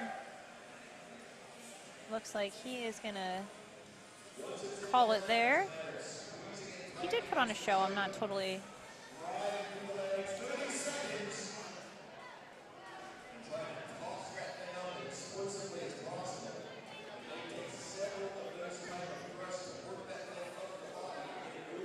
I think as these bags get heavier, we're going to start to see different kinds of technique too. Well, and you see Dale there in lane 3 giving that sandbag a shake, trying to resettle the weight, which is definitely a good approach. We've had that with kegs in particular. A lot of times kegs will have a mix of sand and water, and you got to kind of sling them to the side to balance out the weight before you lift it. So Definitely totally help out sometimes, balance the weight out a little bit. smart and valid approach to that. Bringing out our heat number 13, your next group of 231 men. Lane 1, Blake Didas. Lane 2, Nick Beeble. Lane 3, Tyler Keating. And lane 4, Andrew Mock.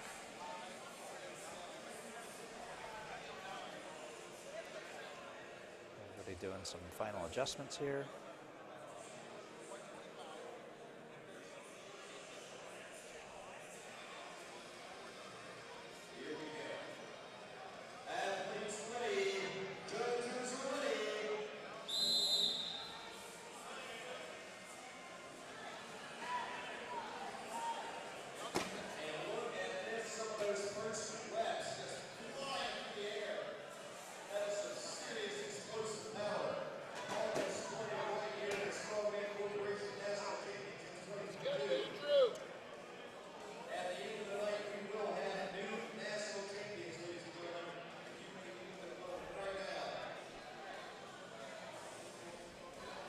Got all 3 on the third bag.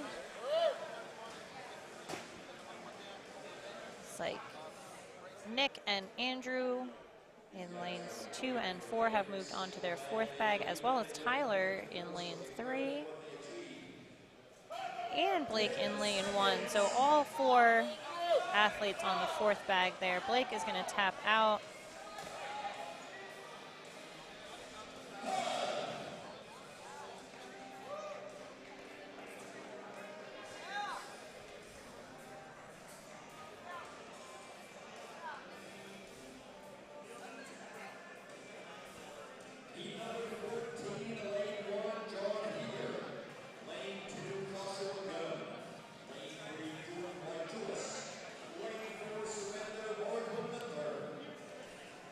And heat number 14 is going to be John Hager in lane 1, Josh Gunn in lane 2, Jordan Wykulis in lane 3, and Servando Mariquin in lane 4.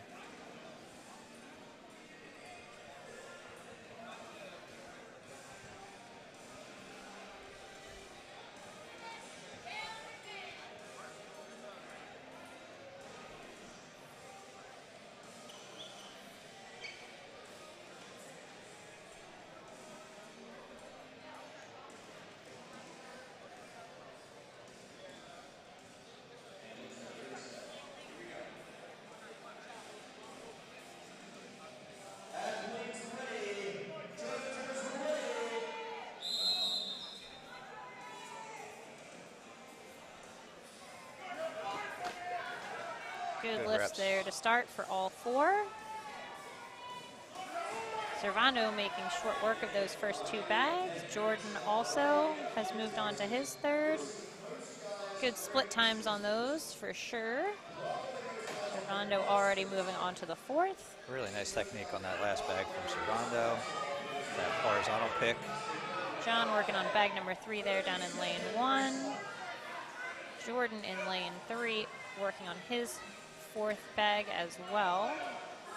Servando just trying to re-grip, change the position of that bag. So when you use that horizontal pick, you can't get it over your shoulder that way. So it's got to rotate, and you can either rotate it in your lap so it's standing upright, or you can rotate the bag and extend at the same time. I would say with a level of fatigue at this point in the competition, doing the combo stand-up rotation It's tough. is going to be really tough. He had an easy time with it on bag 3, but I think bag 4 is just a little too much for him right now. Yeah, you can't discount the amount of accumulated fatigue that's going on here, where weights that will go in training may not go.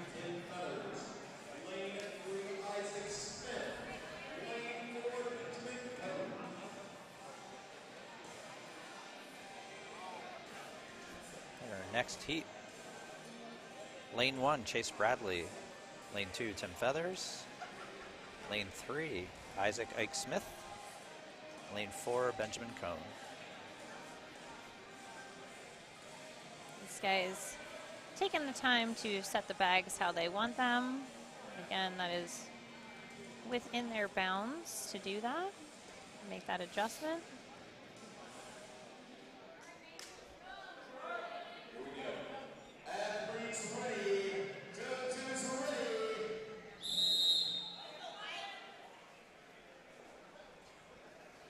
Almost synchronized on those first 3 lanes there.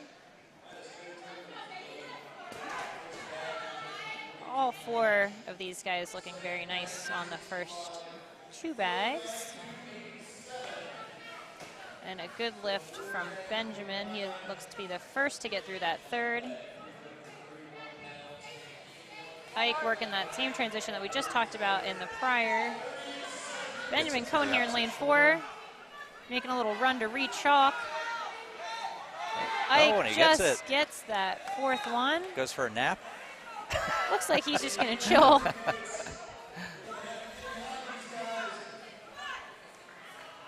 Tim in lane 2 there grabbed his hamstring walking away. Hopefully that's just a cramp and he'll be able to come back for the next event. He is walking off just fine, so that's good. Looks like Benjamin's going to walk away with 4. And again, we are taking split times on this, so the speed on each bag does matter.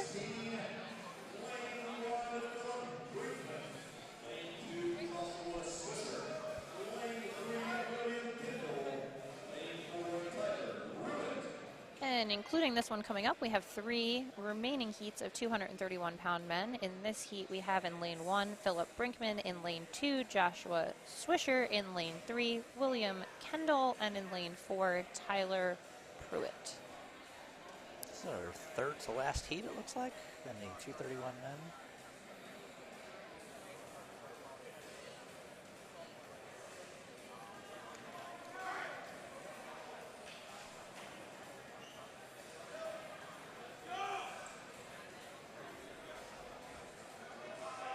Lane 3 and 4 here, William Kendall and Tyler Pruitt both in the hunt for podium positions. Oh, Brinkman actually not too far behind them either. And Tyler just absolutely crushes that first bag and the second. He is looking very solid through these first 2. Make that the first 3. In lane 1, Philip also doing really well. Tyler onto his 5th bag already. See if Tyler can be the first to finish this series. And he is not going to get that rep. he is going to give it another go. William Kendall has moved on.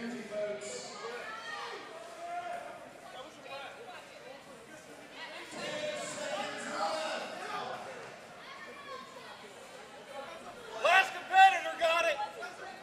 Last And competitor we are got it. going to wind down on that heat.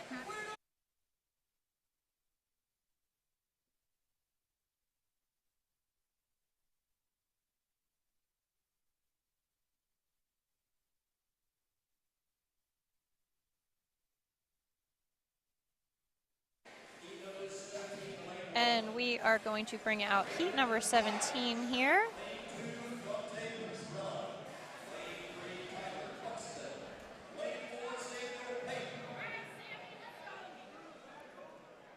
In lane 1, we'll have Brandon Myers. Lane 2, Dante Petrella. Lane 3, Tyler Buxton. And lane 4, Sammy Pape.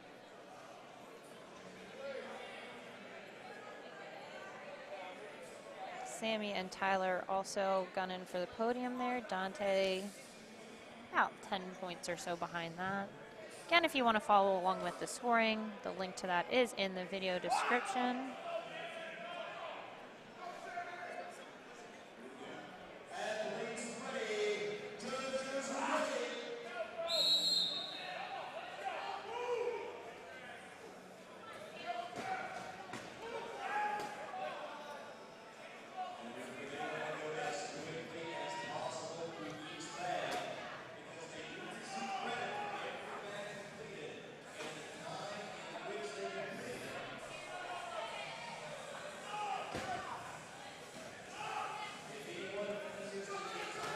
These guys looking very smooth here. Got Tyler and Sam both on bag number 4, and it looks like Brandon also on bag number 4 down in lane 1.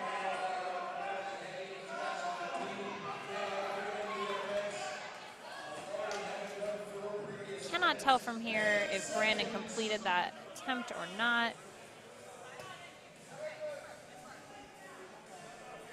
So split time is definitely going to make a difference on that heat. And that will bring us to our last heat of 231-pound men.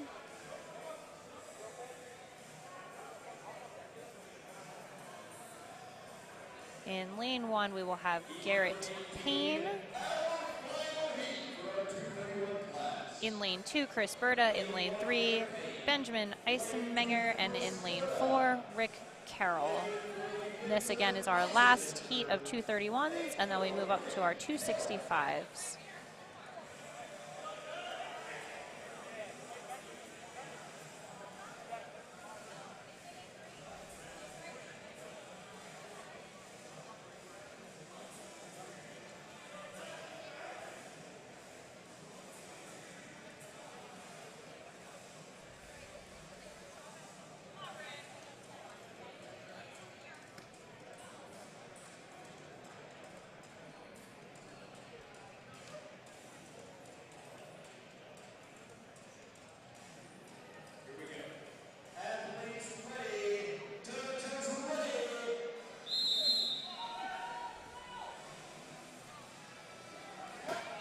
Good first lifts here. Good second lift from Rick in lane 4. Everyone has moved on to bag number 3. 3 and 4 seem to be where people are slowing down here, so that split time on that third bag makes a difference. Good loads there for Rick and Chris. Benjamin right behind, and a good rep there on, I think, the 4th bag from Chris in lane 2. I think he has moved on, looks like, to bag number 5. Bag number 5 also for Rick, but he is going to say no thanks. Yeah, I think he got bag number 4 on there. I think kind of went off to the side.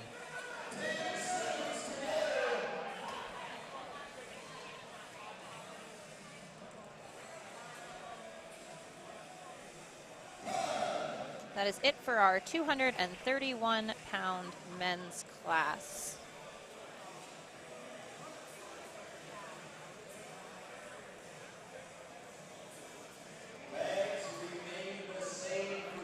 So we're going to use the same weights for our 265 men.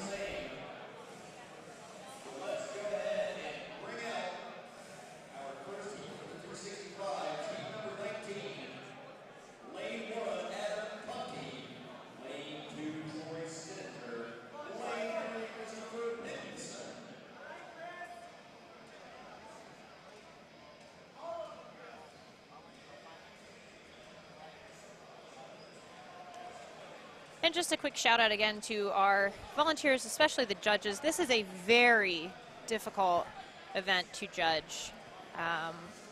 We have some extremely experienced athletes, competitors, judges on the field here that have been at this sport for over a decade. Lots of competition experience in their own right. This is a tough, often thankless job. I've officiated a lot of sports over the years, and very rarely do you have someone come up and say, "Great job, ref." But a lot of times you get people yelling at you. So shout out to those judges. Here goes our 265s in lane 1, Adam Conti, lane 2, Troy Stininger, lane 3, Christopher Pinson. It's like all three have moved on. Troy going for bag number 3.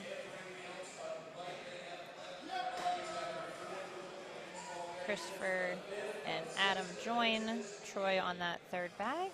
We'll see who gets it first. Not quite there for Troy.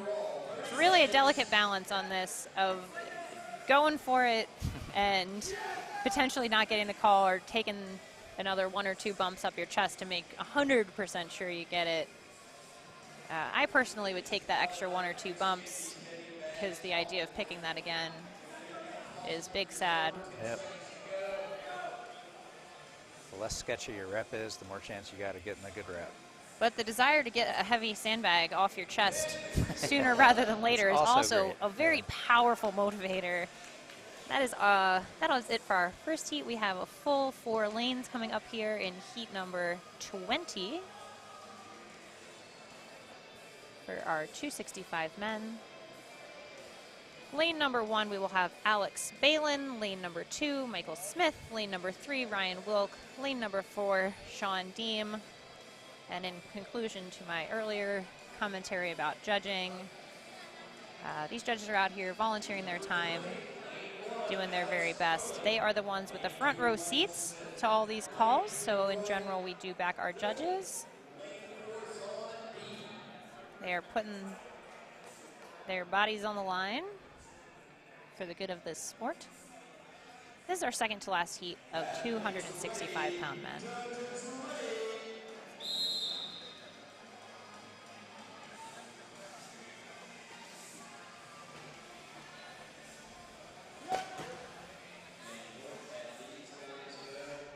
Sean is going to say no thanks here in lane 4. Looks like his back's taking a little bit of a beating this weekend. I said no thanks to all of National. Yes. So kudos to these athletes coming out here doing this. Oh, thank you. Training these events.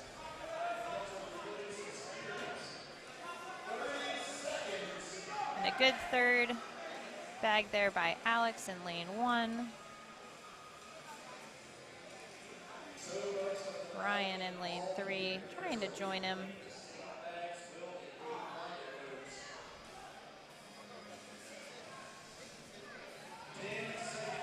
And a good lift there in lane 2 from Michael.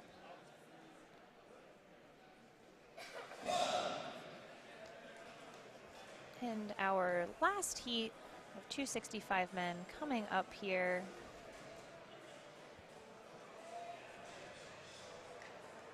Is this a judge thing? The judge? You know the rules. Can you explain something to me? If I just have a question. When they throw the bag over, it clears, right? If they stumble, it still clears, right? So in lane 1, we have Matt Gary. In lane 2, we have David Elmore. In lane 3, we have Josh Reed. And in lane 4, Elijah Yoder.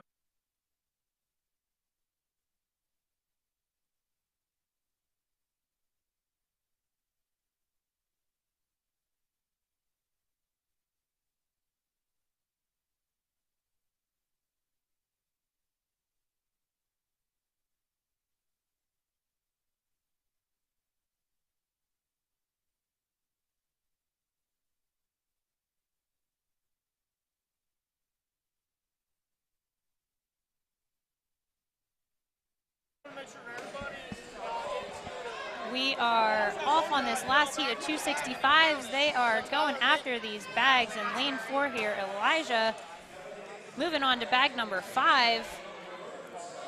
Whether he gets that or not, really good time on those first 4. So that either way is going to put him in a great position, but he had a nice first pick on that 5th bag.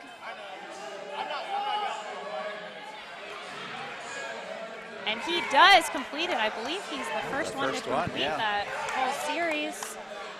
And I get where the most of the judges here, but she's judging where lane 2 is my entire event. All right, so we're going to be moving on to our open men.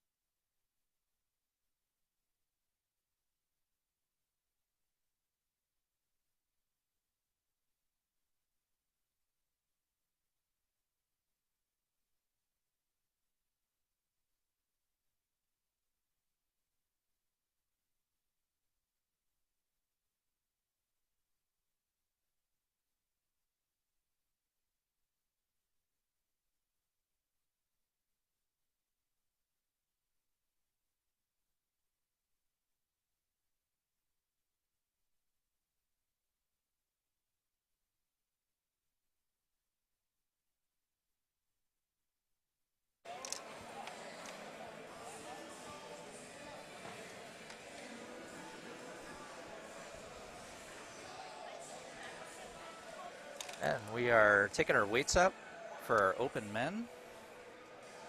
Getting everything moved around.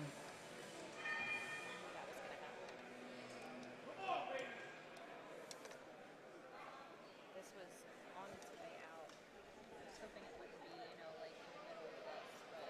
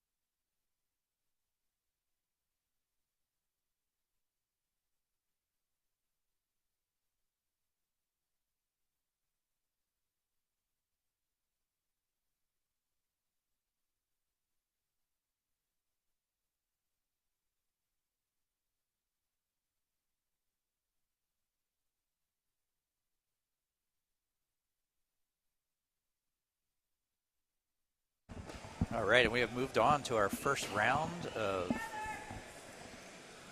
open men. and we've got a little delay running here on our internet in the convention center, so we apologize. We're going to get all the names together for you. We have So in lane 1, we have Landon Harris. In lane 2, we have Chance Betty. Lane 3, Josh Hillen. And lane 4, Tyler Kacharski.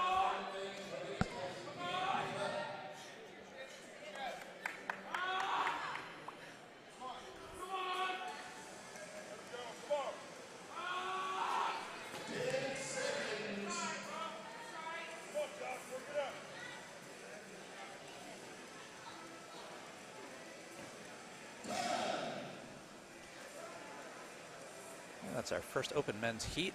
So the weights for the open men, 265, 287, 309, 331, and 353.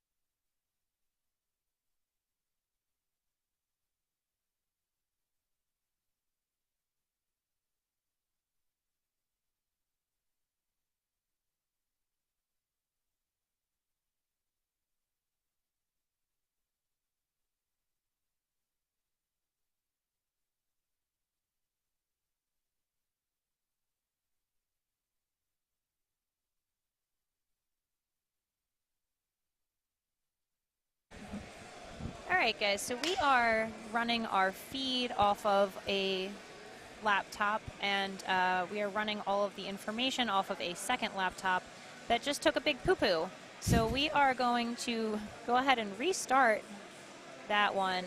So we will not have name changes for you up on the screen, but we will do our best to at least keep you updated on what's happening in each lane. We'll be back in a minute.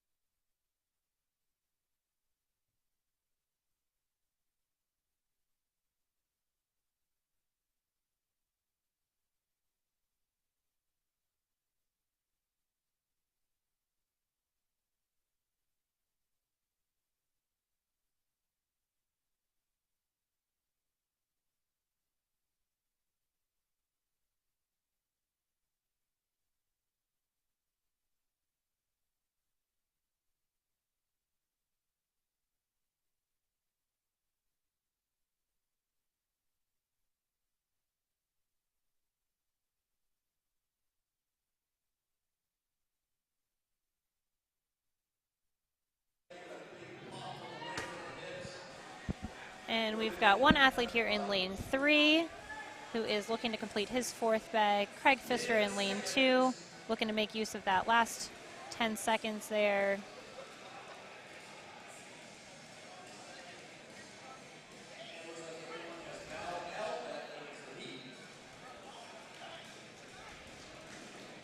And that will bring out our next group of heavyweights.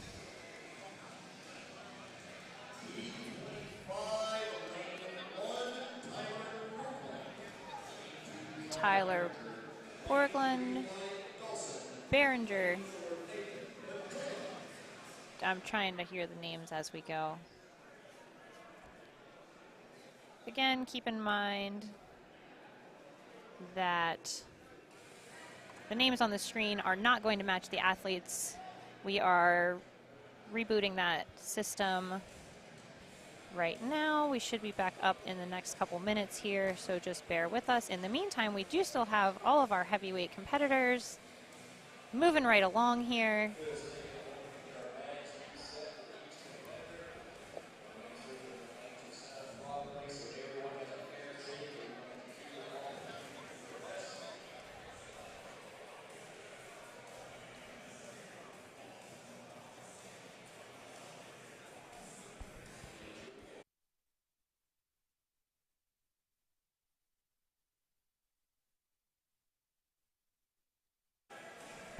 And this heat is off and running.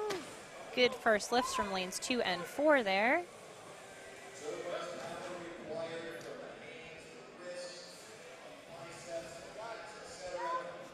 These bags are going to get real heavy real fast here. Bag 3, we are already up over 300 pounds. Then we move to 331 and then 353. So still seeing a lot of this bear hug technique going here.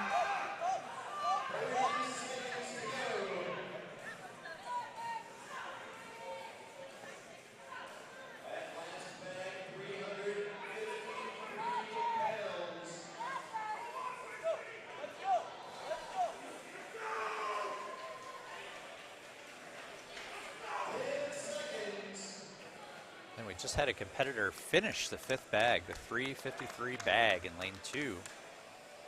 Got it over the shoulder before he fell, which is the key. Exciting stuff over here. All right, and we are just about back up and running here.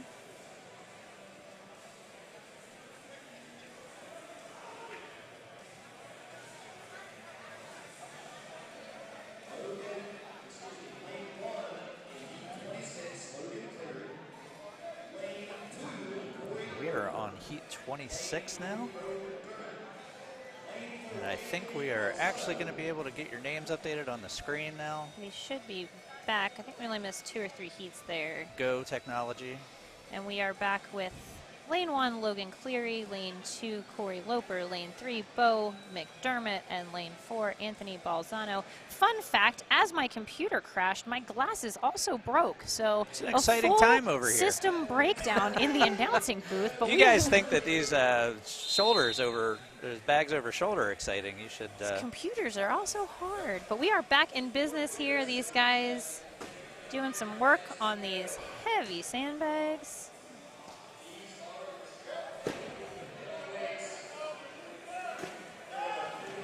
Two successful bags here from Anthony.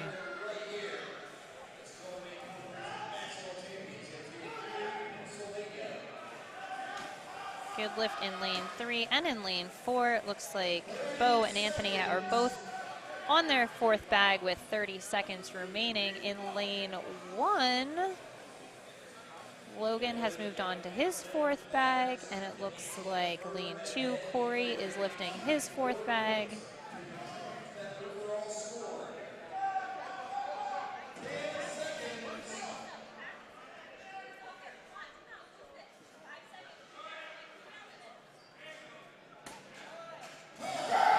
Fight from Anthony there to get that 4th bag. Gets it just in time.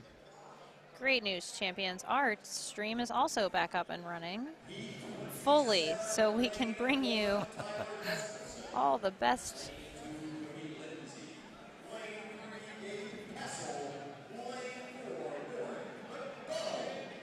All right, and coming into heat number 27 here. We have in lane 1, Tyler Gustafson. In lane 2, Corey Lindsay. In lane 3, Gabe Castle. Lane 4, Warren McDonald. A friendly reminder that we have pro cards on the line, Arnold bids on the line, bragging rights of being a national champion on the line. So these guys line it all out here.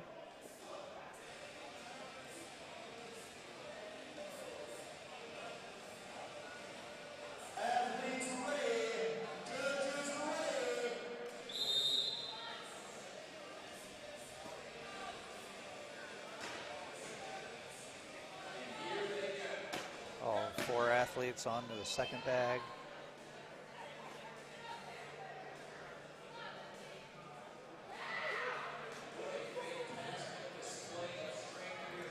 You're starting to see some of that technique we talked about earlier with the rotating the bag on the chest. That is useful for both a sandbag to shoulder as well as a sandbag over shoulder.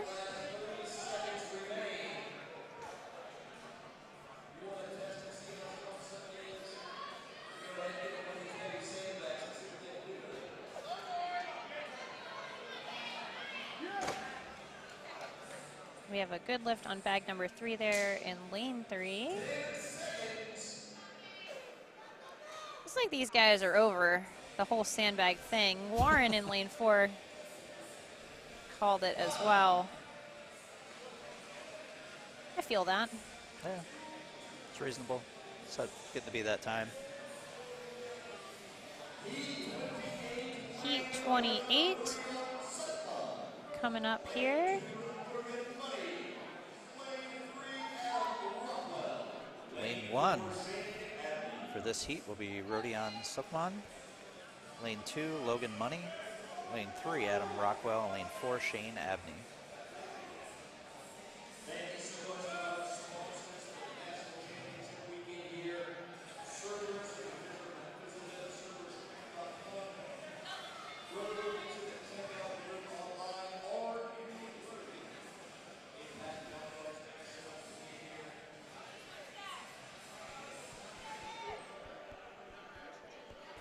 we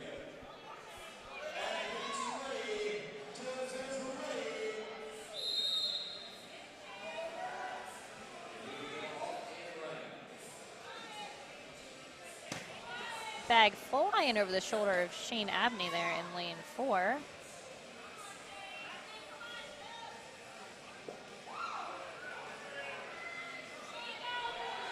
Athletes moving steady through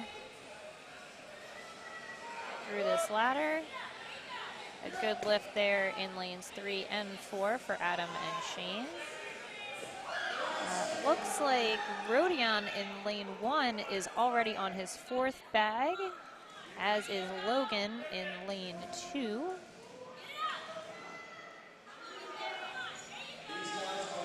Rodion getting rid of his belt. We got a good lift. Shane makes that 3rd one happen there just in time. So the belt wearing, especially I think for the heavier athletes, you're going to see a mix there. There's not a whole lot of room to keep a large sandbag pulled in tight to your chest and also move it around. And then if you stick a belt in there as well, it can get a little funky. So you want that support on your back, but for a lot of these guys, just a logistical issue. Or they have lower backs of steel. And we have 3 more heats, including this one. Everyone's favorite event. If you guys are wondering about what was going on earlier, some judging stuff happening. Judges and athletes have all off camera that you guys aren't able to see have spoken. There were handshakes. Everyone's going to be just fine. We know that emotions run high at these things. Everybody's really pouring their heart and soul into it. Adrenaline's up. And these judges have all competed themselves. Again, like Laura in lane 4 here is a pro athlete herself, so she has been in this exact situation. We all know what it's like to take a tough call. Sometimes the call goes your way, sometimes it doesn't. It's all about how you conduct yourself. Yeah, and everybody seems to have shaken hands and made friends here. In the meantime, these heavyweights are wrecking shop on this ladder. We've got multiple athletes on bag 4. Possibly in lane 1 there, Matt Webb. Oh, looks like he is also on bag 4. Zach Harden in lane 3 is on his 5th bag. He's got time. He's got it in the lap. He's going with that over-under. Love that technique. If he can get that turn, there it is with the rotation. That is going to be a good lift for Zach Harden there in lane 3. Very nicely done. That's the exact technique we were talking about earlier with that rotation across the chest and then over the shoulder. Solid technique. Works really nicely, especially for the bigger guys on those taller bags. It's a good move for the over the shoulder. If you have the means. If you have the means. 2 more heats of heavyweight men to go.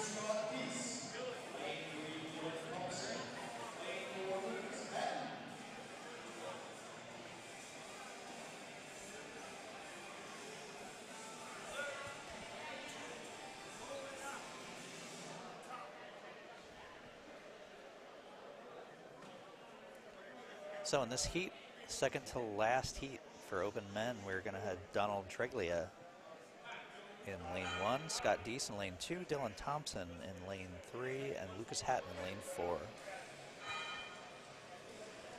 Lucas Hatton, I believe right now your overall point leader.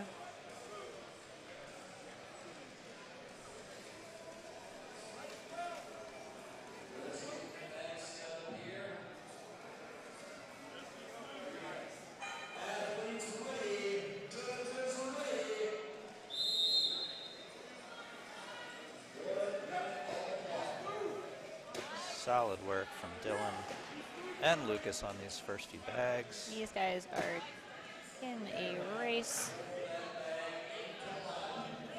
Looks like that third bag is going to slow Dylan down a little bit. But Lucas already still onto good. his fourth. Dylan right behind him. A lot of this is if you get a good pick and a good position to begin with, you can save a lot of energy. So we have Dylan and Lucas both on bag number 5 here in lanes 3 and 4. It's a 353-pound bag.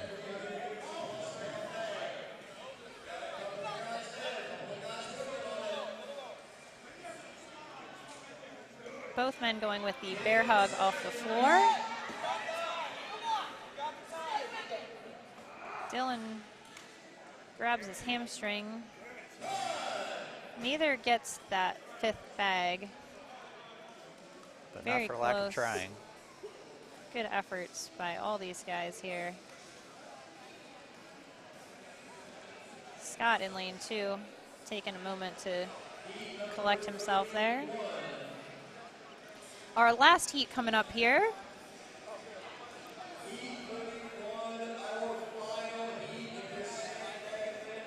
After this, we will come back to our lightweight men for their arm-over-arm pull, which will take us a little bit to set up. We have to move all the cameras around, get all the ropes out, so that'll take a bit.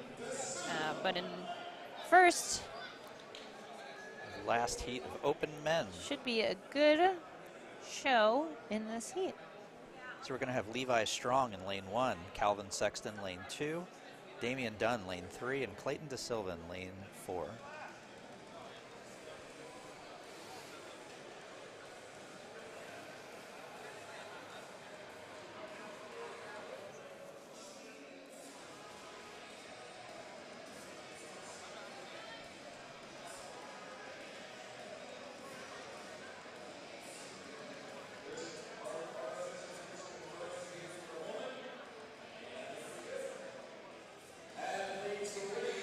Go with our last heat of open men.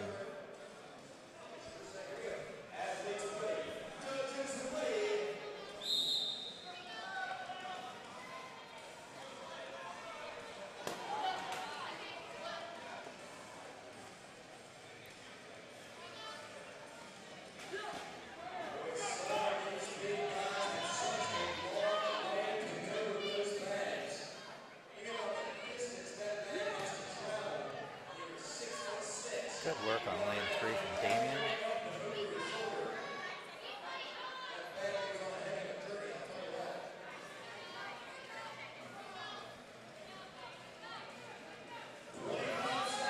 Oh, Clayton took a little bit of a spill Clayton there. did not get that bag over shoulder.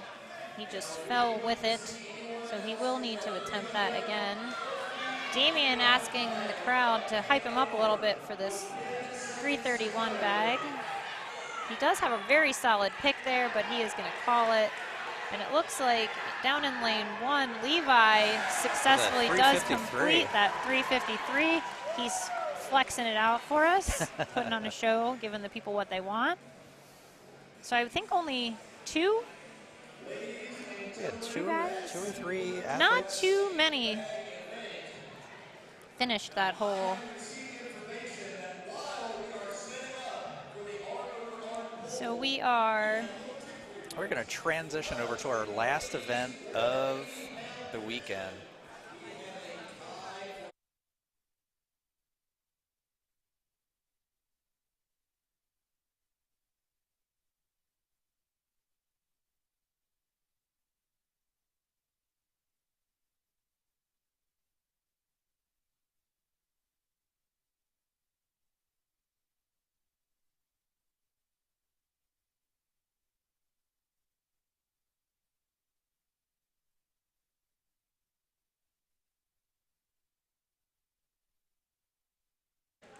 So we just got word that there is actually going to be a tie-break event here for the 3rd place. So I want to say, don't quote me, that there may be a pro card on the line here. The 3rd place ladies. This tiebreaker is going to be a 3-inch axle hold for time. So this is Kendra Danzer and Alicia Odin, I believe. Yes. Let me double check that for you guys. Yes, Alicia and Kendra are going to go head-to-head on a double overhand hold for time on a 165-pound 3-inch axle. So standard axles are 2-inch. So this is a super fat bar here. So these ladies have already completed 6 events. Worth noting that these events were all extremely grip intensive, ending with an 80-foot sled pull, arm over arm. Looks like the boss lady, Dion Masters, is over there with front row seat. So major stakes on this one. We are going to get you. So you guys are actually going to be seeing this in your upper right and your lower left corner in the feed. Right now, Alicia is in the upper right and Kendra is in the lower left.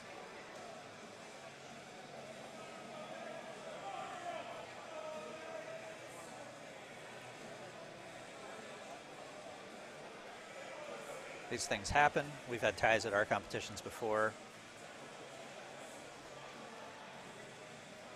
Yeah, so typically if the tie happens further down in the lineup, not a big deal. We also sometimes will typically go on countbacks too. These ladies are in a dead heat.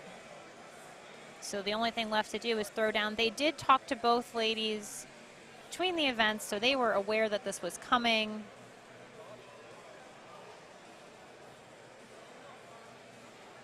Little bonus for the viewers at home, for the audience here. Again, we are doing a tie break for the women's 180-pound class between Alicia Odin and Kendra Danzer, who tied for 3rd place. Worth noting too that the 2nd place in that division, which I'm not allowed to say, but only half a point there. So very close in this ladies group. I almost just blew it on the score. You really did.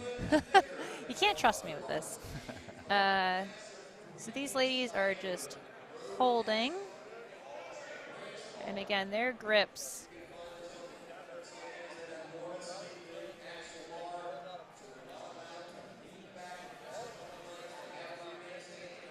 We are doing our best on this camera angle. Hold, please. Get Brian.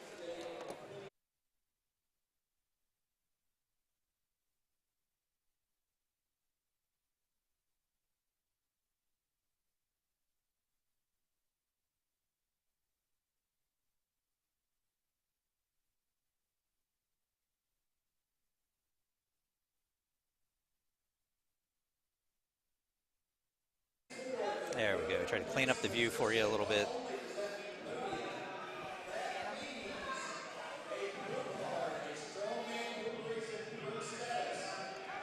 Got a great deal of the male competitors have come out from the back to cheer these ladies on. Super tense. Oh, and it looks like really good effort by both those ladies. That is, when you think you're done and then someone tells you, no, sorry, you have to do another event. And by the way, it's a grip event. Sorry about your hands. And a hug between these competitors. Kendra Danzer is going to take that tiebreaker. So the rest of the scoring, you guys will find out later this evening at the awards banquet. We are going to try and live stream that. We'll get you info Okay, and we're probably going to take a quick break real quick while everything gets put in place for our last event of the weekend, which is going to be our men's classes arm over arm sled pull. Going to have an 80-foot pull for time. And we will be back with you guys in probably about 10 minutes or so.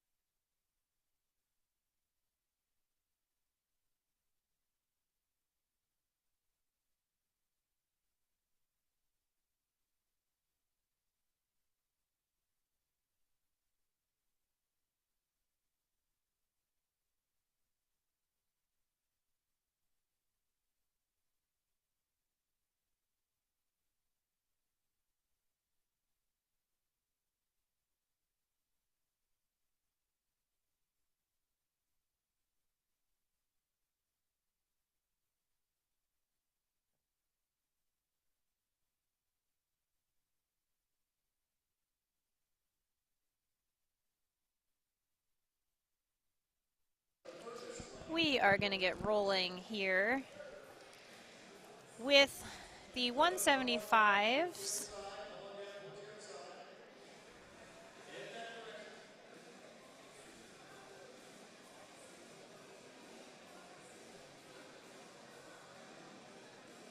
We're going to start with 3 lanes. Just a quick note as we get rolling again here, we are going to do our best with the camera angle. This pole is an 80-foot sled drag, so it does actually take the entire floor from one end of the arena to the other. It is extremely difficult for us to get all of the athletes and all of the sleds all in their various places all at the same time. So we're going to do our best to keep you updated with our words about where everyone is and in which lane and how that's going.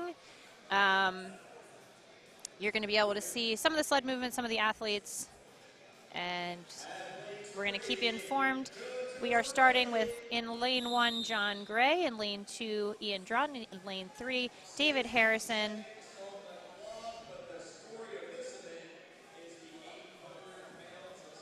So we have about 800 pounds of sand on the sled currently. John Gray looks to be in the lead here. John out of Power Plant Gym in Aston, PA. His first appearance at Nationals. Really having the time of his life. He's pretty pumped to be here.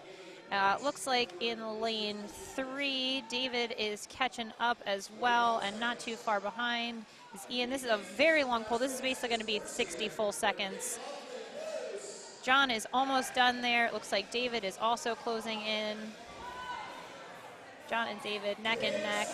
John and David both should be able to finish this. It looks like David is done. John is so close to being done, and he is going to finish probably his best finish of the day. So a great way to end his first Nationals bid. Looks like Ian got close but didn't quite finish. We are taking times and distances on this. So if completed, the athlete will get a time, and if not completed, they will get a distance.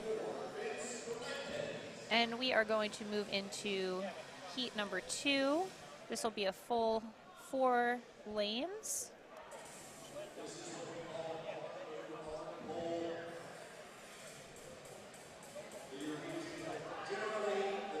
In this heat, we have in lane 1, Alexander Moy, in lane 2, Alex Taros, in lane 3, Hernie Pena, and in lane 4, Vince Galantes. This will be the 6th and final event of the weekend.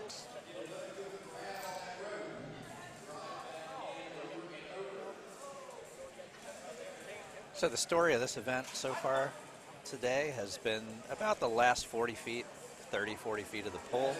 That's when it really starts to set in.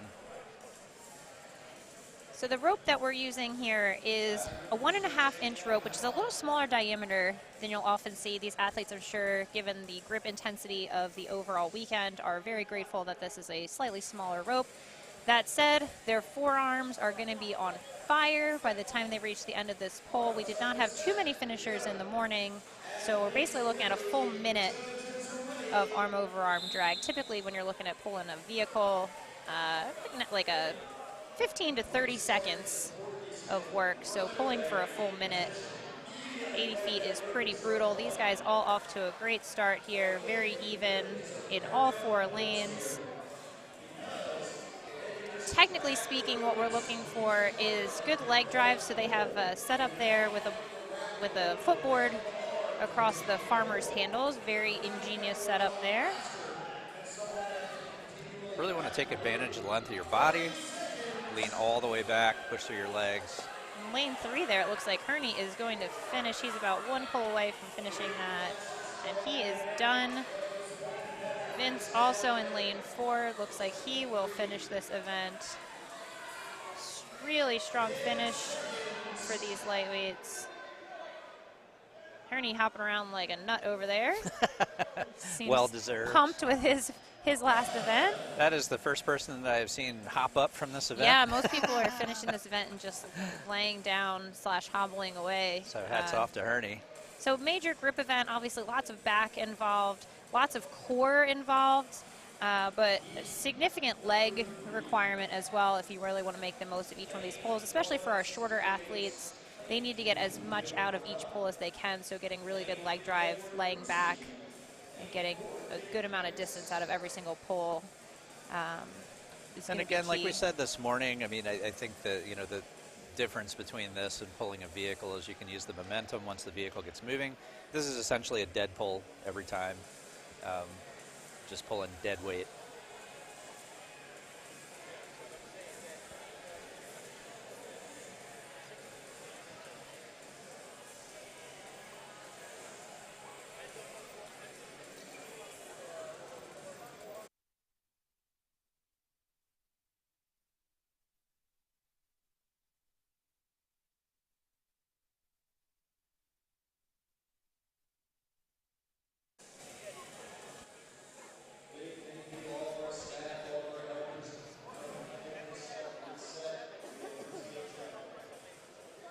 Going into our next heat.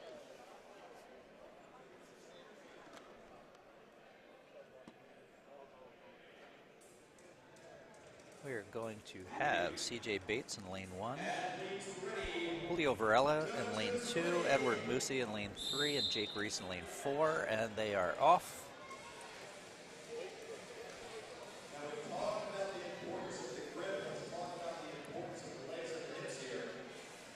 All 4 lanes about even right now, but it looks like lanes 1 and 2 maybe slightly ahead, CJ and Julio.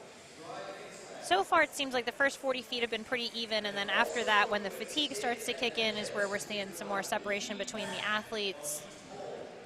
Solid pulls, though, so far. By all, these guys all look like they are going to finish. They have 30 seconds left, and all are more than halfway down the course. Definitely the longest pull that I have seen in competition. Lane 2, Julio looks like he is about 3 or so pulls away from being done with this. Lane 4, Jake could also finish. Lane 1, CJ is almost done. So it looks like CJ and Julio will both finish in lanes 1 and 2. Jake almost finishes in lane 4, and Edward about 15 feet or so short in lane 3.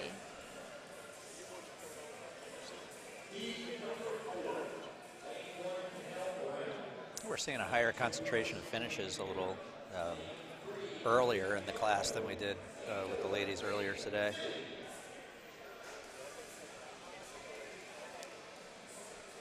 So these weights were all tested in-house this weekend. We talked a little bit earlier about the variability of sled weights. It really depends on the surface that you're pulling on, the sled, what you're using on it, what the weather is like. So we tested them pretty much in the moment as close to the comp conditions as possible, right? So that we could get good weights in for these guys. So pretty much in a level playing field for everybody right now. We're getting lots of help on these. Some of the female athletes from this morning actually are on the floor helping with the reset. God bless. They have competed in 6 events over 2 days, and now they're like, yeah, sign me up for some sled pushes.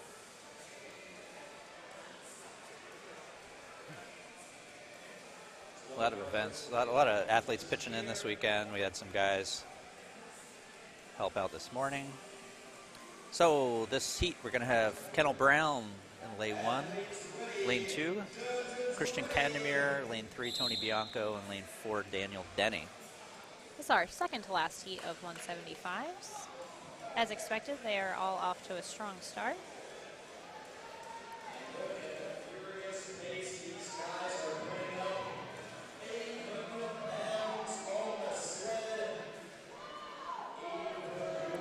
Tony Bianco is moving that sled with purpose.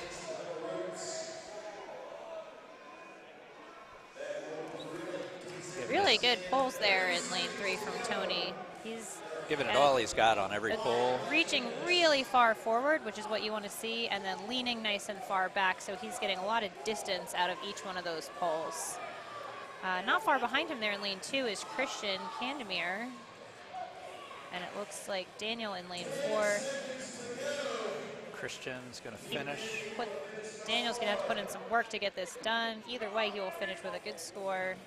And in lane 1, Kennel's still working away. Looks like Daniel will not quite finish. And I don't know if you'll be able to see on the feed, but there's a full army of volunteers thankfully heading out onto the field to reset these. I do feel slightly guilty. But we're going to be packing up trucks later, so. Yeah, I think we'll put our work time in later.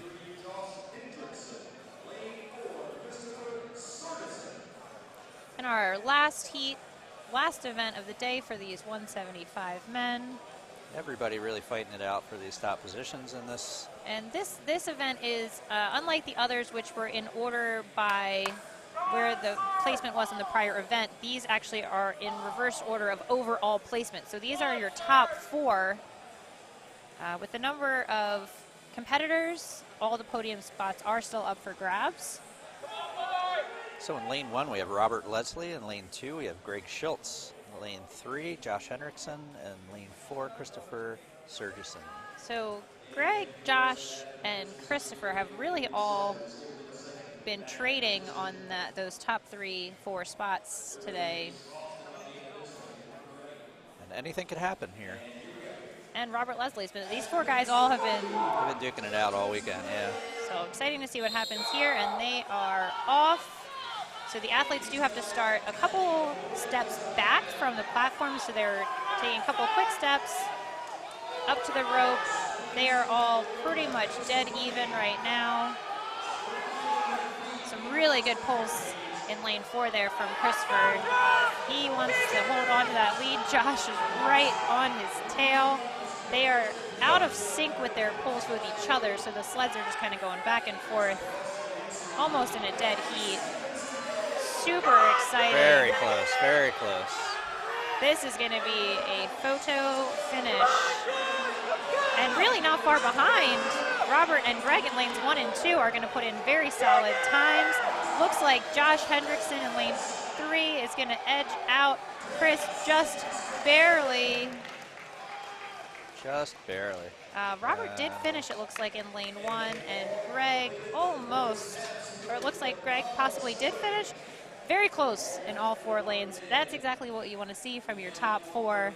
They all want those spots. And again, we will find out the final placement at the awards banquet. So as you're looking at the score sheets, you all will see the live scoring through the 5th event. The 6th event will not be live until after the awards banquet. So we will keep that all under wraps. That's also when we're going to go through and double, triple, quadruple check scores. And you never know, we might end up with a situation like we had with the ladies, with a tie for the podium. So we will make sure to keep you all informed. In the meantime, we are going to reset some weights for our men's 200 class.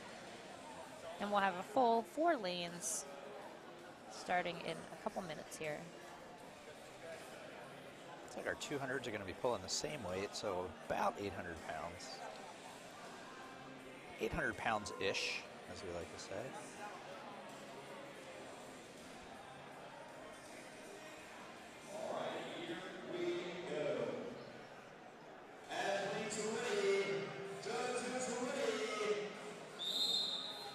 So we have in lane 1, Ryan Hogan, lane 2, David Mills, lane 3, Tyler Harris, and lane 4, Zachary Crooks.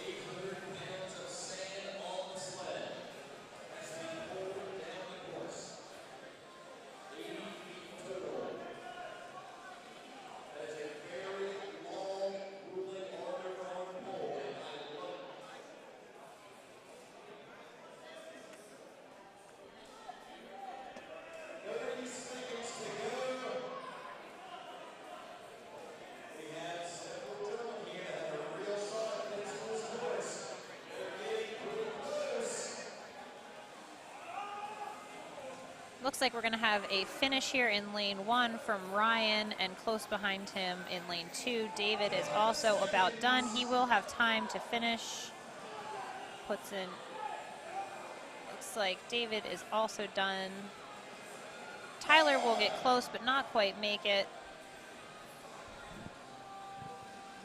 And that brings up heat number 7.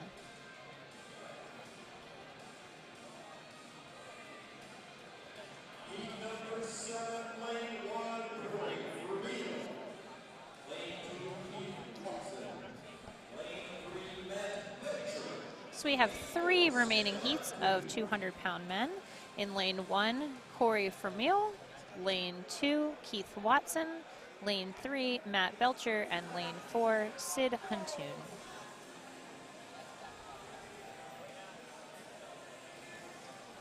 These guys all looking for a strong closeout performance for their 2022 Nationals.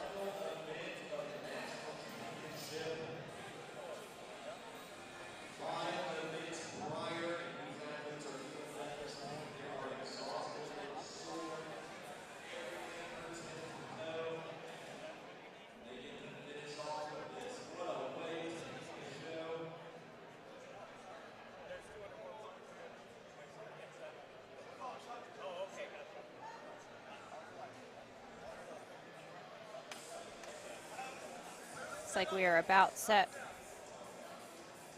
In lane 2, Keith appears to be wearing gloves, which are allowed for this event. And Matt in lane 3 also going with the gloves.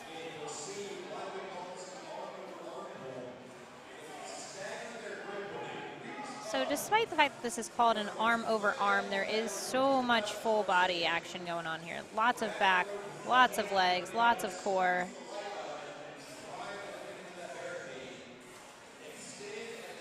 They're going to try and match their hands so both arms are as long as possible, with reaching as far forward as possible on every single pull.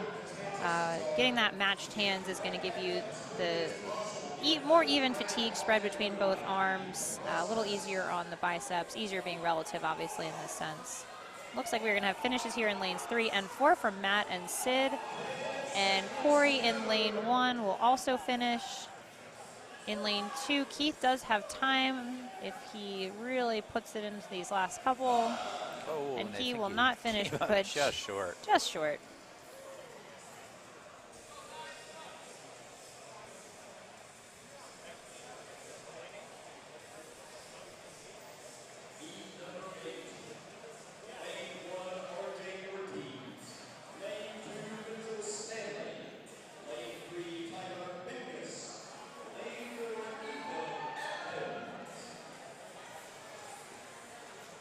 And coming up in our second to last men's 200 here, we have in lane 1, RJ Ortiz, lane 2, Mitchell Stanley, lane 3, Tyler Mingus, and lane 4, Ethan Atkins.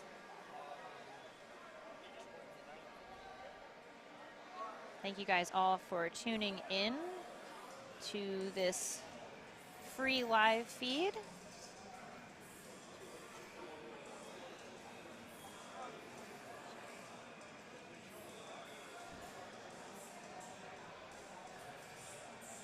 Big shout out again to James Steffenbaugh for putting together this 4-camera live scoring I would call it a production. Yeah, it is a production. Been doing this for a long time, and the quality of all this stuff has really improved over the last couple years. So we're happy to be able to bring you guys this live action.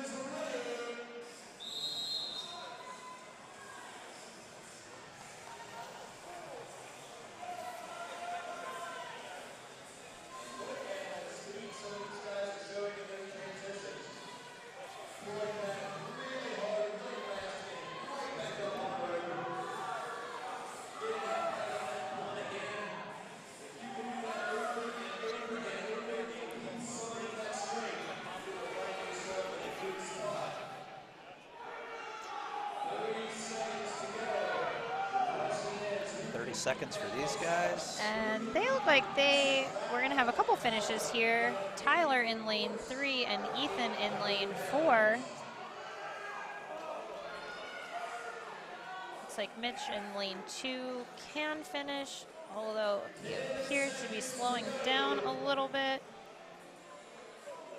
10 seconds.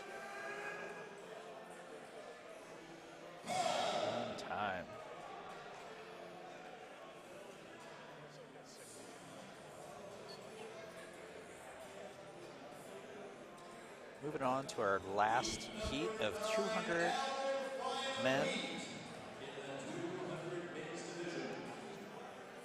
We're going to be looking at Corey Roberts in lane 1, Eric King in lane 2, Joey Stemke in lane 3, and Dan Zimmer in lane 4.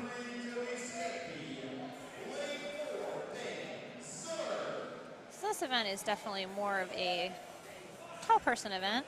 Yeah. Most of our 175s are pretty short. A lot of the 200s are still pretty short. You're going to get a lot more variation in height in the 231s and 265s. Technique is still going to be mostly the same, just more transitions required, really, if you're shorter, or a whole hell of a lot of leg drive. Yeah, and again, you know, this event, technique is really going to make a huge difference. You really want to try to get precise with the hands in an arm-over-arm pull so that you're doing the reach-reach-pull cadence. The more you fumble around with the rope, the more time it's going to eat up. So big reach forward, big pull back. That's what's going to be ideal.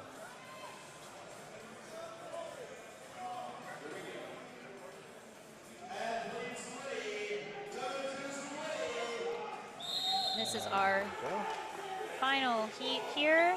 So your top 4 in the men's 200 class.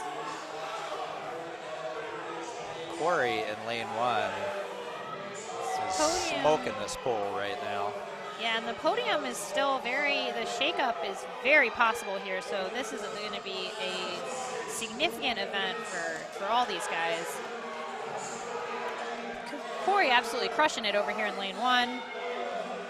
One of the fastest pulls we've seen today, I think, and Joey taking advantage of his slight height advantage over the other 200s there. He is going to finish in lane 3. So Oof. Corey and Joey with really great finishes there. And in lane 2, Eric also coming in for a finish. He has 10 seconds left. Looks like he should finish. He's done there. And in lane 4, Dan Zimmer, your current leader. That was a photo finish there between Corey and Joey, so we'll have to see. And Dan's lead going into that event was fairly narrow, so stay tuned. And again, scores will be updated after the awards banquet for that final event. So you can see placement through the first 5.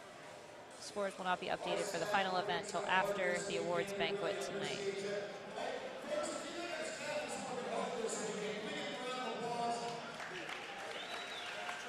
We are going to move on to the men's 231 class. Again, I am Katie Feeley, coming to you out of Power Plant Gym. I am here with my husband, Brian. Yeah. And we been a state chair for a few years. We put on shows. Our next show is the All Valley Strongman Championship in Westchester, Pennsylvania in February. We've got a partner competition, the Catalina Strongman Mixer, coming up in April in Wilmington, Delaware, and of course our annual beer muscles competition at 2SP Brewing in August. That'll be August 26th of 2023. So you can find us on the Instagrams at Power Plant Strength. I'm at Katie Feeley Strength. Brian is at B Feeley. We don't post a whole lot, but the gym does.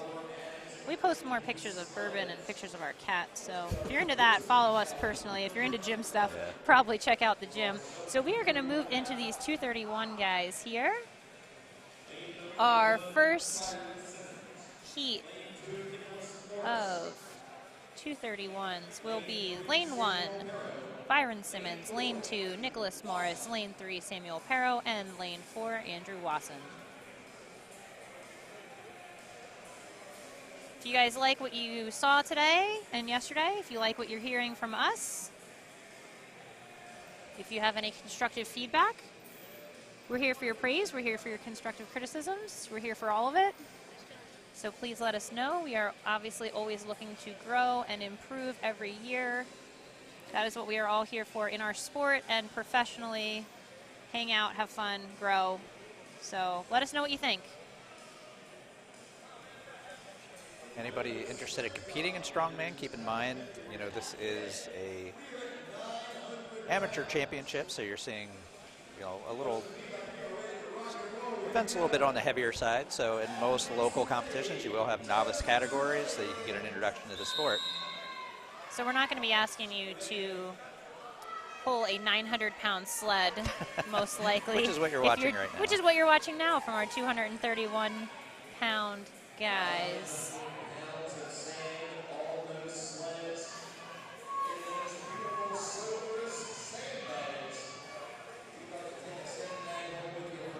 Our arm over arm Cerberus sandbag pull. Looks like we've got a pretty close race here in lanes 3 and 4 between Sam and Andrew. And also a close race between Byron and Nicholas. And I will say we've seen that actually a lot so far. So there's the lanes 1 and 2 are completely side by side, and lanes 3 and 4 are completely side by side, but there's a small gap between them. So those lanes are very aware of what the athlete next to them is doing.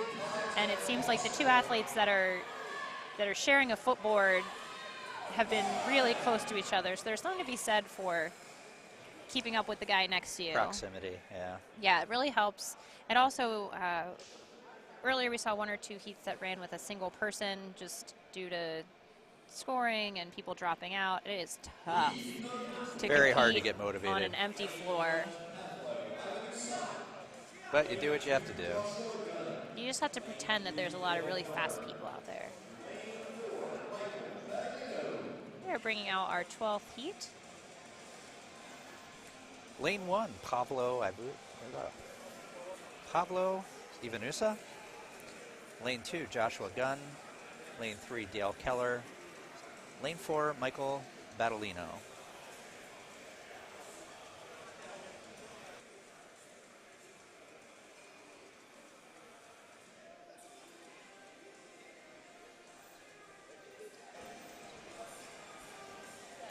It's Katie and I's first time doing the commentary at Nationals, so I hope everybody got something out of it.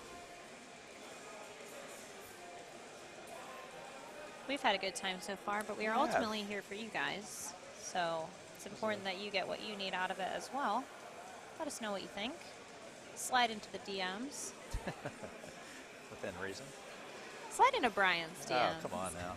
Why you That's set me up like that? Feeley Oh, great. on Instagram. So throw my phone away now. All right, we are just about ready to go here for the 231 men. 900-pound sled drag for 80. Extremely long feet. Got some good movement going here. I'm just going to say again how amazed I am at how many of the morning competitors are here helping to reset these sleds. Yeah. You know, if I had finished my competing day at around 1 o'clock, I would be asleep right now. We have good races going on here. Josh Gunn in lane 2 looking really solid. Mike in lane 4 also most likely going to finish his pole there very soon. Dale Keller not far behind him in lane 3. And we are going to have at least 3 finishes here. And it looks like Pablo is going to have time in lane 1. 10 seconds for him. Very solid times across this whole field. Pablo is going to get awful close. We'll see if he can finish it in time. It looks like Ooh, I think he does just got it over. just in time. Somehow still managed to lift his arms over his head in victory. That was a good trick. And as we climb up in the heats here, we are getting closer and closer to your overall leaders. Right now we're in about the middle of the pack.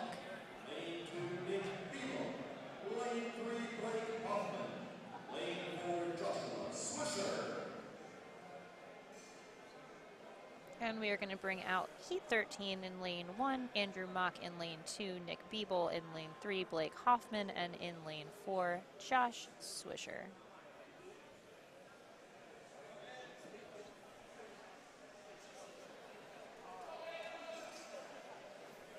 So we've got multiple strongman athletes on each sled doing the reset, and one lonely 230-pound competitor pulling it the other direction. Everybody's getting their cardio in over here.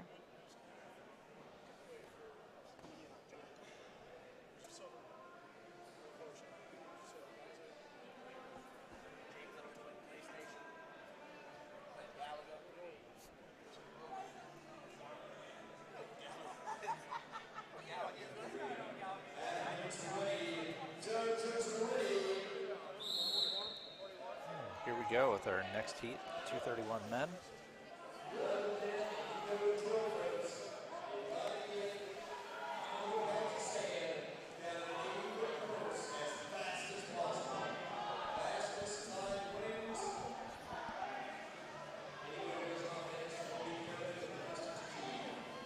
Andrew in lane 1 and Josh in lane 4, both moving right along. Blake just behind Josh.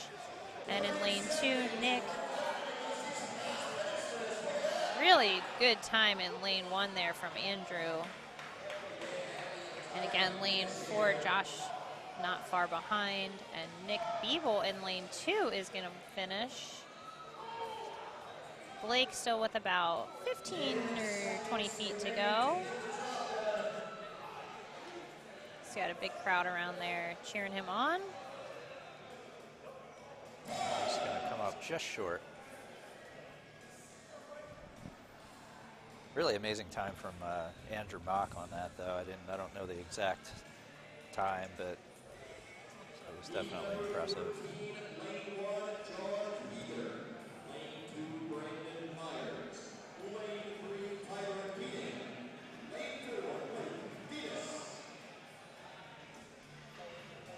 All right, our next heat, 231 men.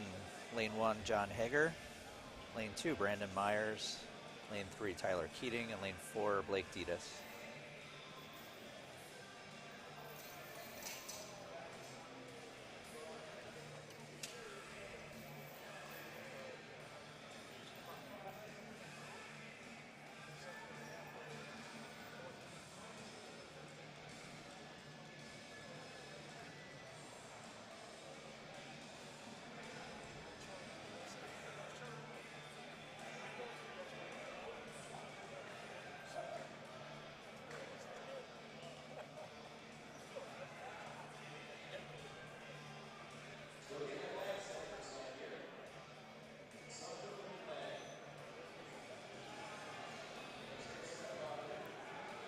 Just making one last adjustment on the lane 3 sled there. It looks like they are all set.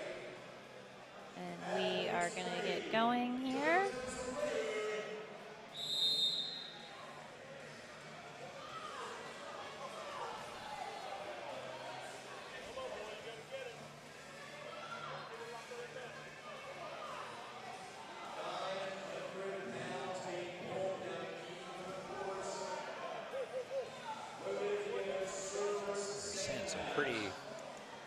Movement from lane 1. Lane 4, absolutely crushing down there. Blake Detus. Yeah, lane 4. He is going to be super. That's a for sure. I'm going to say for sure, but pretty sure the best time of the day. That was a really, really great pull from him. And also Tyler Keating, a solid time. John Hager looking to finish his pull here in lane 1. And Brandon Myers in lane 2. John is going to finish. Brandon is going to get close. Looks like he's about 10 or so feet out.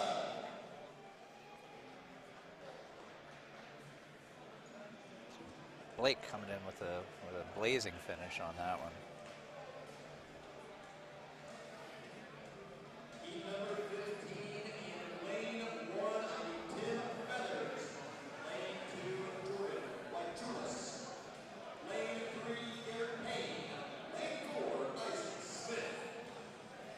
And this brings up our heat number 15. Lane 1, Tim Feathers. Lane 2, Jordan Wychulis. Lane 3, Garrett Payne. And lane 4, Isaac Smith. Isaac, one of our taller, lankier 231s, so he will definitely be using that to his advantage in this event. I would like to see a good time from him in this one.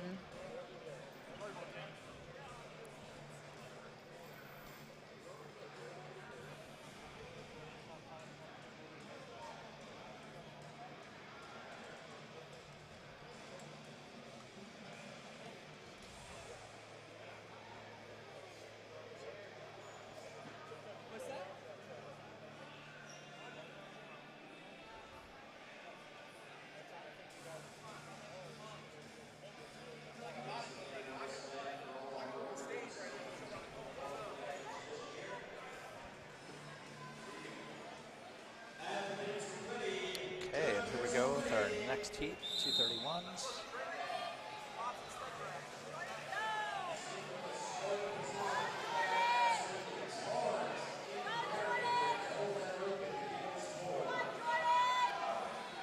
Isaac definitely making use of that height down there. Yeah.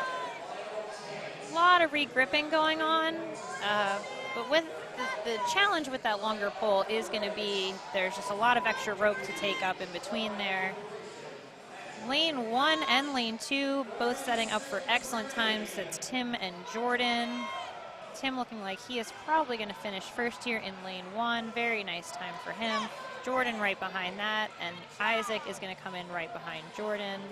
Garrett still putting in work there in lane 3. Still with plenty of time to finish and still going to put together a decent run. Those other 3 guys were just quite fast.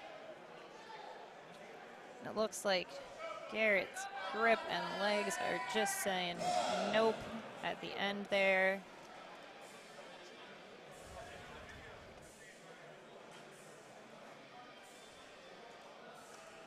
And we have 3 remaining heats of 231 men.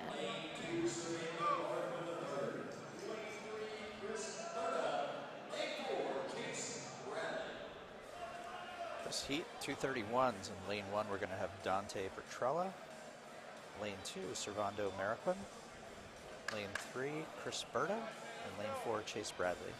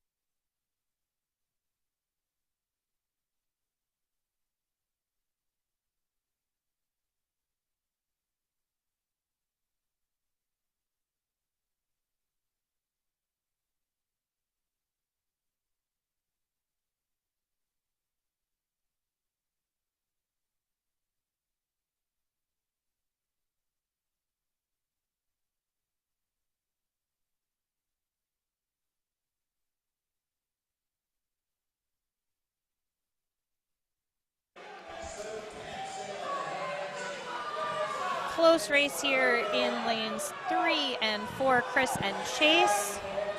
They are alternating for the lead.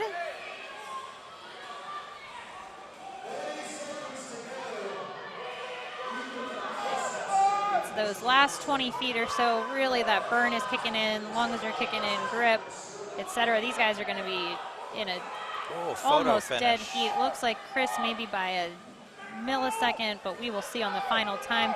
Dante coming in on his finish here. Servando, lots of fans on the interwebs. It looks like he is going to call it there.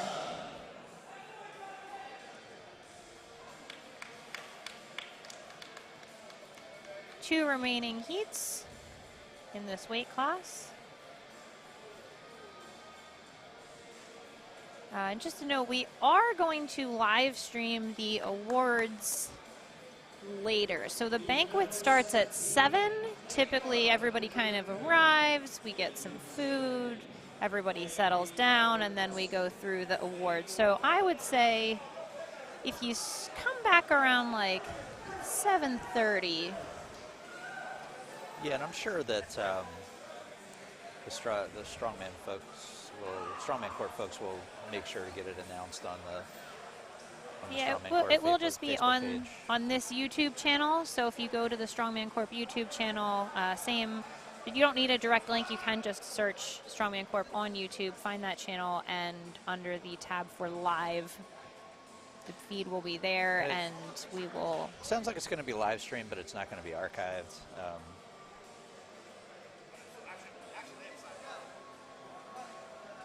So we're bringing out Heat 17 here. We have in lane 1, Benjamin Cohn, lane 2, Samuel Pape, lane 3, Tyler Buxton, lane 4, Philip Brinkman.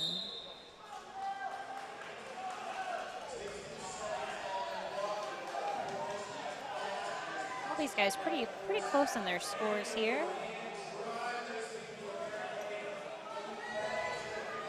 nearly synchronized pulls going on there in lanes 3 and 4 for Tyler and Phillip.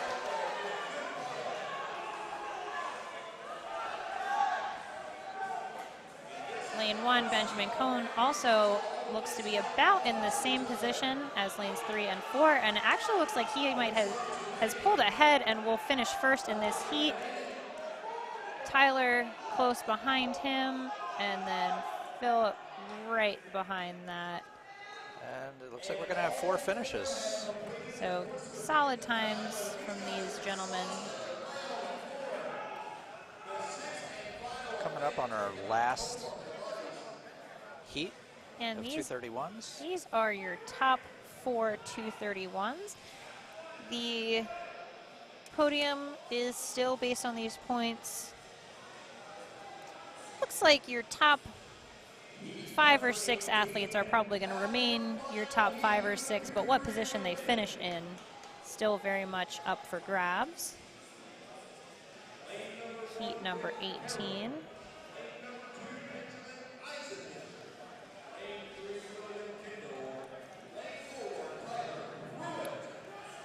So lane 1, we're going to have Rick Carroll. Lane 2, Benjamin Eisenmenger.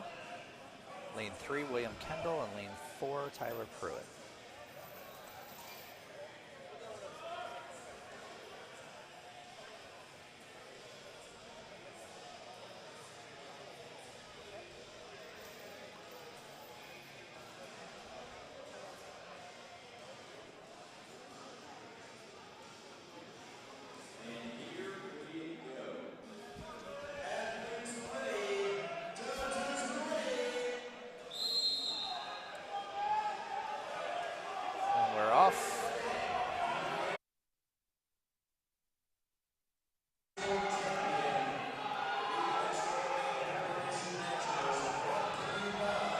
Really solid runs here from William Kendall and Tyler Pruitt in lanes 3 and 4 respectively.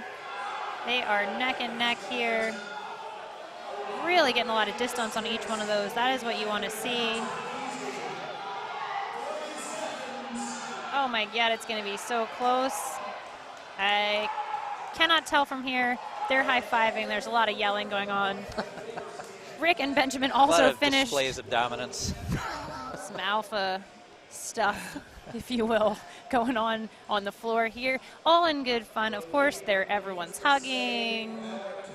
There's hugs. Look at these guys hugging. Love it. All right, and we are moving right along to our 265 class. See if we go for a weight change here. Again, we are planning to live stream the awards later. The banquet begins at 7. I would say awards will probably be, to be on the safe side, I'd say, especially if you want to catch the women's, tune in at around 7:30, a little bit later maybe. It really depends on how long it takes everyone to get their food and settle down. You never know with this crowd. The scores will be announced during the banquet, and then after the banquet, you'll be able to see the final scores on the score sheet. For now, you'll be able to see the scores through event 5. And so it will be just the awards portion of the banquet that will be live streamed. You don't need to watch us sit there and watch us eat. Nobody wants to see that. All right, 265s. We have 3 lanes here. Adam Conti in lane 1, Ryan Wilk in lane 2, and Michael Smith in lane 3. And these guys are pulling 900 pounds.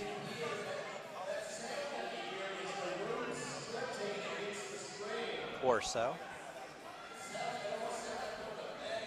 As is often the case in Strongman, this is a 900-ish situation. But all those sleds are weighted to the exact same weights for the weight classes. And we're going to have a finish. Finish there for Ryan in lane 2, and about to be a finish there for Michael in lane 3. Adam's still putting in work here in lane 1. He does have time if he makes a couple efficient pulls here to finish it out.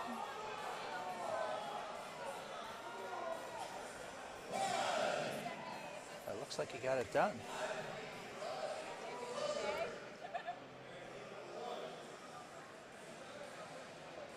Two more heats of 265-pound men. Heat number 20, lane 1, Troy Senator. Lane 2, Christopher Benson. Lane 3, Sean Deeb. Lane 4, Alex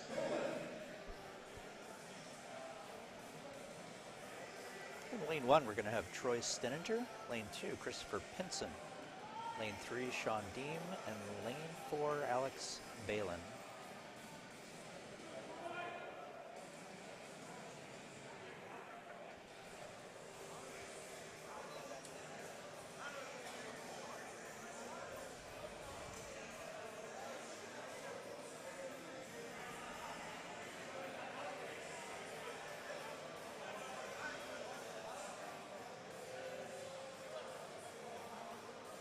So again, this is our second to last in the 265s, and then we will move on to the men's open on our sixth and final event of the weekend. Athletes ready. Judges ready. Apparently someone kicked over Sam's water.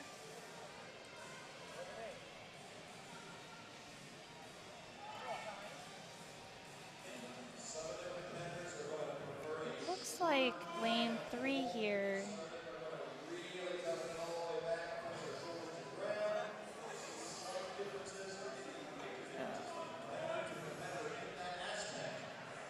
Should be Sean, but that lane is empty. In any case, Troy, Chris, and Alex putting in work. It looks like Christopher is about to finish. And Alex also going to finish right behind him there. Troy in lane 1. And he's also going to finish.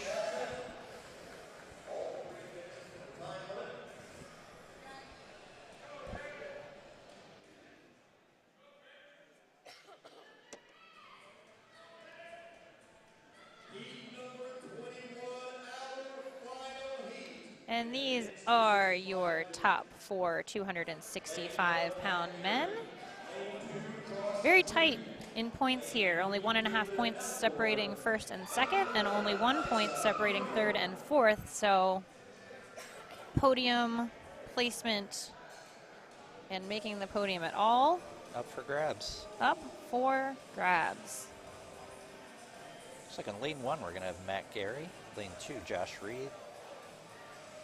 Lane 3, David Elmore. And lane 4, Elijah Yoder.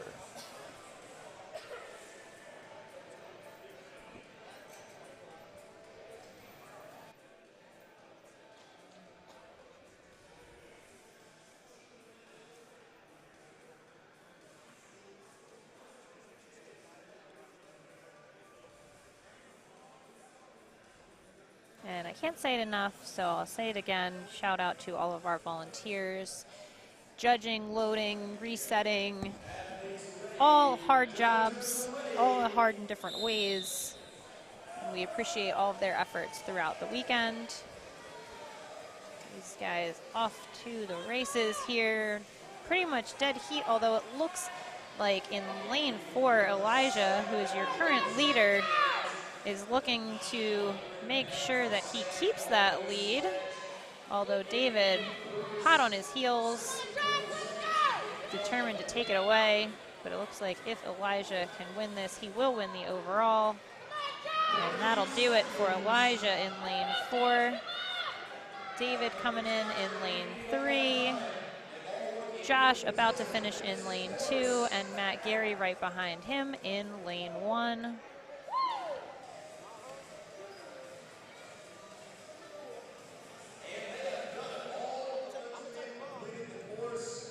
All 4 men in the last 265 heat completing the event. Very impressive. And we are on to the Husky boys.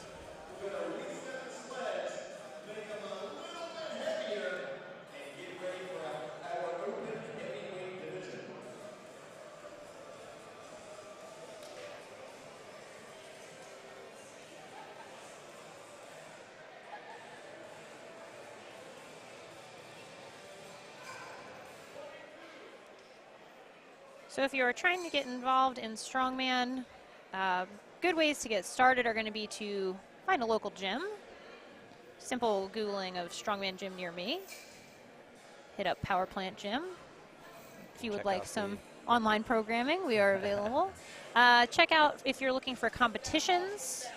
The best places to look are going to be on the Strongman Corporation website. Has a calendar of upcoming events that are sanctioned through the organization. The other big grouping of events is going to be on Iron Podium. So Iron Podium has come up really big in the last couple of years, really helpful tool for promoters. So easy way to find competitions and register for them. And that'll be from all different federations. So if you're looking to compete, that is a great place to start. A lot of gyms will run Strongman Saturday or Strongman Sunday group sessions. It's really a super welcoming group of people. We're all generally pumped about the sport and really excited to get anyone else started with it. So reach out to your local Strongman gym and just ask how to get started, and I'm sure they will help point you in the right direction. Especially make sure to check out your novice categories if you're just getting started. Most local competitions will have a novice category.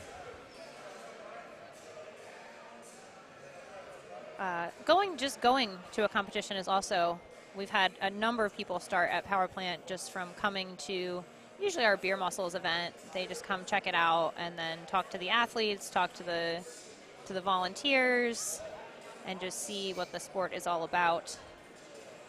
We've coached as young as 6, and our oldest athlete is in his 70s. So there's lots of room for all different ability levels, experience levels. It's become a lot more approachable in recent years with the standardization of equipment. So definitely check out your local Strongman gym. All small businesses for the most part as well. So for sure supporting them. It looks like we are doing some weight changes here for the heavyweight men. Adding, I don't know how much weight is on those, but it looks like a lot. We'll get an update before I get started here. 3 large Probably going to be over sandbags 1,000 pounds, I would guess. 9 million. About 9 million. They're big. They'll handle it.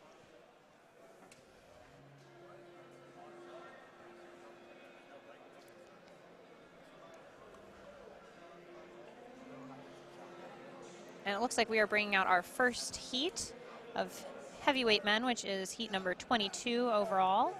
In lane 1, Chance Beatty. In lane 2, Landon Harris. Lane 3, Tyler Kucharski. And lane 4, Eric Parkin.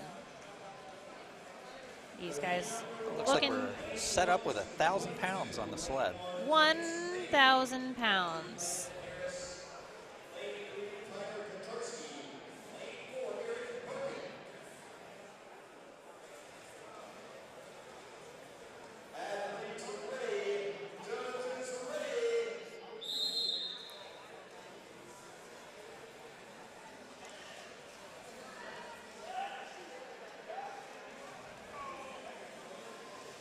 All 4 sleds.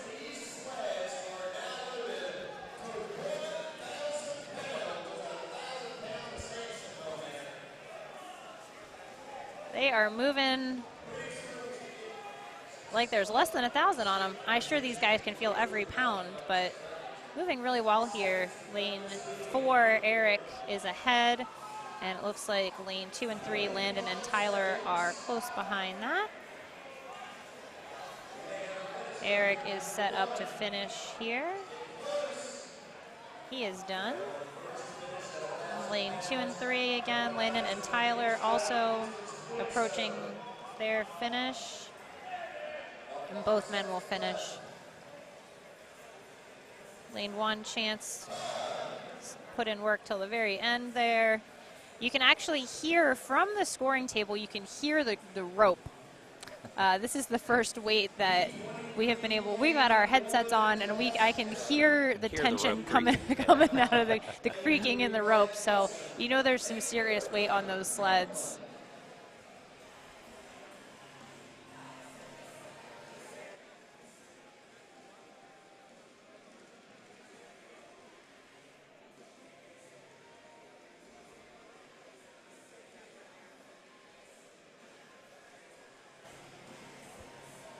We're almost done, folks. We're getting there.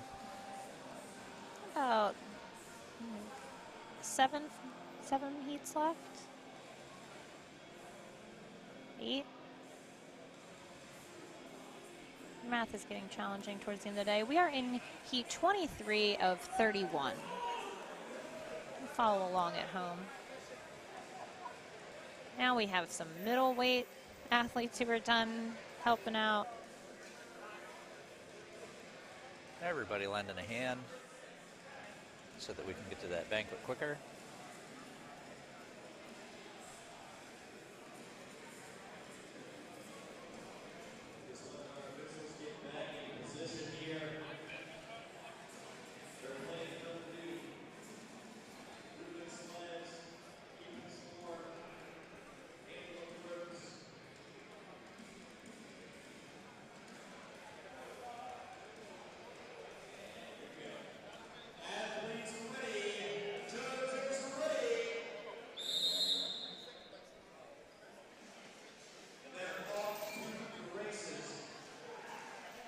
Josh, Jacob, Wyatt, Tyler.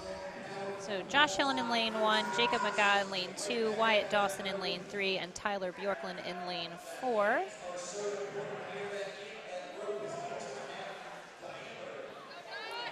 Lane 4 moving with purpose.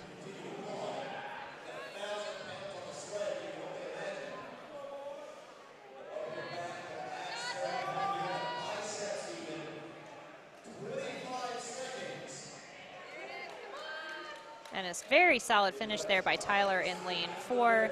And close behind him there in lane 2 is Jacob, Wyatt, and Josh. Putting in work for those last 10 seconds. It looks like possibly Josh finished there in lane 1.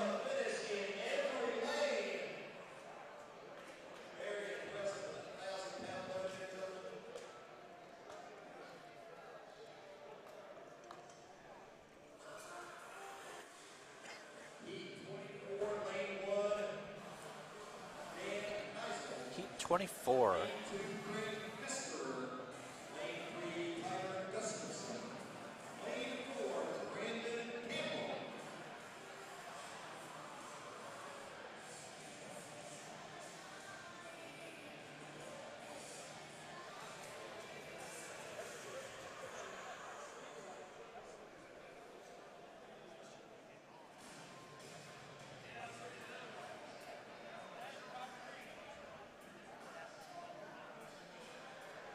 Heat 24, lane 1, Dan Nizul. Lane 2, Craig Pfister. Lane 3, Tyler Gustafson. Lane 4, Brandon Campbell.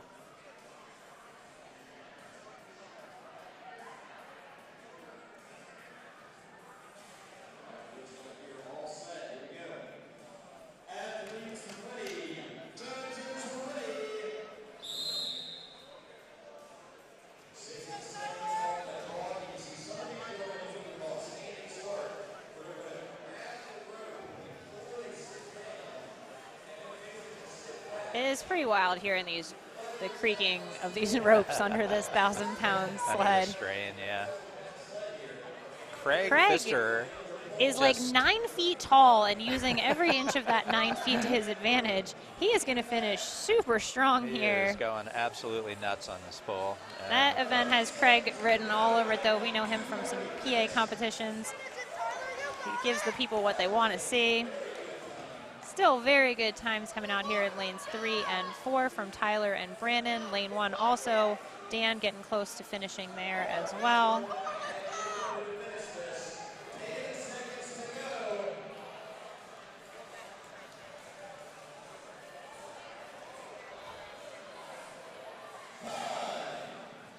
That'll do it for heat number 24.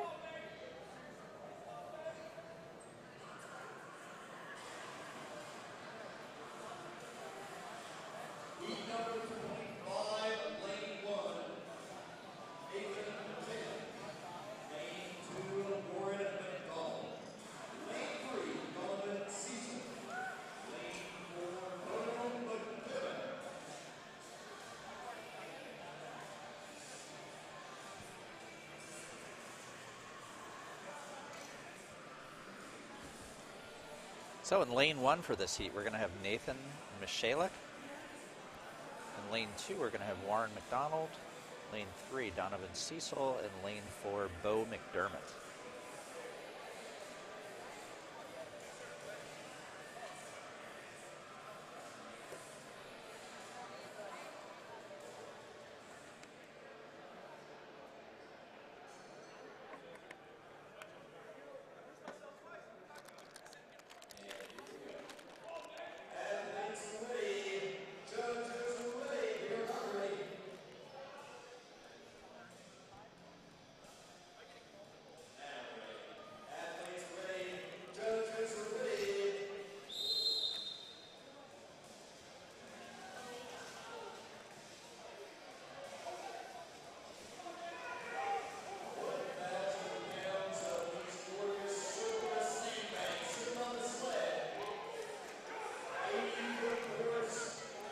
Neck and neck in this heat right now.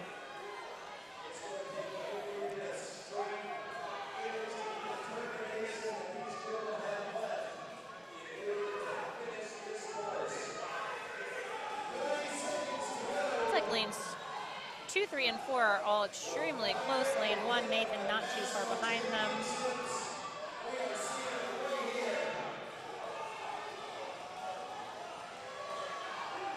Really close Looks finish. like first 2 lanes there, Nathan and Warren Very finished close. right around the same time. Donovan coming in for the finish there, and Bo in lane 4 there. About 12 feet out or so. I say that like I can actually estimate how many feet it is from over here. We are probably a solid 100+ feet Yeah. away. And my glasses broke earlier, if you were on earlier and heard that story. So that 12 feet is a very rough estimate.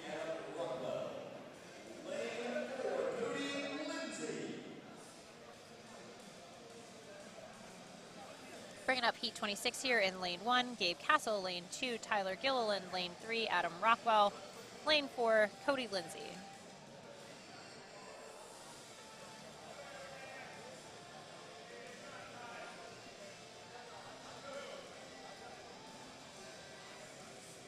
Again, we are going to live stream the awards later, probably around 7:30. That's the rumor. That is the rumor. That will be on the Strongman Corp YouTube.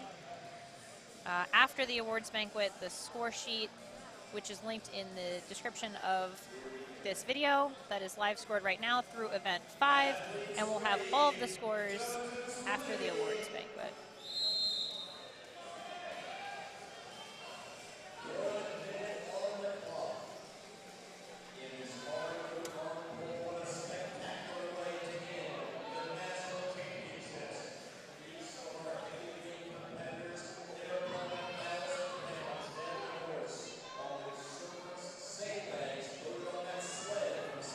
Tyler in lane 2 looking very solid here.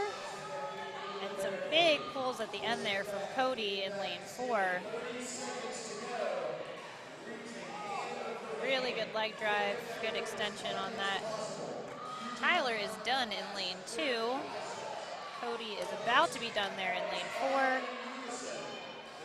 Lanes 1 and 3, Gabe and Adam also coming into the finish there. And we're going to have all 4 competitors in that heat completed.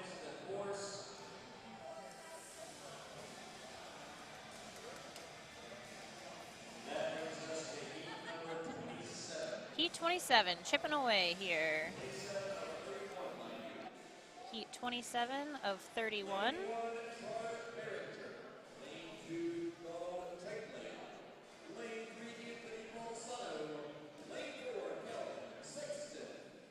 In lane 1, we're going to have Trotter Berenger. In lane 2, Donald Trelia. In lane 3, Anthony Balzano. And in lane 4, Calvin Sexton.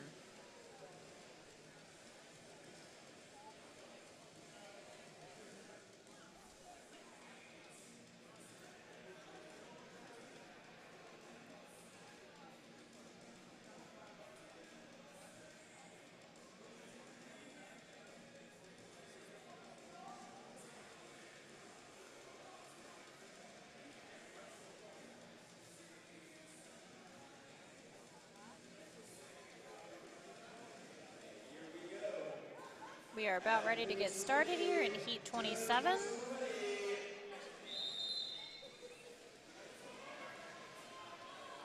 So some of these guys are starting with a standing start, immediately going into sitting, so that stand just gives you a little bit more distance on that first pull. Makes a big difference when you're pulling a vehicle, a little bit less difference when you're pulling a sled. So some guys choosing to do that standing start, some going right from their start position to seated.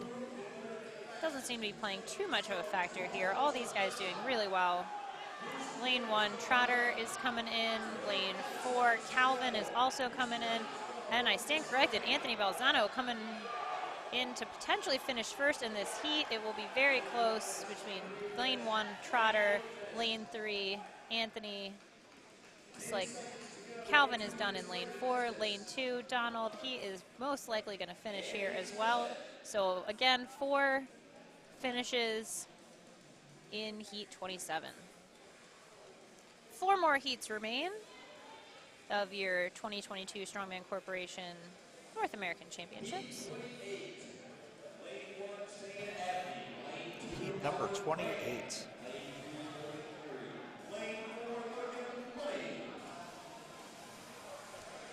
Shane Abney in lane 1. Albert Brand, lane 2. Logan Cleary, lane 3. And Logan Money in lane 4.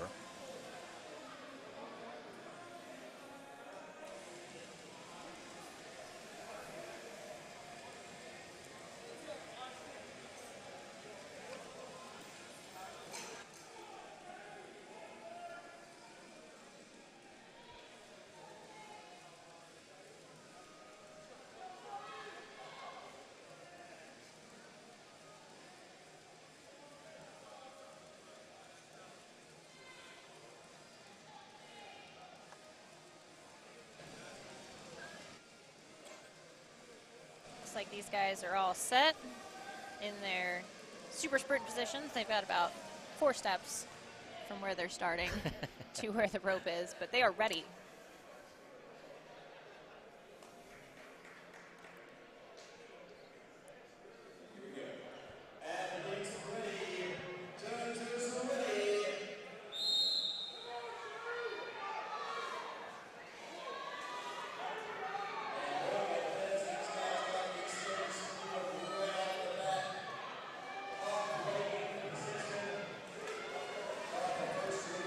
Across all 4 lanes here, it looks like Shane in lane 1 and Logan in lane 4 might be a bit ahead, but still very much anyone's game. Logan turning it on here though, getting some really good distance out of those pulls. Lane 1, Shane also coming in hot here. I feel like maybe 1,000 pounds wasn't enough for these guys. Yeah. The ropes might say otherwise, but Shane is done in lane 1, and Logan is done in lane 4. Albert is done in lane 2, and Logan Cleary is finishing up his pull here in lane 3. And all 4 competitors will finish.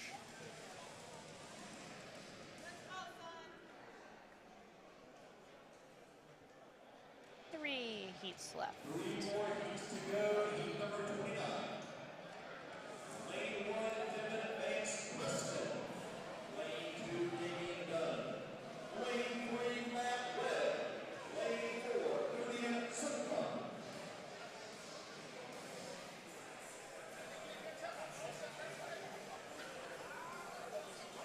These athletes today and yesterday competing for pro cards and bids to the Arnold Amateur.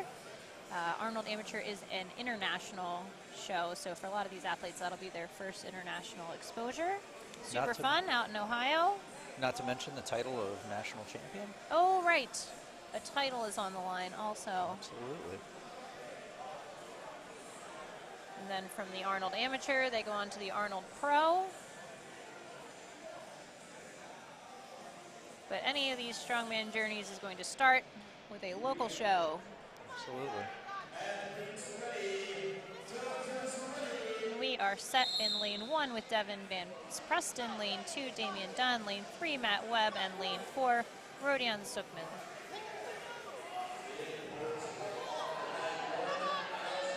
Damien putting in work in lane 2 there. If he can keep that pace, he will set a very nice time. Matt Webb catching up in lane 3.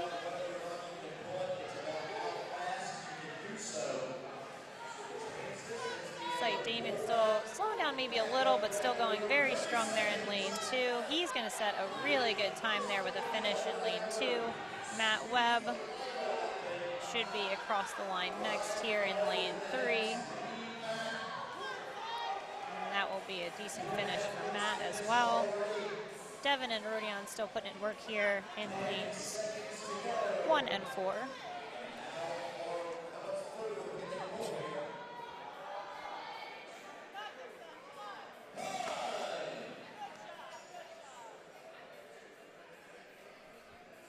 Solid effort from everybody in that heat. That is going to bring us to heat number 30.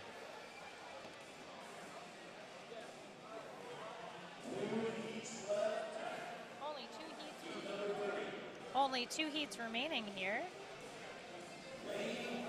In lane 1, Corey Loper. Lane 2, Zach Harden. Lane 3, Scott Dees. Lane 4, Justin Legier. These guys almost identical in points here, so this will be exciting. Looks like podium is potential, but probably out of reach, but I don't want to speak too soon. You never know with this sport.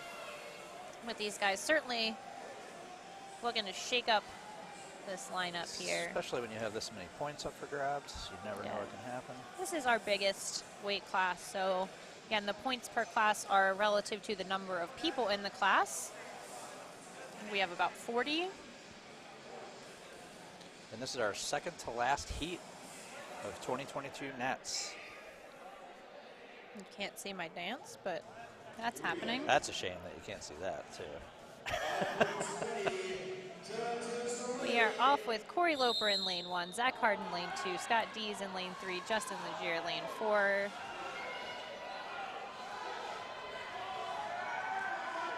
Lots of cheering.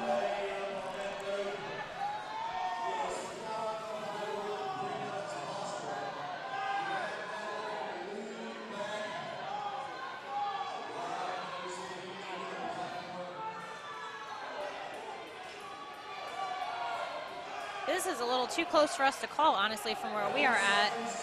Zach in lane 2 and Justin in lane 4. Looks like Zach is done.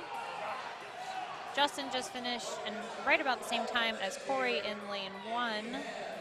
And Scott is done in lane 3. Very good times by all 4 guys. Yeah. I think they were all, I don't know that I heard Paul call 30 seconds, so yeah.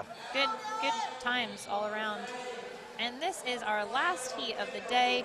These are your top 4 heavyweight men. Your guys in 3rd and 4th here, Levi and Clayton, very close, only half a point separating them. So they are going to be in lanes 1 and 2. There is a podium spot on the line for sure. We're going to have Dylan Thompson in lane 3, and then Lucas Hatton in lane 4, who is your current leader. I'm expecting these guys to... This should be a fast and exciting heat. Really go all out on this one. And then stay with us after this. We are going to give you a breakdown of what happens next. And we'll wrap it up for the day. And then we'll wrap it up for you guys. And we will probably be loading a bunch of weights onto pallets. But y'all can go about your...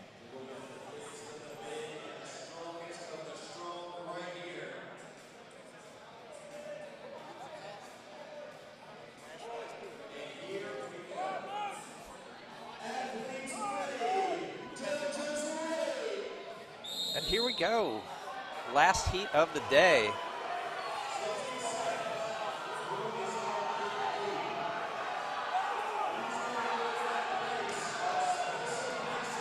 Crowd noise is pretty loud here for these guys. Dylan's got some points to make up, and you can tell he is really getting after it there in lane 3. Also lane 1, Levi. These guys are cruising. It looks like Levi might come in first in this heat, but Levi and Dylan very close. Dylan is pumped. Clayton De Silva has finished in lane 2, and Lucas Hatton is about to finish there in lane 4. So that will do it. Interesting turn of events. in that last Certainly event. a shakeup. Again, your points there will be updated on the live scoring after the awards banquet. So for now, you can see where everyone is placed through event number 5. And after that, you can check out the scores. All right, everybody. So that is it. 2022 Strongman Corporation Amateur National Championship is complete. Like Katie said, so from here what happens is we have ourselves and a bunch of volunteers that are going to clean up a lot of weights. After that, the banquet, I believe, starts around... Banquet starts at 7. Typically, we will grab some foods, and then awards happen once everyone settles down. So I would say probably about 7:30-ish. Tune back in to the YouTube, the Strongman YouTube, under the live tab. Yeah. There should be a link. I don't think that will be archived. You will only be able to catch it live. And then after the awards banquet, we will have all of the scores updated. Will be posted. Based on what we saw this afternoon, a lot of shakeups in all of the weight classes, so it's really still anyone's game. Make sure to tune back in. Yeah, no, it's been it's really been a pleasure being able to do this for you guys. I hope everybody enjoyed it. It was our first time being commenters at a Nationals, so I hope we did a decent job for you. Tried to make it as informative as possible without rambling too much. Yeah, you know, we did our best. Yeah, so so hopefully definitely everybody send enjoyed us it. some feedback, let us know, and we are trying to make this better every year. We appreciate you guys joining us. We appreciate all the shout outs for the athletes. I know they appreciated it, and we are just directing people around our cameras as opposed to through. But yeah, the athletes appreciate it. We appreciate it. Give us your feedback, and we... Absolutely. Hopefully we'll be at, I'm sure, 23 Nationals in one capacity or another. And if you need to get, if you need more Katie and Brian in your life, oh, yeah. Again, hit us up on Yeah. Instagram. Katie Stop in Feeley and- Strength, B Feeley, and the gym is Power Plant Strength, which is much more regular at posting than we are personally, unless you like cat photos, in which case our personals are the way to go. And some mediocre geriatric lifting on yeah, my page. lots of that. You can always count on that. So that'll do it for your 2022 Nationals. Yeah. Thanks so much for joining us. And we will be back this evening with the scores and the awards. Thanks so much, everybody. Thanks, guys. Signing off.